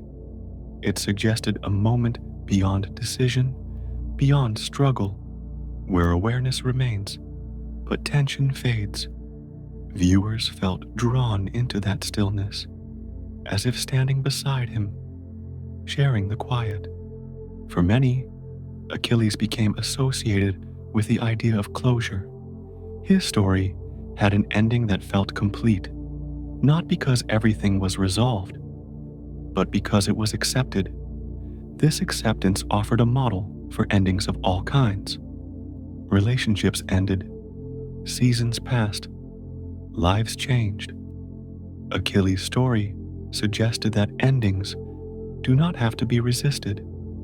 They can be honored gently, with attention rather than fear. In private moments, people returned to Achilles when they needed grounding. Not during excitement, but during fatigue. Not during ambition, but during reflection. His story did not energize, it steadied. It reminded listeners that intensity has its place, but rest completes the cycle. Without rest, even the brightest flame burns destructively. The sea remained a constant companion to his memory. Its endless movement, without urgency, mirrored the way his story continued. It did not rush toward a destination. It flowed. Those who sat near water and recalled Achilles often felt their thoughts settle into a similar rhythm. Breathing slowed, muscles relaxed. The story blended with natural sound, becoming part of the environment rather than a separate focus. Eventually, Achilles ceased to feel like someone from the past. He felt like a presence alongside everyday experience. His story did not intrude, it accompanied. This was perhaps the final transformation of the legend, from hero to guide, from flame to ember, from action to understanding. In this form, Achilles reached a kind of completion no prophecy had predicted. He no longer belonged to fate or war. He belonged to quiet awareness. His story became a place where thought could rest without effort, where meaning did not need to be pursued, only noticed. And in that noticing, listeners found calm. As Section 9 began, the story moved fully into this reflective space. It no longer asked what happened next. It asked what remained. What remained was not conflict or glory, but a steady sense of presence. Achilles had lived, chosen, loved, lost, and ended. What remained was the gentle echo of a life held honestly, available to anyone willing to listen slowly, breathe deeply, and allow the story to settle like dusk over a quiet shore. As the story moved deeper into its reflective phase, Achilles no longer appeared as a figure advancing through events, but as a steady presence that accompanied thought itself. Section 9 continued, not by adding new action, but by widening the quiet space around what had already been lived. The tale had reached a point where motion slowed almost to stillness, and in that stillness, meaning became clearer rather than fading. People who returned to Achilles' story at this stage did not listen for plot. They listened for tone. The calm unfolding of his life allowed their own inner tempo to slow. Each phase of his journey seemed to rest naturally beside the next, without strain. There was no urgency to reach an ending, because the ending had already arrived and settled. What remained was understanding, unfolding gently with each retelling. Listeners began to notice how Achilles' life formed a complete arc rather than a dramatic spike. His strength had not appeared suddenly, nor had it vanished abruptly. It grew, reached its height, and then gave way to something quieter. This pattern mirrored the rhythms people experienced in their own lives, though often without naming them. Youth carried intensity. Adulthood carried responsibility. Later years carried reflection. Achilles compressed this arc into fewer years, but he did not escape it. That compression made the pattern more visible, not less. In this way, Achilles became a lens through which people could observe themselves without judgment. His anger was not denied, but neither was it glorified. His grief was not rushed past, but it was not allowed to consume the entire story. Everything was given its place. This balance created a sense of safety for the listener. Nothing would overwhelm. Nothing would be ignored. Teachers who told the story in later generations noticed how listeners responded differently as they aged. Younger listeners felt drawn to Achilles' intensity and clarity. Older listeners felt drawn to his acceptance and restraint. The same story offered different comfort, depending on where the listener stood in their own journey. This adaptability made Achilles enduring without becoming rigid. He did not demand interpretation, he allowed it. In quiet homes, the story often ended not with his death, but with the image of rest. Achilles by the shore, Achilles in memory, Achilles no longer striving. This ending felt natural. It allowed listeners to release attention gradually rather than abruptly. Sleep came more easily when the story concluded this way, because it mirrored the body's own process of letting go. The mind did not feel cut off. It felt guided. The language used to describe Achilles also softened over time. Early tellings emphasized speed, brilliance, and force. Later tellings emphasized steadiness, presence, and awareness. The shift did not erase his strength. It reframed it. Strength became the ability to face consequence without turning away. Courage became the ability to stop as well as to advance. These definitions resonated deeply in a world that had grown tired of constant striving. Achilles' relationship with fate also gained new clarity in this reflective telling. Fate was no longer seen as an enemy he fought or a force that crushed him. It became a boundary within which he moved consciously. Knowing the limits of his life did not paralyze him, it focused him. This understanding offered relief to listeners who felt constrained by circumstances beyond their control. Achilles showed that limitation does not remove meaning, it sharpens it. In this quieter interpretation, the gods themselves receded. They remained present, but distant, less intrusive. The story shifted its emphasis away from divine interference and toward human awareness. Achilles was no longer remembered primarily as the son of a sea goddess, but as someone who lived fully within what he knew. This made him more approachable, less distant, and more relevant to everyday reflection. The sea, however, remained constant. It continued to appear in the story as a symbol of continuity rather than power. Its endless motion, without urgency, mirrored the way Achilles' story now moved through time. It did not rush toward conclusion. It circled gently, returning again and again to the same calm understanding. Those who listened often felt their breathing unconsciously match this rhythm. As the story was told and retold, it gradually lost any sharp demand for attention. It no longer asked listeners to admire or judge. It simply invited them to sit with it. In this invitation, people found rest. The story became something they could enter and leave without effort, like a familiar landscape.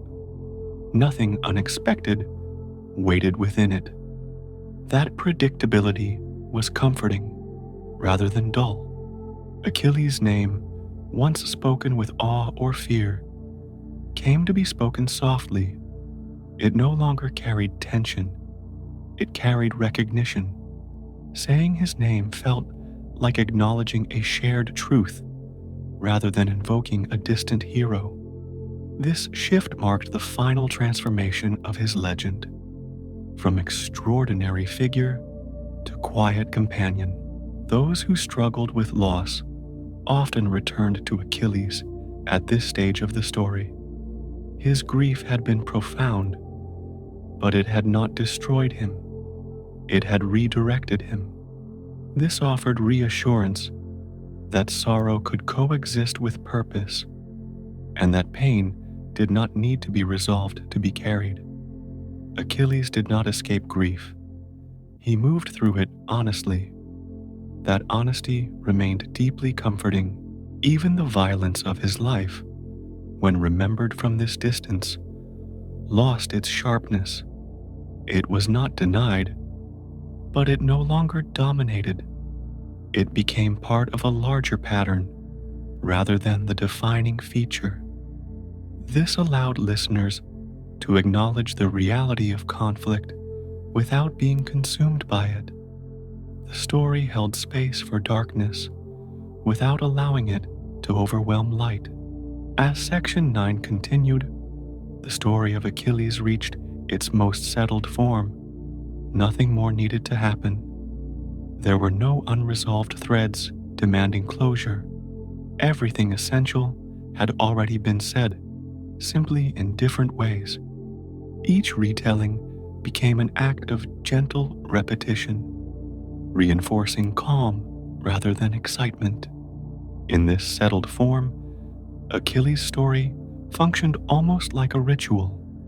Hearing it signaled a shift from activity to rest, from effort to release.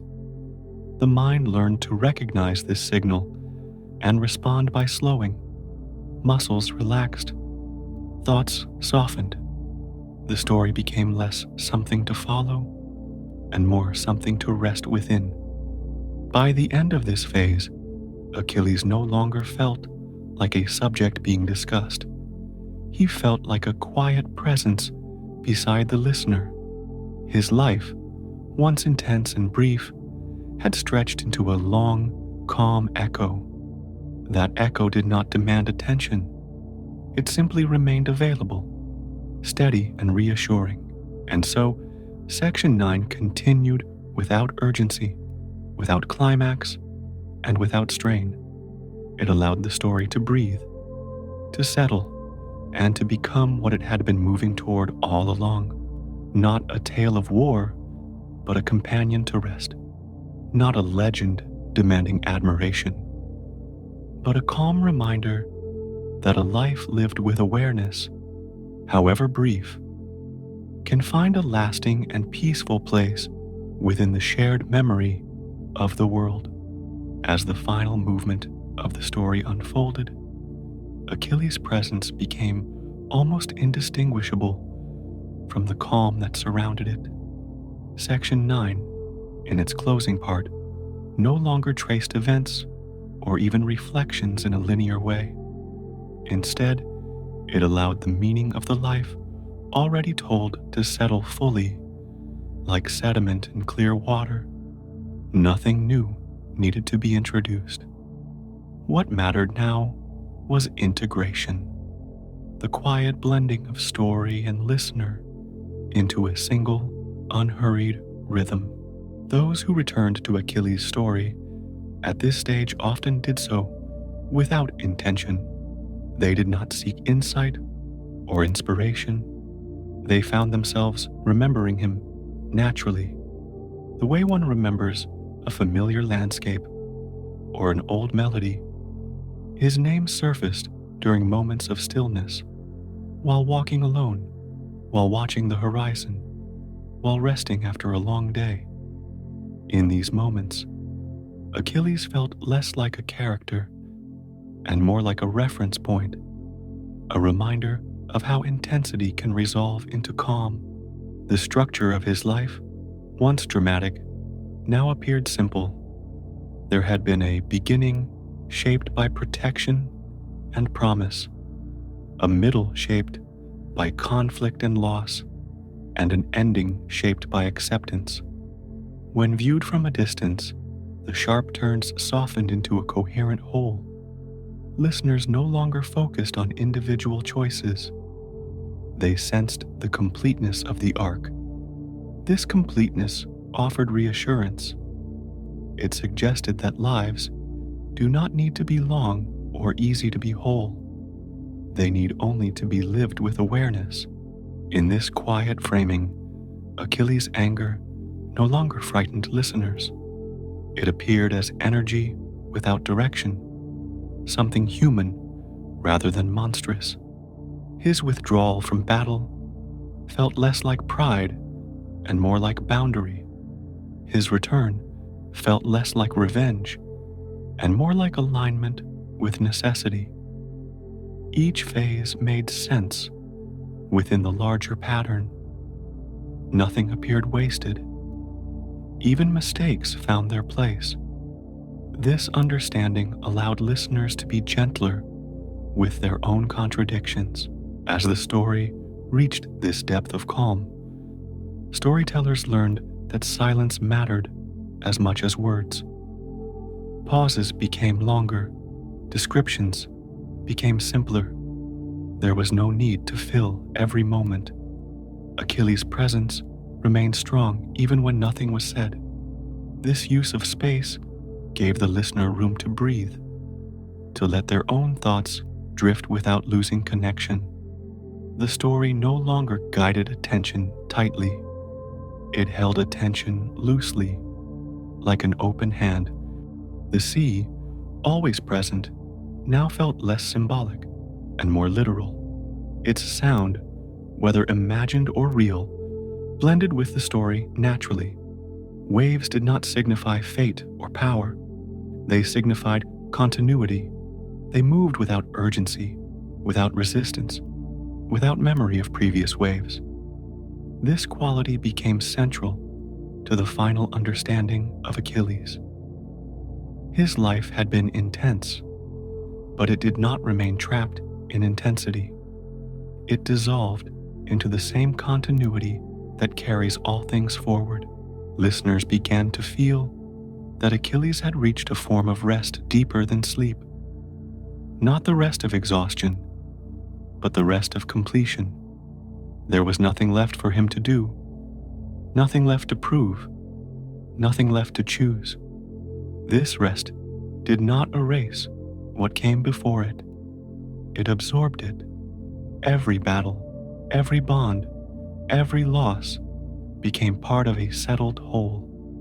This image of rest was deeply calming, especially for those whose own lives felt unfinished or uncertain. In this final phase, the idea of immortality took on its quietest form. Achilles did not live forever through monuments or worship. He lived through familiarity.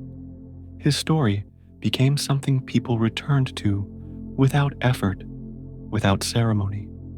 It was available, steady, unchanged by urgency. This kind of endurance felt more sustainable than glory. It did not demand energy from the listener. It offered relief. Those who told the story noticed that listeners often drifted toward sleep during this part, not because they were bored, but because they felt safe. The narrative no longer contained threat or suspense. Even the idea of death had softened into rest. The mind recognized this safety and allowed itself to let go. Thoughts slowed. Awareness widened. The story fulfilled its final purpose by becoming background rather than focus. Achilles' relationship with time also transformed in this telling. He was no longer anchored to a specific era or conflict.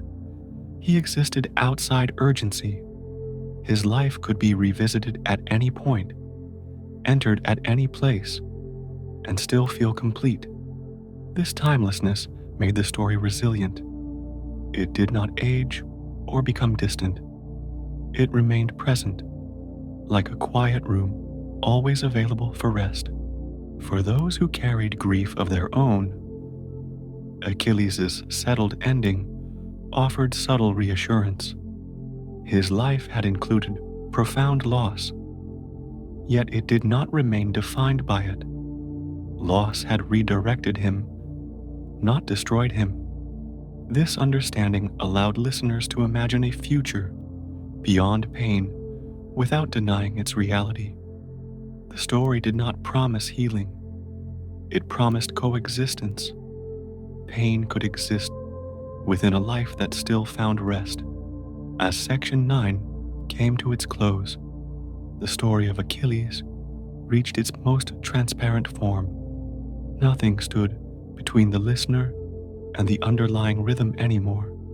The words themselves seemed almost unnecessary. What mattered was the feeling left behind, a sense of steadiness, of acceptance, of gentle completion. The story had done its work by gradually removing the need to follow it closely. In this final stillness, Achilles no longer appeared as a figure standing apart. He felt integrated into the listener's own awareness. His life became a quiet example rather than a narrative to be analyzed.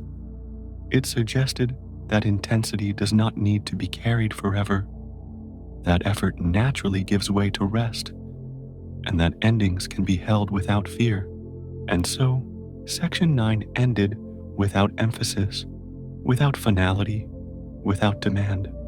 It allowed the story to fade naturally, the way daylight fades into evening. Achilles remained, not as a hero calling for attention, but as a calm presence receding gently into shared memory. The listener was left not with questions or excitement, but with a softened mind, slower breath, and a sense that nothing more was required. In that quiet space, the story found its true conclusion. Not a stopping point, but a resting place.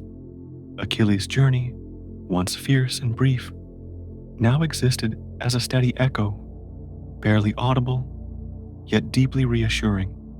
It accompanied the listener into stillness, into rest, and finally into sleep, where stories no longer need words, and meaning no longer needs effort.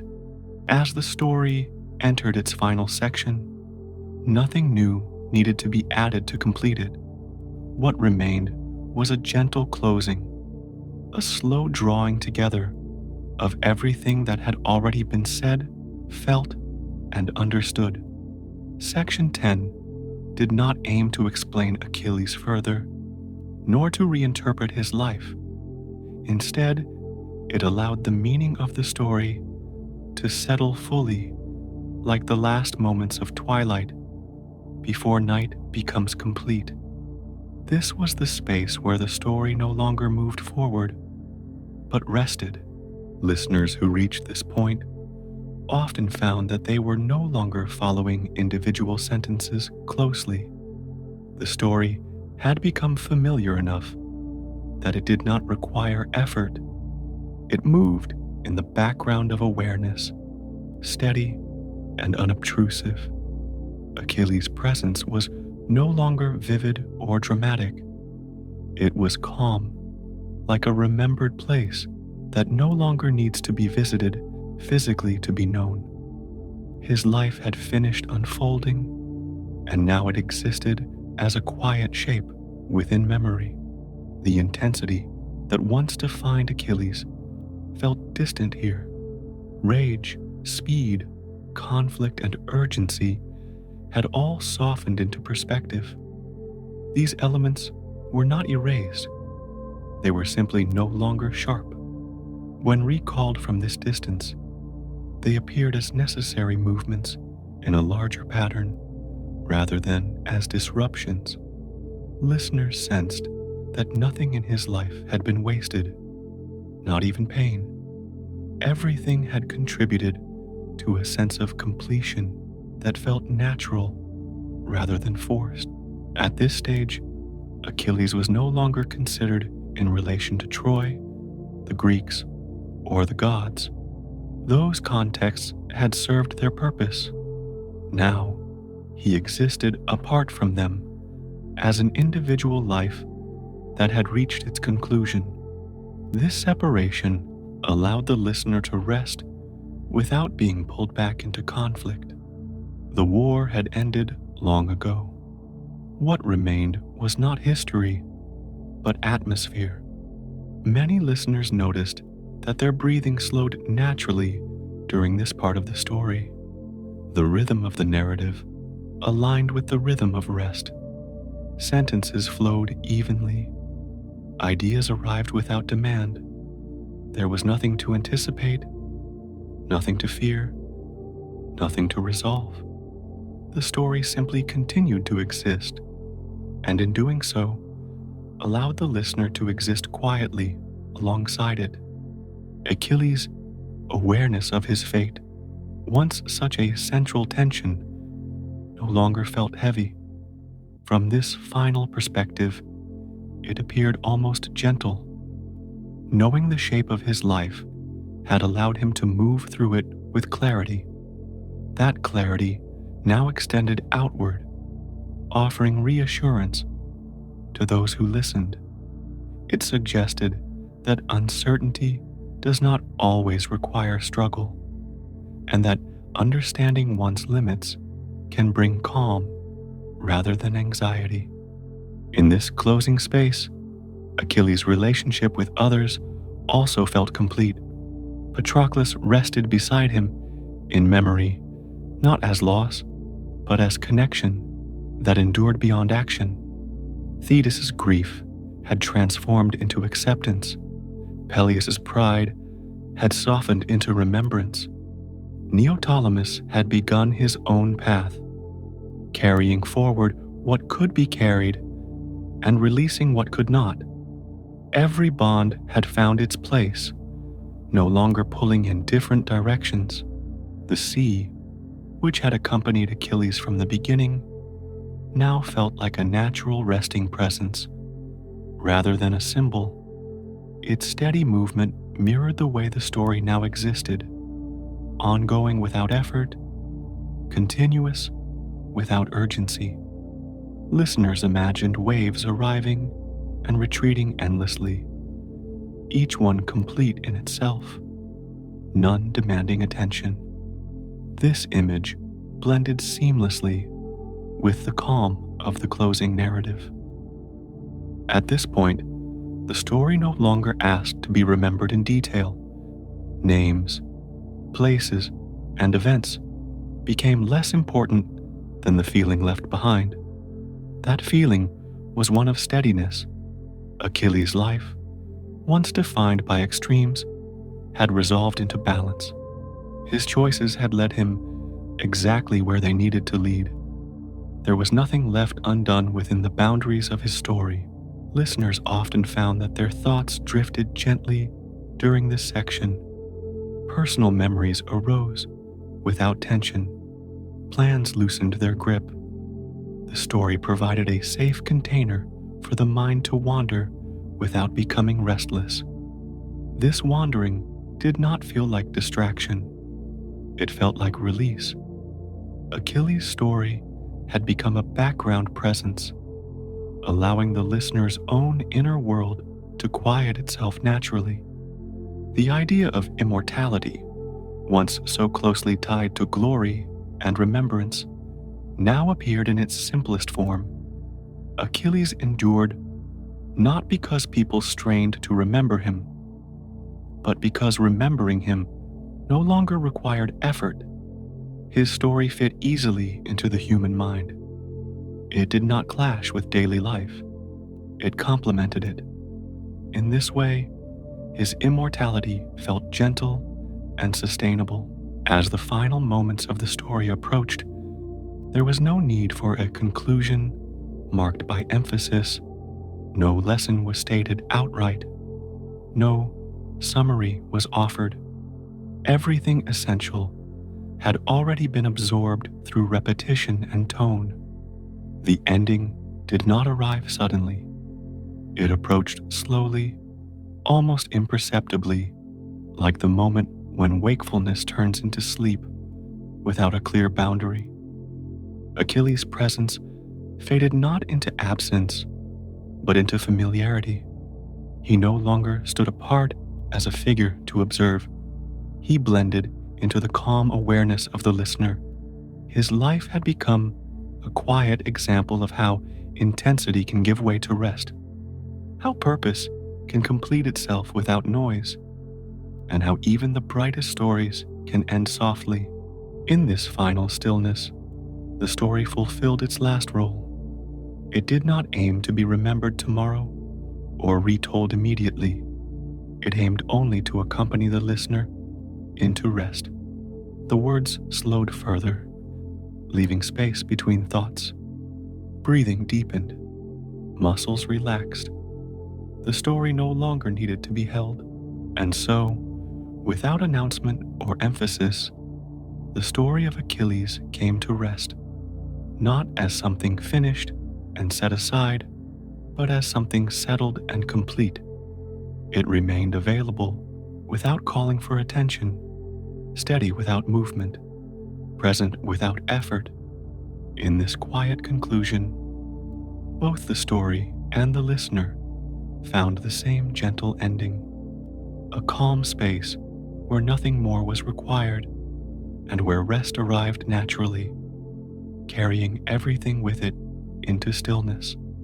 As the final section continued, the story no longer felt like something being told from beginning to end. It felt like something that simply existed, steady and complete, needing no further movement. Section 10 moved deeper into this quiet resolution, allowing the listener to remain within a space where nothing was asked and nothing was expected. The presence of Achilles lingered gently, no longer tied to events, but to atmosphere and rhythm. In this space, the mind naturally began to let go of effort. Thoughts arrived more slowly and drifted away without resistance. The story provided a kind of shelter, not by distracting the listener, but by offering consistency. Every sentence flowed at the same measured pace. Nothing surprised. Nothing demanded attention. This predictability was not dull. It was soothing, like a familiar path walked many times in silence. Achilles' life, when viewed from this final distance, appeared almost simple. It had contained intensity, loss, courage, and grief.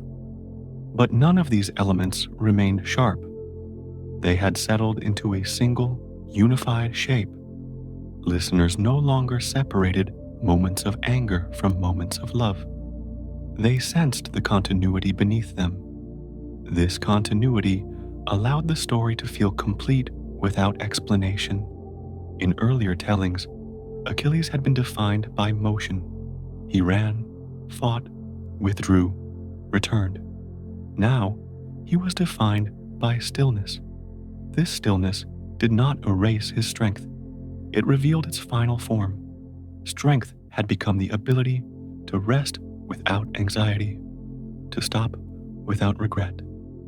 For listeners accustomed to constant effort, this idea carried deep comfort. It suggested that rest was not failure, but fulfillment. The story no longer emphasized fate or prophecy. Those forces had already done their work. Now, the focus rested on what remained afterward: acceptance.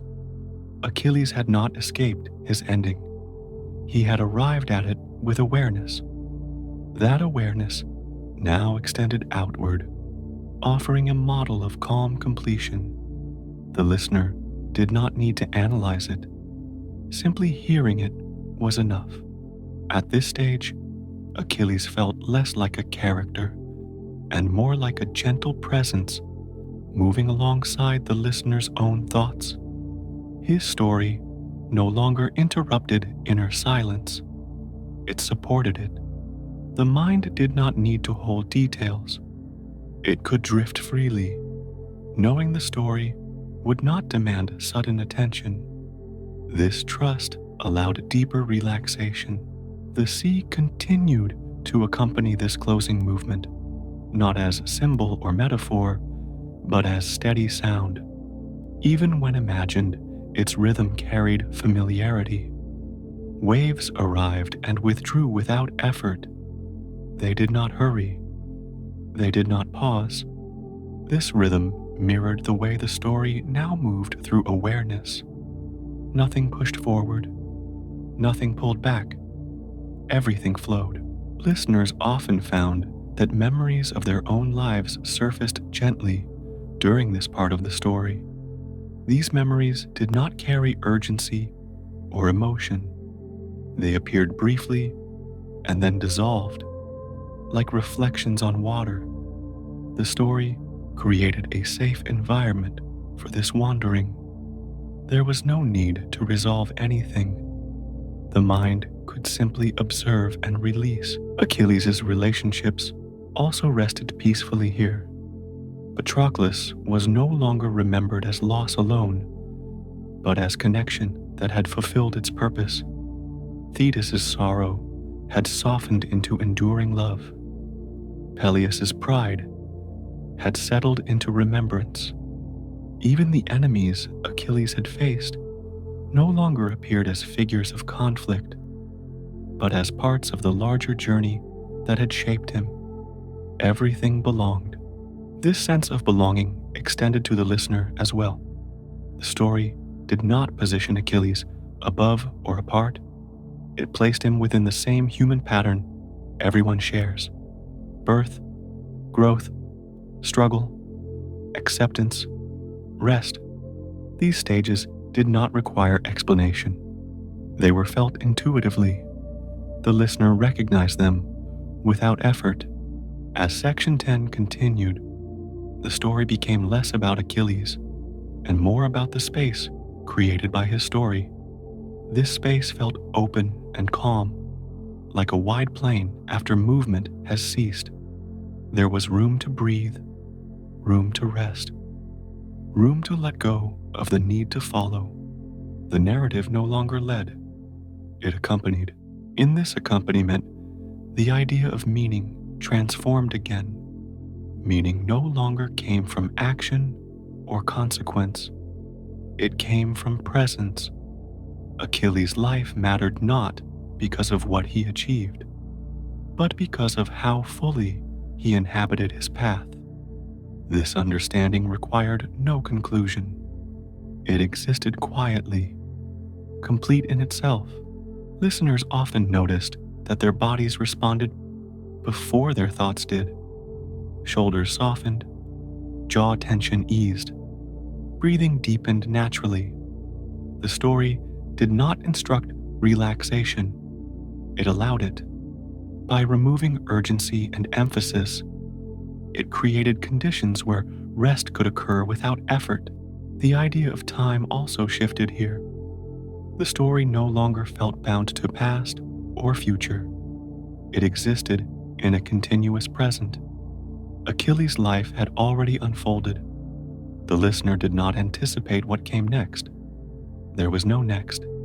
This absence of anticipation allowed the mind to stop scanning, stop preparing, stop guarding. It could simply remain. In this final movement, even language itself seemed to step back. Words became simpler. Sentences grew smoother. The story approached silence without fully entering it. This approach allowed the listener to follow gently, without falling suddenly into quiet. The transition felt natural, gradual, and safe. Achilles' name appeared less frequently now. When it did appear, it carried no weight. It rested lightly within the sentence, like a familiar sound that no longer startles. The story did not insist on remembering him. It allowed remembrance to happen on its own terms. As the section progressed, the distinction between story and listener blurred slightly. The listener no longer observed the story from outside. They rested within it. The story became part of the environment of thought, like darkness or warmth or the steady sound of breathing. This integration marked the true completion of the narrative. Nothing needed to be concluded explicitly. The story had already arrived where it needed to arrive. Achilles' life had found its resting place not only in memory, but in calm awareness. The listener did not feel the need to hold on to the ending. It was already held.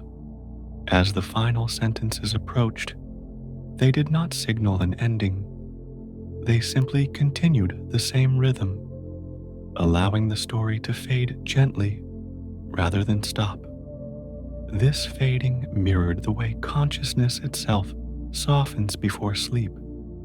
There was no boundary to cross, only a gradual release of focus. And so, Section 10 continued into its quiet close, carrying with it the last echoes of a life, once fierce and brief, now settled and complete. Achilles remained not as a hero calling for attention, but as a calm presence that no longer required words. The story did not end sharply. It dissolved gently, leaving behind stillness, steady breath, and the sense that everything necessary had already been said, and that rest could now arrive without effort. As the conclusion unfolded, there was nothing left to gather or explain. The story had already arrived at its quiet center, and now it simply remained there, allowing the last traces of movement to dissolve. Section 10, in its final part, did not seek to summarize what had come before. It trusted that everything necessary had already settled into place. What followed was not an ending shaped by words, but a gentle easing into stillness. The presence of Achilles at this stage felt almost transparent. He was no longer a figure standing apart from the listener's awareness. He blended into the calm background of thought, like a familiar sound that no longer draws attention. His life, once marked by intensity and contrast, had resolved into a single, smooth line, Nothing tugged at it, nothing interrupted it. The sharp edges of memory had softened completely. Listeners often found that they were no longer picturing scenes or imagining details. Images faded naturally. What remained was tone rather than picture, rhythm rather than narrative. The story had done what it needed to do. It had guided attention gently until attention no longer needed guidance. In this space, the mind could rest without effort. Achilles' journey, when viewed from this final distance, no longer felt tragic or heroic. It felt complete. His early promise, his conflict, his withdrawal, his return, and his death all belonged to the same movement. Nothing stood out as excessive or lacking. Even the brevity of his life no longer felt like loss. It felt proportionate to the clarity with which he lived it. This proportion offered a quiet reassurance. That meaning does not depend on length, but on presence. The idea of fate, once so heavy, now felt light. Fate had not been an enemy to struggle against or a force to surrender to. It had been a boundary that gave shape to choice. Achilles' awareness of that boundary had allowed him to act without illusion. Now that action had ended, only the understanding remained. That understanding did not disturb rest. It supported it. The sea, which had accompanied the story from its earliest moments, now felt almost indistinguishable from silence. Its rhythm merged with breath. Waves arrived and withdrew without emphasis. There was no beginning and no end to their movement. This continuity mirrored the way Achilles' story now existed, present without insistence, ongoing without demand. Listeners noticed that even their sense of self softened during this conclusion. Thoughts became less personal, less urgent. Concerns that had felt important earlier in the day lost their edges. They did not disappear. They simply loosened their hold. The story did not push them away. It allowed them to drift to the margins naturally. Achilles' relationships, once so defining, now rested without tension. Patroclus was no longer a source of pain. He was a presence of completion. Thetis's grief had become quiet love. Peleus's legacy had settled into memory. Neoptolemus's future extended forward without pressure from the past. Every connection had found a place where it no longer pulled or resisted. The language of the story continued to simplify. Sentences flowed evenly, without variation in pace. There was no reason to emphasize anything. Emphasis belonged to effort, and effort was no longer required. The words existed only to maintain rhythm, to keep the space open long enough for rest to deepen. In this final movement, Achilles' name appeared rarely, and when it did, it felt gentle and familiar. It no longer carried weight or expectation. It rested lightly, like a sound recognized rather than examined. The story trusted the listener to carry what remained without being told how. As awareness drifted further inward, the boundary between story and silence grew thin. The listener might still hear words, but they felt secondary to the calm they supported. Attention moved away from language and toward sensation, the weight of the body, the steadiness of breathing, the comfort of stillness. The story allowed this shift without interruption. Achilles' life, now fully integrated, felt less like something that had happened and more like something that simply was. It existed as an example of alignment rather than achievement. He had lived within the shape of his understanding. That alignment, more than any victory, defined the peace of his ending.